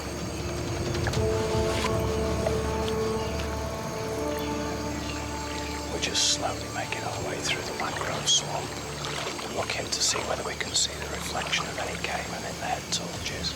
Nothing so far, but we can hear movement inside the mangrove all the time. Everywhere we go, there's just little sounds, little rustling noises, little slaps in the water.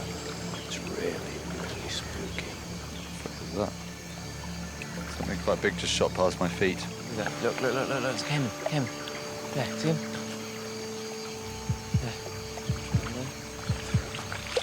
Rupert and the men are on a dangerous night hunt for caiman crocodile in the pitch-black mangroves. Well, there's something, I can hear it. Whoa!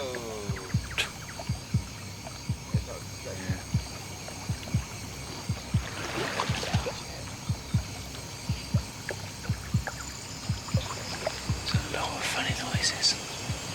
There is, isn't there? It's pretty eerie. There's a lot of splashes going on. Wow. Oh, jeez. Have you got him down? Yeah. What was it? Huge bat. The trail's gone cold. Everyone good to carry on? On this week's episode of the Clueless Caiman Hunters, the Clueless Caiman Hunters decide to go into a mangrove swamp, attempting to catch a crocodile with their bare hands. Stay tuned to see whether we can get their leg bitten off.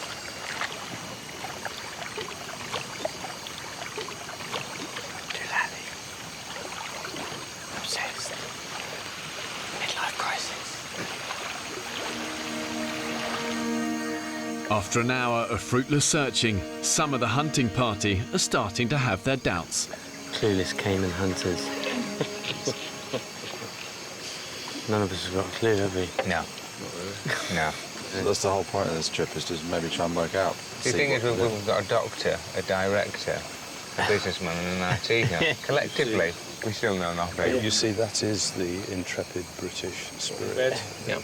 Is there likely to be one on this peninsula? There will be one 30 clicks in that direction. 30 clicks? Wow. It's like a tropic thunder. Should we have a cup of tea? But I still have hope, and you never know. But we got one, something. Yeah. Whilst we're stood here having this conversation, they're all kind of out there playing cards, smoking cigars and drinking whiskey. Here's come those idiot British guys again. Yeah, that killed old Jack the other day. Lame Jack. Yeah, lame Jack. Dreams of another caiman crocodile dashed, the men head back to camp. Wow, check this out. Very fresh. Big old turtle track. Dan! What? Dan, it's here. You serious? You see him over there? Yeah, no, he's digging in there. Come here, look. Oh my God. Oh my God, it's huge. Wow. Beautiful thing. The endangered green sea turtle has come onto the island to lay her eggs.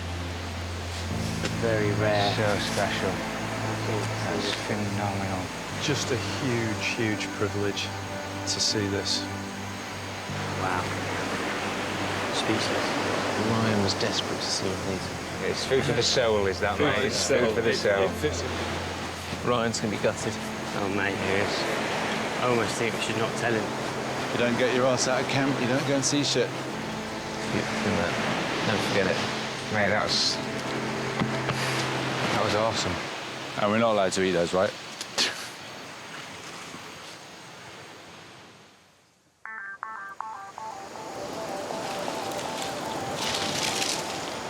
After the failed night hunt, most of the group are now convinced that pursuing crocodile is a waste of time and energy. It's nice to have an audience when you work. And for all the naysayers who think, oh, it's pointless and all that, if you don't try, you don't succeed. And they're obviously trying very hard just to sit around the camp and do nothing. And they're succeeding at that. They're doing very well at that, in fact. What are the chances of a lovely cup of tea? News of last night's turtle sighting has spread. Mate, I tell you what, it was a big turtle.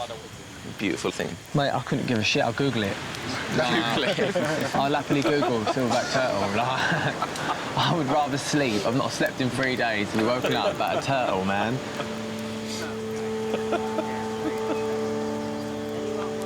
I can't believe I've been saying since day one, I'm seeing the turtles was the most important thing to me about this trip.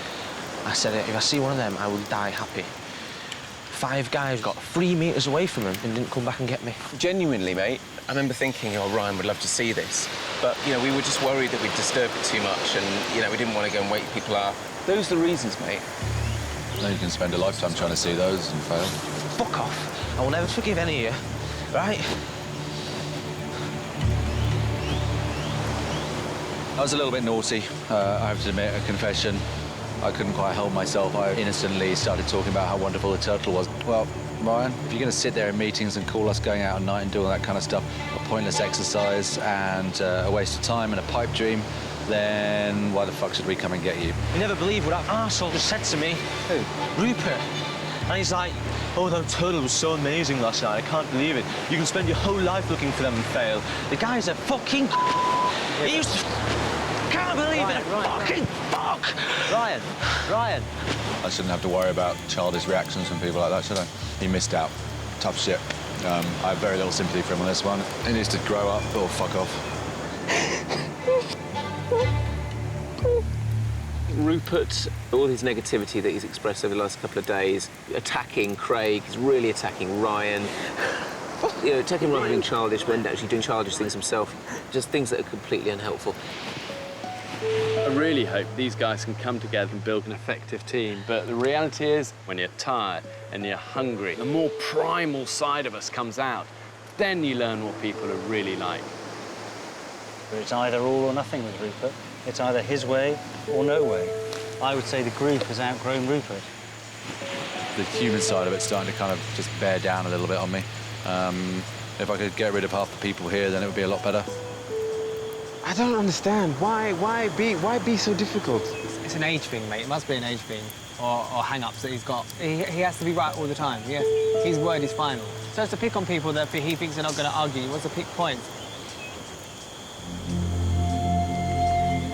For all of the fact that we've been together as a tribe and we've collaborated, my prediction is that if we had to stay for longer, the group would actually split in half. Yeah, then it'd be interesting to see how half of them actually fed themselves when the people that actually get all the food decided just to look after themselves. Of like, actually, if you're not looking for it and not contributing towards that, why should you get any?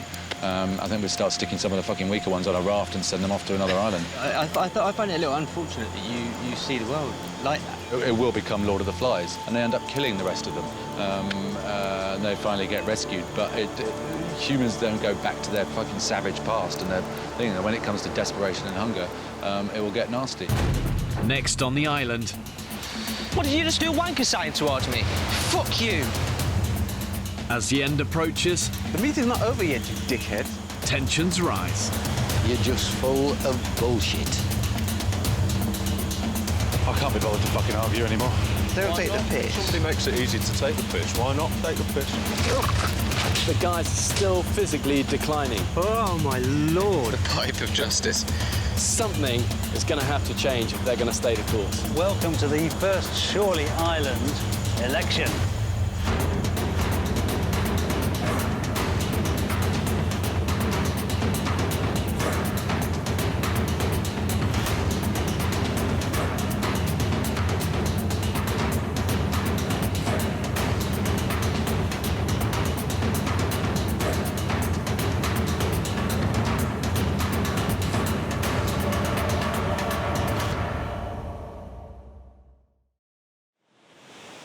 Make no illusion, folks. This isn't a set put up by Channel 4. This is bloody real. 4 weeks ago, I set out to prove 13 men could survive being abandoned on a remote Pacific island. The pelicans seem to be eating more than I do. This, for me, is a simple experiment to study what makes a man a man. Left alone on the island, And there you are. they filmed everything themselves. I wanted this to be totally new, totally original, and never done before. 28 days after dropping them off, I returned to the island to find out how my groundbreaking experiment actually worked. That's what we've been drinking. Tastes like you've all been washing your socks. And see for myself some of the techniques the men used to survive. When you're pushed to extremes, you realise you can go a lot further than you thought. The men reveal how the experiment affected them. The more things I get rid of in my life, the bigger the smile gets. I think it's powerful to see a group where people are so different, but they're actually bound together by shared experience. And you'll see what happened when they got back to civilization. My God, I'm so happy. I just want to see you. Oh, I missed you. By Christ, I have.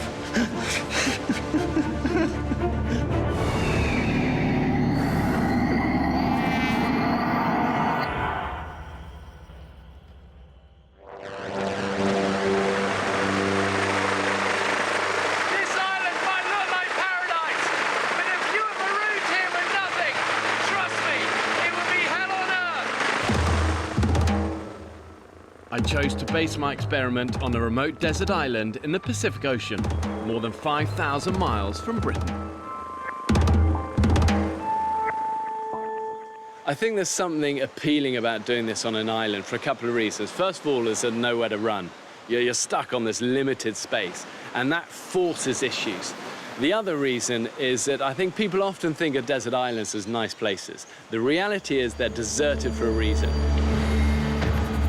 There's very little running water, and these things are covered in snakes, in tarantulas, and scorpions. You've got crocodiles, you've got sharks, and it forces issues because it's an unforgiving, unrelenting environment.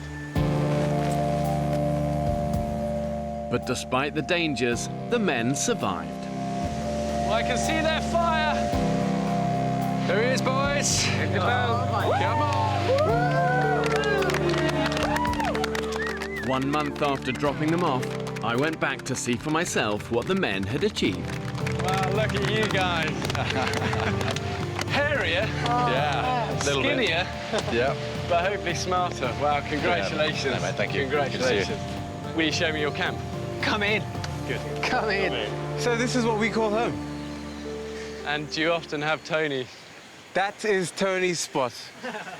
Good to see you, Bear. Congratulations. Well done, you. Thank you very much. Well done, you. I love it. I love your throne. So I clocked them all in, I clocked them all out, safety, security, and I'd like to be the last on the boat to make sure they're all on. Shoe stores, obviously. Table kindly made for us by Joe. Hanging machetes, torches, buckets, coconuts. It's good. I mean, this is a real semblance of community. I love that. Look at that. Yeah. You've got a front door. Camp Bassie. Yeah. Shirley Island, Camp Bassie. So why Shirley Island? Because every time we went out looking for food, it was like, surely we're going to find something today. Surely we're going to find something tomorrow. And surely enough, we did. Shirley Island. Genius. In any survival situation, one of the first things you have to do is find shelter.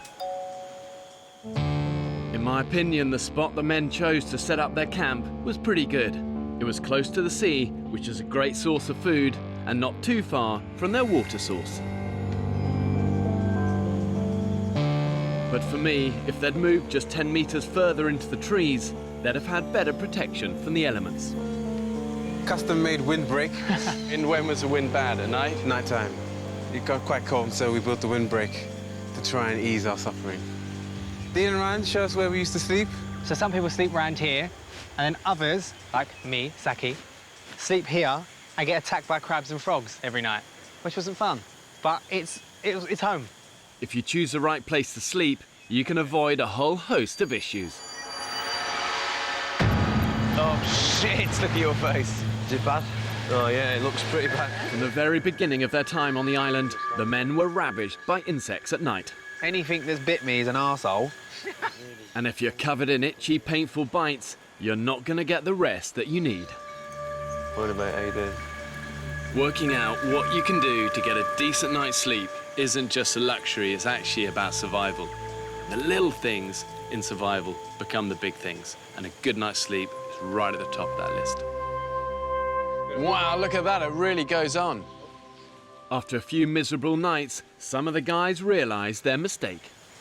This is the executive lounge. And 4 of them did move further into the jungle.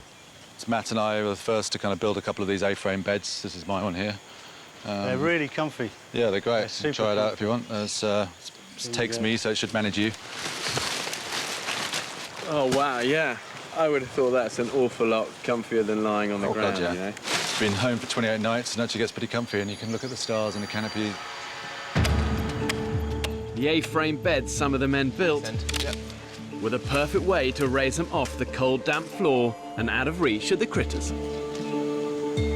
Dean's finally found a use for his hairdressing skills. He's weaving all the leaves that are sticking through underneath back in beautifully. That is an ant's nest. I've made my bed with an ant's nest. Foolish, wasn't it? The men made mattresses using vines, which they covered with woven palm leaves. We're on our way to greater things. It's a shitload better than sleeping on the floor, isn't it? This became known as my fortress of solitude. Oh, my goodness, wow. It's not very dignified. So you really well cocooned in there? I'm pretty well waterproof if the weather had changed. Yeah. Yeah. Warm, dry, off the ground from all the creepy crawlies. Yep. And very happy. Smart thing to have done. I think it's amazing to see how it's evolved and changed. And initially their camp looked a bit like a hobo encampment. But as the weeks have gone on, they've realised that you really need a sanctuary. You need somewhere where you can hide away and it makes you feel good. And as a reminder of what you love about home. I love the table. Test it out. Yeah, I love to test it out. It's been used pretty much every So minute. would you eat meals round here? Yep. You'd Yeah, actually we do that? Yep. I mean, if you think of how many British families have stopped sitting round a table and eating together. And there's something incredibly powerful about actually sitting down and looking each other in the eye and sharing a meal together. So I love the fact that you made table a priority. Looking around the camp, it was obvious how resourceful the men had been with materials they scavenged from around the island. Grab a seat, Bear. Grab a seat. I mean, this is great, isn't it? One thing that staggers me with these desert islands, however remote they are, is just the amount of trash you get washed up on the beaches. Guys, that looks like the beginning of a toilet. You would need an enormous arse to justify a hole like that. You certainly would. Craig, I'm going to be honest with you, mate. This is my ultimate nightmare. It's the closest I've got to a stress ball, to be honest with you. What I've got here is crab pot nut 2.0. This is a Saki's find. What is An open beer. You're joking. No. I shit you not. There's so much stuff on the shores of this island of kind of crap and rubbish that normally you kind of look at and touch and go, oh, what a shame, it's ruining paradise. But now we look at every single piece of plastic and metal and string and turn it as kind of treasure. When was the last time you felt salon fresh? What? No way. Shut the fuck up. That is Shampoo. Dean, promise to share it with me. That is shampoo. Just to let you know. Advance warning.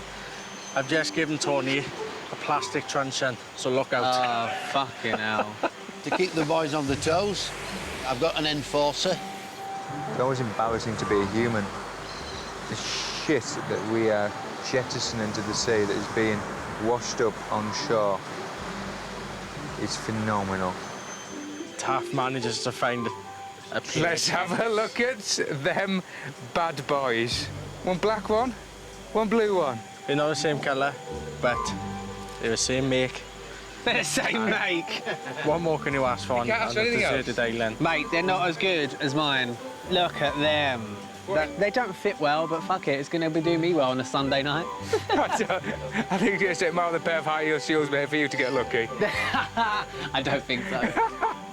After last night, Fletch. Right, should we do this fishing line then? Yeah, let's go get some Let's fish crack on. 4 weeks after abandoning 13 British men on a remote desert island, I mean, that's almost like a honeymoon suite of a view. I went back to see for myself how they managed to survive. Welcome to Camp Bassie, sir. Wow, do you mind if I have some of this? On a tropical desert island like this, dehydration is your biggest enemy. God, that's good. Without fluids, you're not going to last for more than 3 days. That's what we've been drinking. Good, healthy stuff. Filtered, boiled, ready to drink. I mean, truly horrible, isn't it? It tastes like you've all been washing your socks in it. If the filter actually does, it is actually my socks. Thanks. So you are drinking my sweat particles. Enjoy that. The only water source the men could find after a desperate search of the island was a stagnant pool. I never realised that I'd have to drink puddle water. When it came to collecting and transporting it, the debris from the beach came into its own. Calling it water is now a bit of a stretch of the imagination, to be honest. Sorry. And one of the problems with drinking from stagnant water is that the animals also drink from it. They do more than that, though. They also shit in it. And it's that will make people sick. To make the water safe, the men improvised an ingenious filter system using materials they scavenged and repurposed. Stuff with, like Fletch said, his socks, charcoal, a grid to stop anything getting through, although towards the end we did have a very protein-filled water supply. Insects and bugs and larvae and all of that. Yeah. This was smart survival. Filtering the water before boiling removes any big particles that could contain life-threatening bugs. Looks like piss. Tastes a lot worse. Having established a water supply, the men's next priority was food. Is this where you keep your nets? Yeah, these are them here, so they're floating there. We're at low tide, so it should be pretty quick. Finding these nets, repairing them, and getting them into the sea was a lifeline for the men. When it comes to desert island survival, I always say to people, fish first. The sea as a larder is well stocked. All of the seas around here are literally teeming with life. There's something like 500 different edible species of fish, but it's also booby-trapped. Every time the men swam out to check their nets, they had to run the gauntlet with jellyfish, venomous stingrays, and a whole host of other nasties. The waters were infested with sharks. We were seeing these great big fish, you know, with half of them eaten by the sharks, and we just didn't think anything of it. We just went out and swam with them. You never know what you're going to get. Look at that. Yeah, good luck getting that one out. Even on my brief visit to the island, the men hauled in a potentially lethal catch. Stonefish are actually one of the most deadly fish in the sea. Well camouflaged, easy to stand on if you're not aware. Even if it doesn't kill you, people have been known to literally beg to have their feet amputated. The pain has been so intense.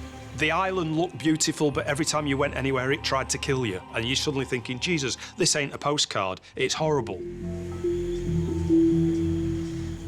Before taking the guys into this extreme environment to start the experiment, If I leave him be, he will just quietly crawl around me.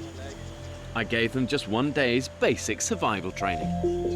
If they're big enough and you're small enough and one of these gets hold of you, It's gonna squeeze you. God, I can feel that already on my hand. Crush every bone in your body. So the truth is, none of these guys are experts. None of them are survival kind of gurus. You know, they're regular people, and that's what we wanted. We didn't want the experts. We wanted normal people who've got to kind of improvise and think smart and be resourceful. Do you actually ever wipe your bum with leaves? I love wiping my bum with leaves. Personally, if it was me, I'd get up in the morning, raise my arms aloft, wander into the sea, do my business, wipe my backside, salute as it floats out into the Grand Pacific. You know, clean, done, hygienic. You wash your hands and you haven't got crap all over the island. So a bear doesn't shit in the woods then? It's true. I knew the biggest challenge for these guys was going to be finding enough food to keep them going. Okay, scorpion. You'll find these under wood piles. You're out collecting firewood, lift one up, and bam. And it's not always obvious where those calories are going to come from. He'll strike you with his tail. See him doing it there? And he comes round, he bites you. Be a man, pin him down, take his stinger off. Good thing about these, though, they're good protein and you can eat them.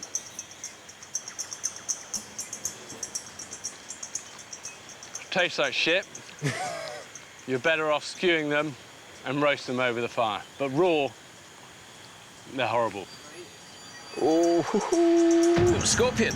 Here he is. There he is. Coming out. Got him. I've got him. He's aggressive. He's aggressive. From experience, I know it's amazing what you'll eat when you're pushed to the edge. God, I can see its guts inside. That's not going to be tasty, guys. Oh, man, you're making us wait. Come on. We want to see you eat it.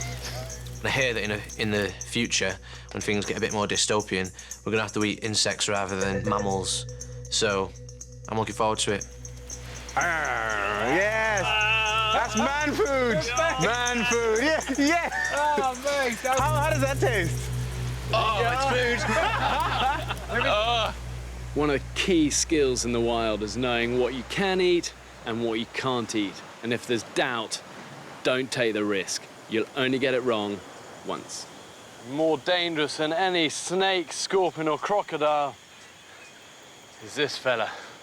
Innocent looking little apple, actually called the death apple. And this is enough to kill not one man, but 20. And when you're surviving on an island, you're hungry, you see what you think is edible fruit, so tempting to pick it up, eat it. End game. Death apple, bloody death apple. That thing, I was paranoid about death apple. Is that a death apple? Yeah. Let's evacuate camp. Where's that come from? It's been washing up. Yeah. Washed up? Not here. Might be down there or up there. When you're walking on the beach, they wash up from elsewhere. If you step on that death apple, you're getting scabbed, you could die. And trust me, that death apple looked lovely. So we could have ate that and we would have died. From start to finish, the men were always teetering on the brink of starvation. And there goes my fucking bait. Just this bay is empty of life. Come on, Mother Nature, give us some food. But what's important is that they never gave up. So where are we going, Sam? We're going foraging. And that is the key to survival. The pigs. Balls. We all tried so many different things and they just didn't work. We didn't realize how far mankind has come through trial and error. OK, here we go. He's coming shallow. Failure plus failure plus determination equals success. Yes! Fucking hell! Yes! Hey, look at that, Biggie. Oh, mate! We've caught 28 fish today. Anyone for carbohydrate? Wow! Oh, my God! Driven by all-consuming hunger, they went to extraordinary lengths to discover what the island had to offer. It's a fucking caiman! It's a fucking caiman! Wow. I've never ate an orange before. Fuck off. We'll start now. Try that. Come on, here's your first one. Wow, you've got a massive hit of citrus all the way over here. It's nice, isn't it? So good. Welcome to the world of fruit, Dean. There was, however, one craving they couldn't easily satisfy, despite a tantalising reminder. Dean, what have you found on the beach, mate? We found a sweet wrapper. It's intense for these guys, the lust just to get something sweet in their mouth. And the boys have found some of these and they had like a tiny little bit of sugar in them. But if you put a bit of boiling water in them... Is it good? Oh, it's good! It's good! I don't care if he gives me the shit. It's worth it. Over 4 weeks, these 13 men had come a long way since their first unappetizing meal of snails. Oh, Mr. Fletcher, you're an artist, sir. You toasted some coconut there as well. Toasted coconut here, mate. Before departing, they invited me to sample some of their favourite, hard-earned island delicacies. Unbelievable, guys. We have dressed crab, honey. Oh, you do not know how honoured you are to have that honey onto your oysters there, which are just marinating at the moment in a lime jus. We have fresh snapper there. We have gazuma berries and almonds in there, toasted coconut, and a fig and lime marinade to go with your fish. Yep. Well, guys, I'd like to say grace before eating. Yeah. Lord, thank you for these men, the courage and the fortitude they've shown. Thank you for the hands that prepared this food, and thank you for the sea that's provided it. Amen. Amen. And let's try a bit of this. So a little bit of honey onto the oysters. A little bit of honey on the oyster. That stuff is insane. I'm gonna tell you now. You look at the food that they served for me, and there was a real sense of genuine pride in that. That it was really special. To go from, you know, scavenging around in the first few days to providing something that, you know, I'm not saying it would be served at a Michelin star restaurant, but it was pretty good given the tools that we had. It showed our evolution and how much we'd got our stuff together. It's incredible. It's off the scale. On that plateau, that was like the culmination of our surviving there. It was a real sense of achievement. A toast to you guys, to an experience I really pray you'll never forget, to an experience that I hope will empower you in your everyday lives, and to friendships that I hope will last all your days as well. Here, here. It's you guys. Cheers.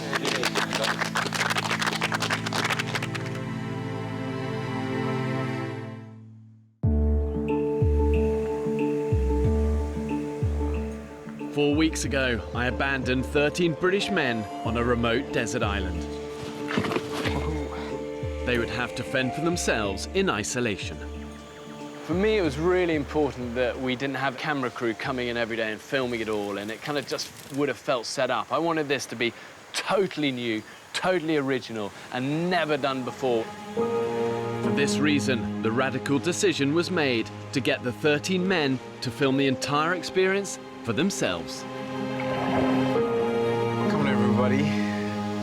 Take a walk with Uncle Saki today. The only filming is these guys going like that and going like that. Right. Guys, I'm gonna have to put you down. I think I found us a bird. Yes, I have. Hang on. And effectively, that means the only people telling their story is themselves. Woohoo! Shazam! We're all photographers now. We've all got iPhones or smartphones or whatever. And you can shoot movies on these things, you can take pictures, and we just do it as a natural part of our life. So why not incorporate it into television? I'd like to show you around my favourite spot. This is where I come and sit when I feel a little bit shit. I tried to do this trip on a budget.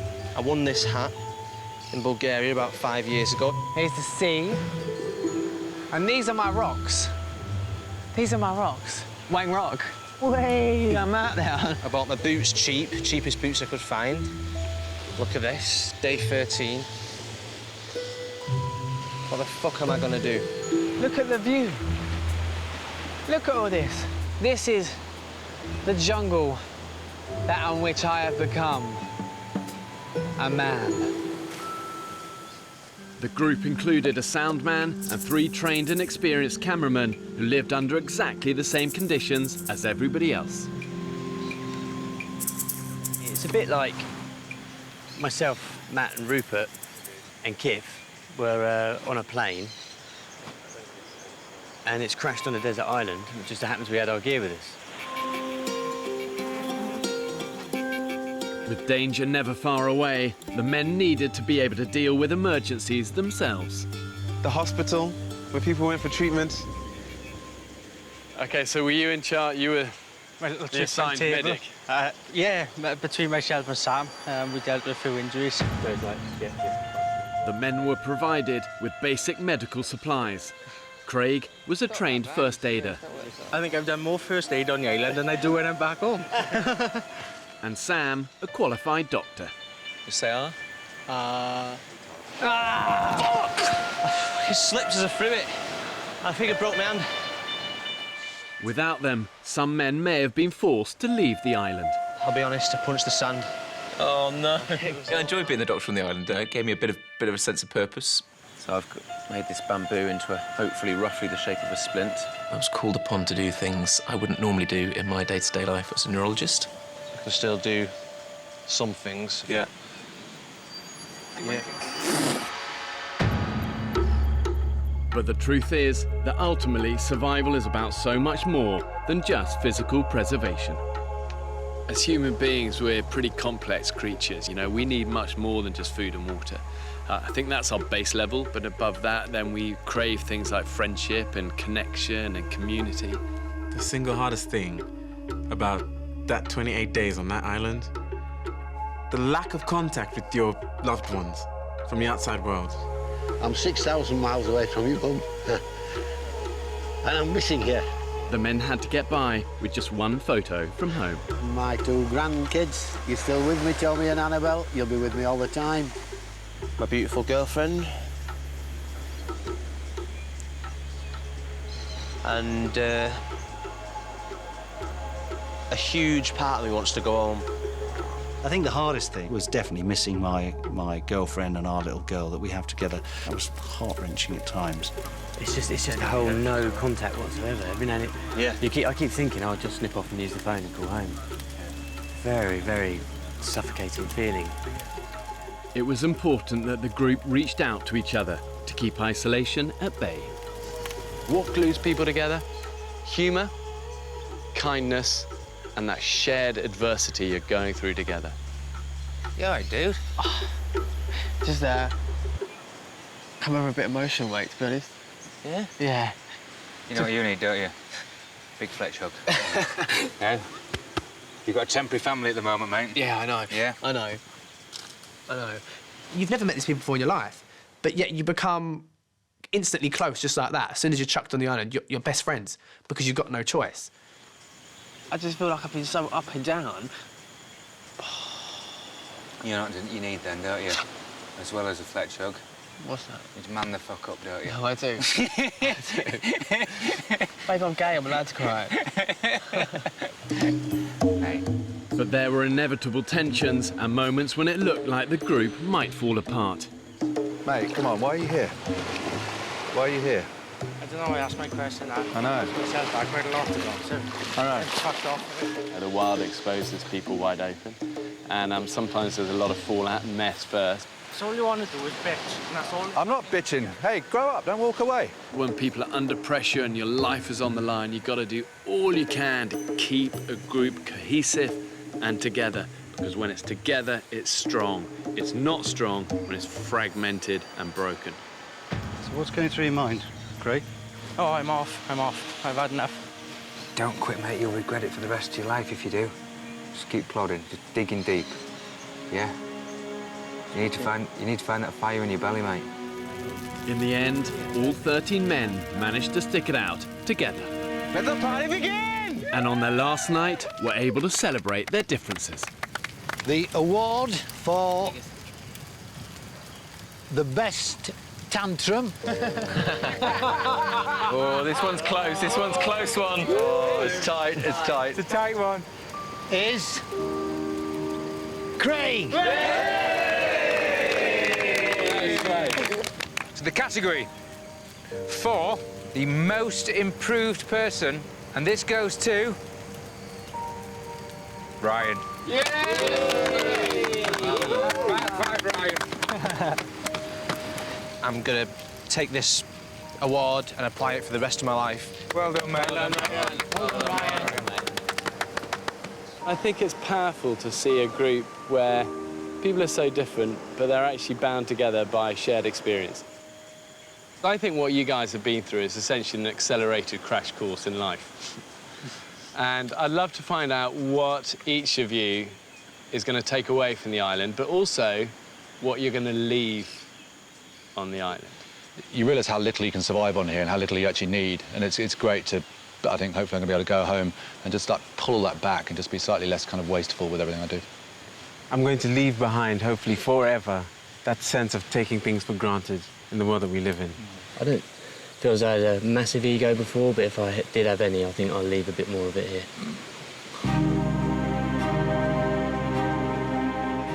I kind of started this whole experiment really to try and find out what everyday modern British blokes are actually like under pressure. And the reality is the experience has been bloody hard. I have huge respect for anyone who can come out of it the other end together as friends and with a smile on their face.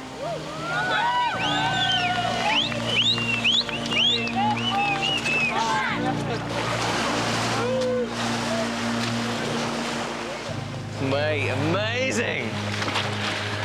I just want to eat some food! And after any mission, there's nothing quite like the rewards. I've been thinking about that bar for days now, mate, and that is what I am going to do now. When we first got back to civilization, we were given rules about what we should and shouldn't eat. So we were told to stay away from carbs, beer, and all these things. And the first thing we managed to get our hands on. 1, 2, 3. Beer.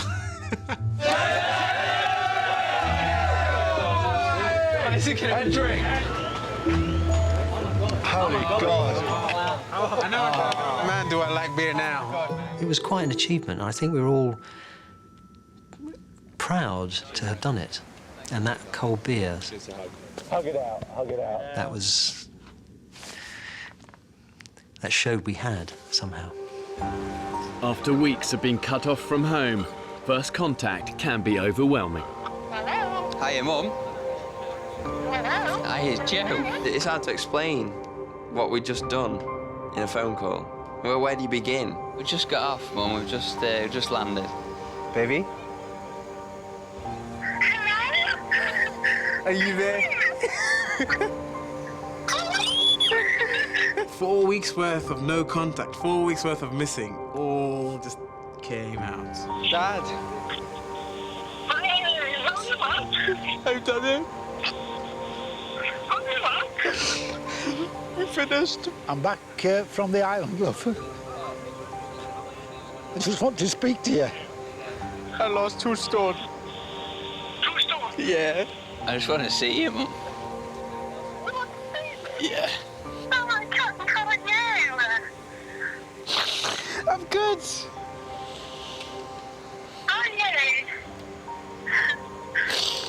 Yeah, I'm good. Feeling these things makes you feel really fucking alive.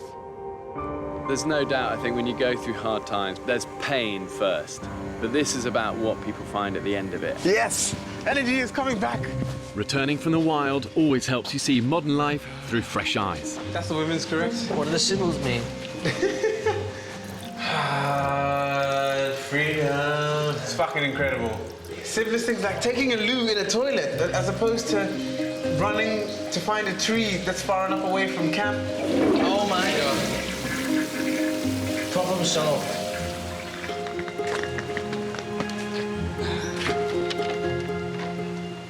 Oh, I can just feel the cool air.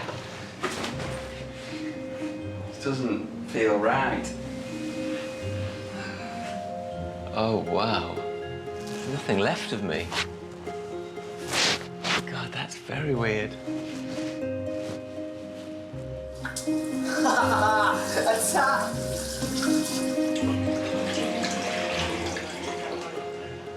Nobody had to fetch it. I'll filter it. I'll boil it. Oh, man.